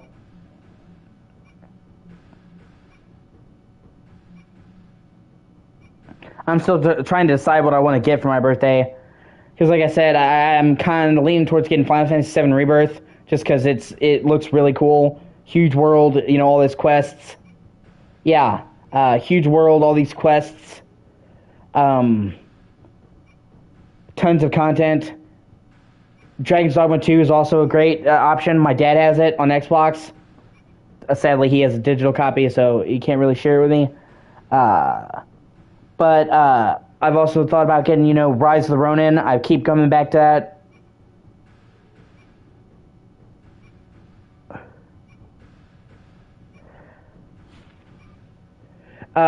For Dragon's Dogma.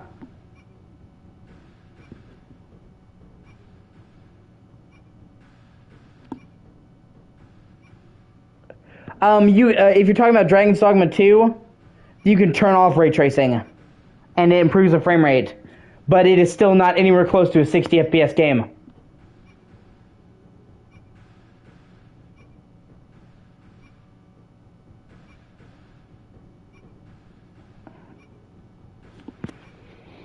It's not unplayable. Don't get me wrong, it's not like, oh my god, this is so bad, but do not go into it thinking you're going to get a solid 60. Yeah, it will be. I think one of these days it's going to happen. I think they're going to be able to optimize it. Okay, because they found that, okay, so the game is basically about 4K.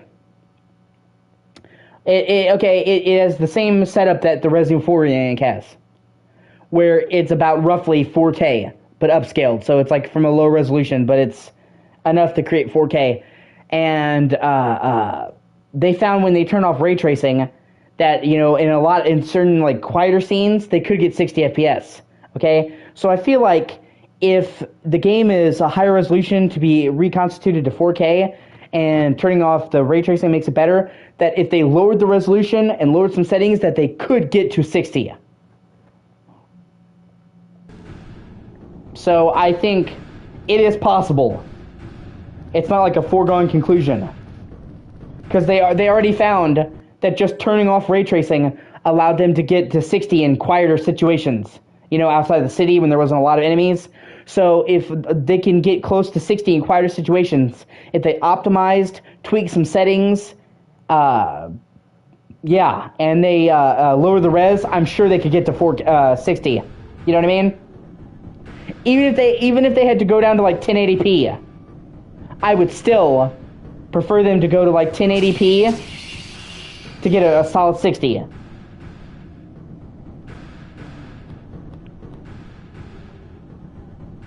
Oh no, yeah, it's a great game. From what I've seen, it is Dragon's Dogma, but much bigger and much prettier. You know, it's not like reinventing the wheel. But if you loved Dragon's Dogma, you will love Dragon's Dogma 2. So that's pretty much what people wanted. Yeah, I heard about that. Yeah, it has trouble reaching the highest frame rates even on a fucking beast PC. Yeah.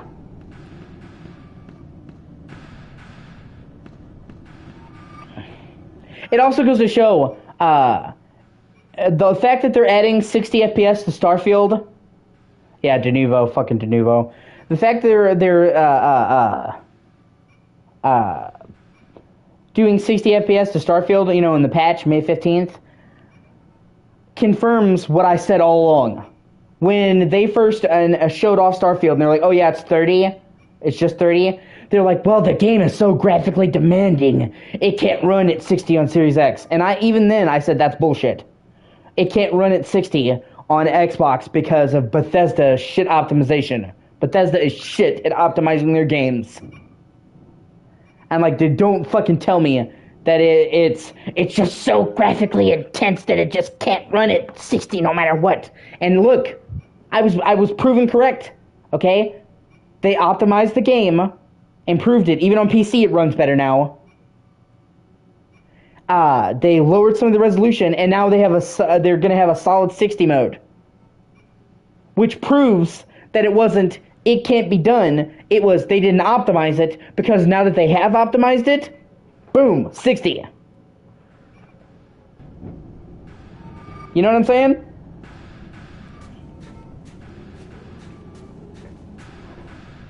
If I had any time to spare, I'd congratulate you for your courage, but I'm running late.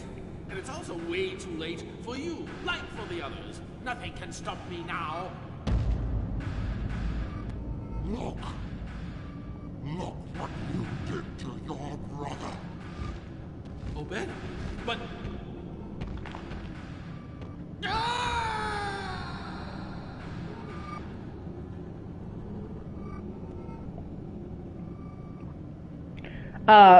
At least though with the Alone in the Dark, the new one, from what I've seen, it runs perfectly smoothly. You have a quality mode and a performance mode on console, and from everything I've seen, it runs at a pretty much lock 60 in all situations. So it runs smoothly. So that on that front, yeah. And it's not like the prettiest game ever, but it does look really nice. I think it does look very pretty. And the art direction is good, the character models are good. So it's just all in all, looks really good and it runs really good. So...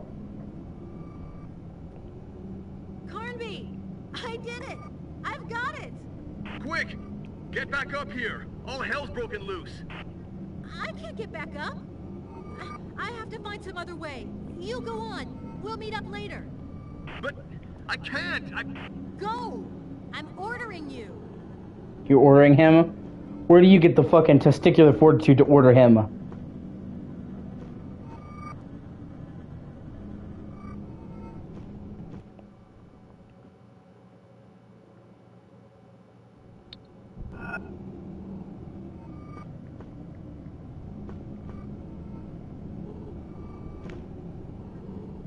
Oh, it looks like I am gonna fight her, the brother.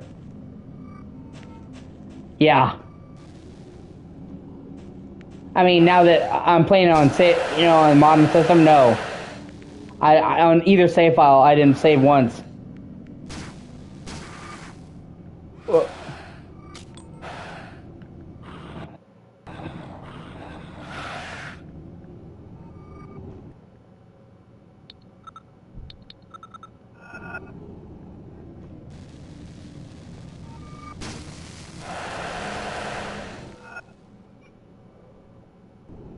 That's another thing that sucks about this game, I will say, in comparison to Resident Evil. As far as I can tell, there's not really any unlockables in this game. You know what I mean? Like the classic Resident Evil games have tons of replayability, alternate modes, alternate costumes, getting the higher ranks, so on and so forth. From what I've seen, this game has none of that. You know what I'm saying? You pretty much beat it once for both characters and you're done. There's no hidden secrets, unlockables, extra game modes. And I will say that is definitely it being weaker in Resident Evil in that respect, because that is one of the things that is great about the older Resident Evil games, is they may be short, but they are super replayable. Miss Cedric, this is Johnson. What? Johnson? How dare you? How dare you? You are such a scumbag. Well, I agree. I think Obed Morton was my father. I had no other choice. Sam absolutely wanted you to go to Shadow Island. At first, I believed it concerned the tablets. But then I realized he only wanted to get rid of Carnby and you. Because you were the last two people who might get in his way. As for the translations, he'd have gotten them from Obed Morton anyhow. What about the picture? It was doctored. Damn. What kind of work do you really do? I work for the government. I was asked to infiltrate Lamb's organization, but it appears my cover was blown, and he sent his hitmen after me. You see, this is tough on all of us. I manipulated you, but was manipulated myself. All I can say is that I'm sorry. Now you will have to trust me.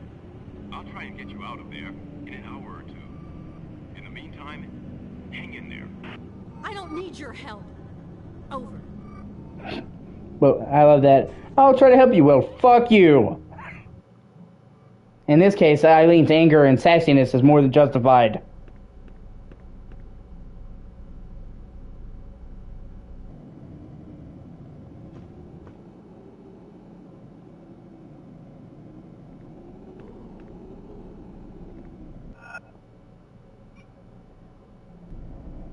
Yeah.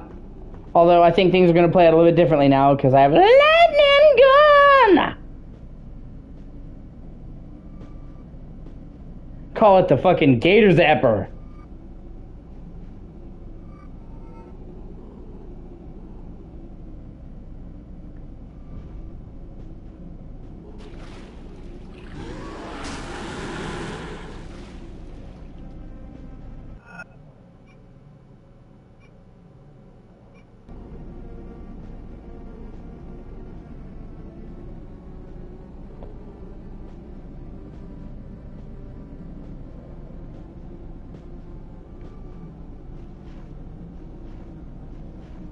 Okay, looks like I can't go that way.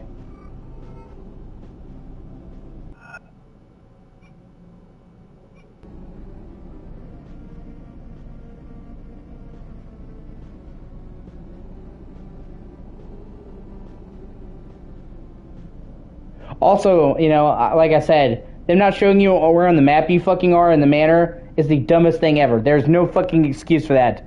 Especially because, like, you know, you mentioned earlier, the manor is where you need to see where you are in the room the most.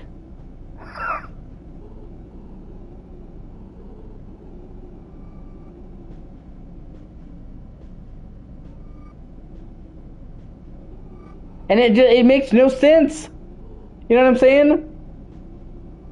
Every other area, the fort, the woods, the graveyard, the world of darkness, shows you where you are. Why did they say, oh, you know, for the manor, fuck them? Like, it makes no sense.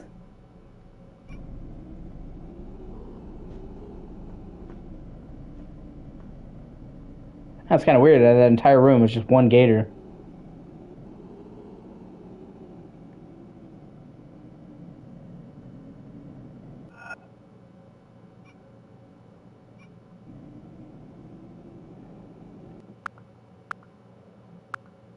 That's kind of weird.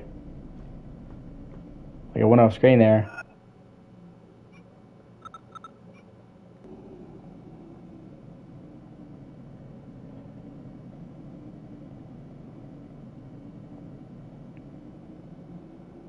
Yeah, that kind of was a glitch. That's weird.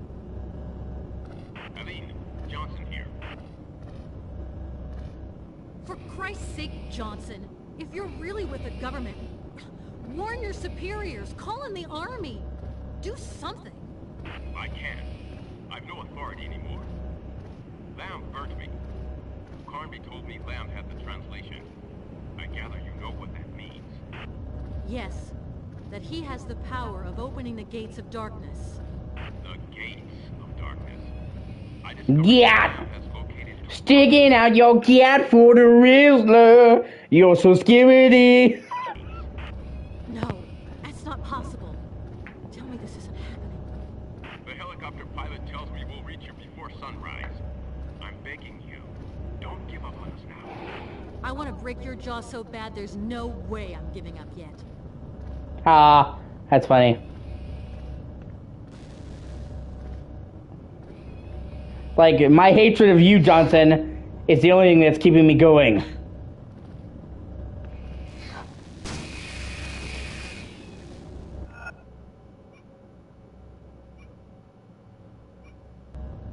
Alright, man.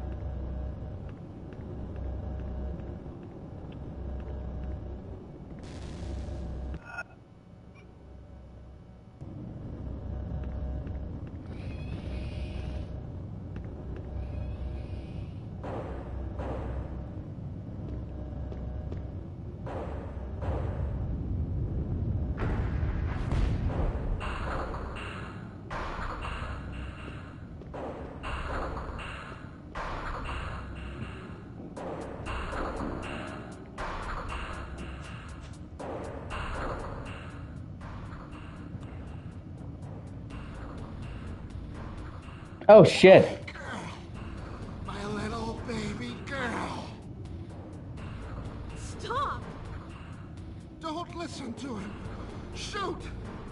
Shoot! Oh my God! Daughter, would you dare shoot your own father? You're not my father! Nobody's my father!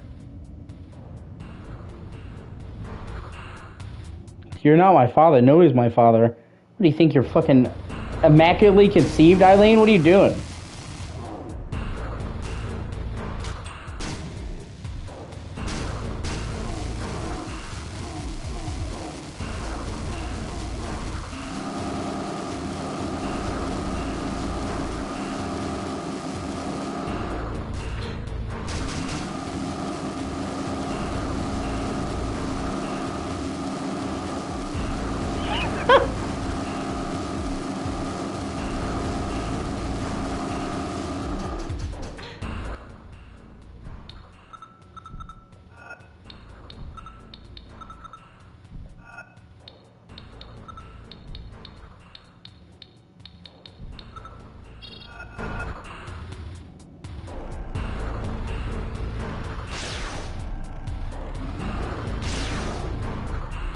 Alright, man.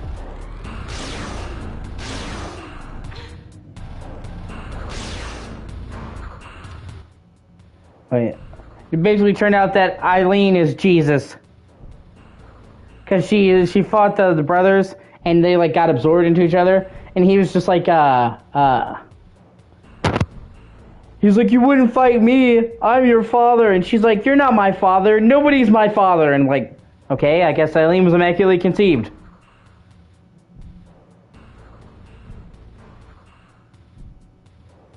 Oh, okay, so yeah, I have to run past him. Gotcha.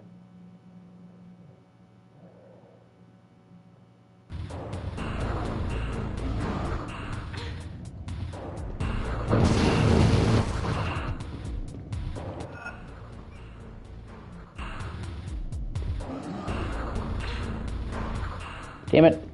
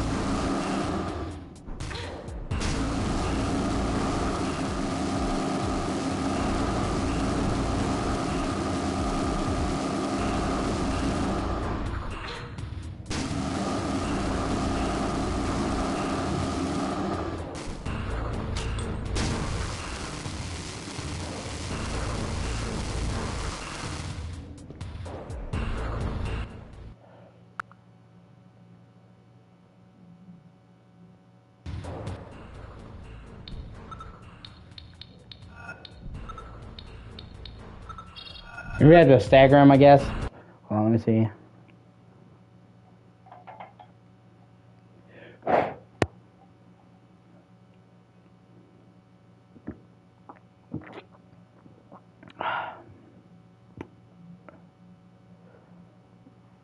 Yeah, I gotta try and get past him.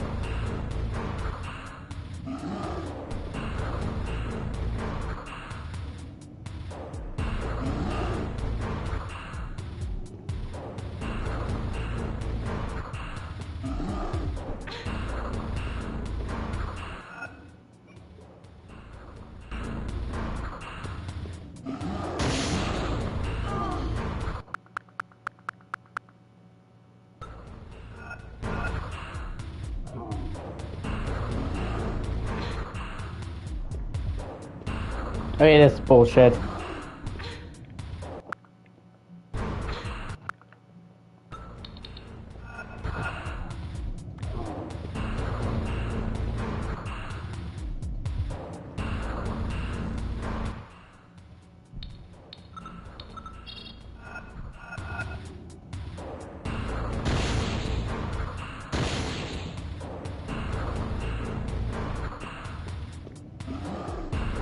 Finally, fuck.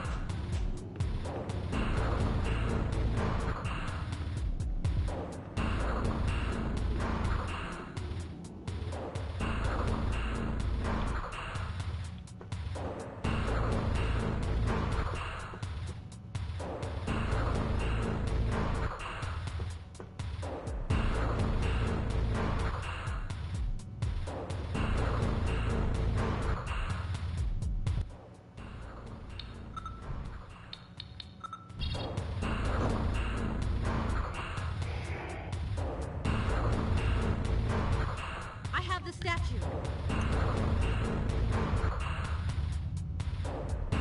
Everything's about to collapse. Run for it.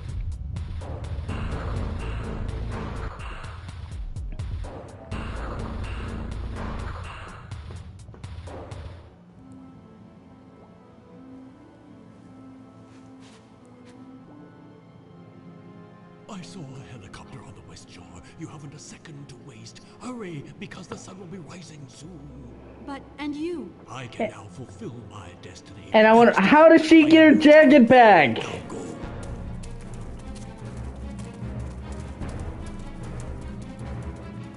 I thought that they would at least explain it in her fucking campaign, but no, just teleporting jacket.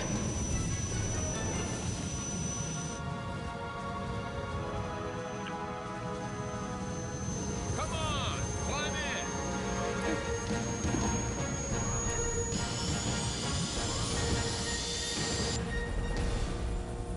Well, you sure had that coming.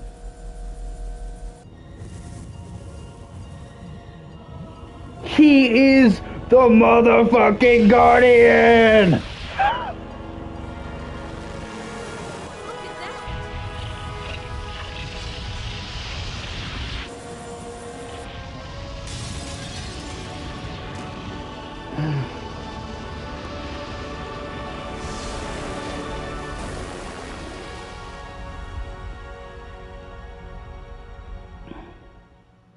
Mr. Fishburne, you are a geologist specializing in what scientists call plate tectonics.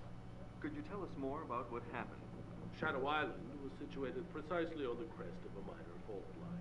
This fault line suddenly spread by a dozen or so meters, and the island literally vanished. Miss Wallace, you can send Fishburne his nice little reward.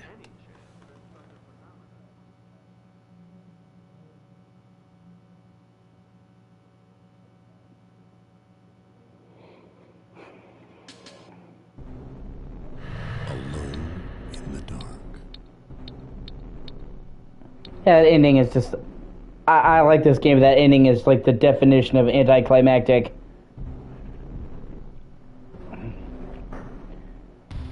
Alright, man. Well, I'm going to take a short break and switch games. Decide what I want to play next. If you want to watch me play some more, you can. If not, I get it. I will be right back.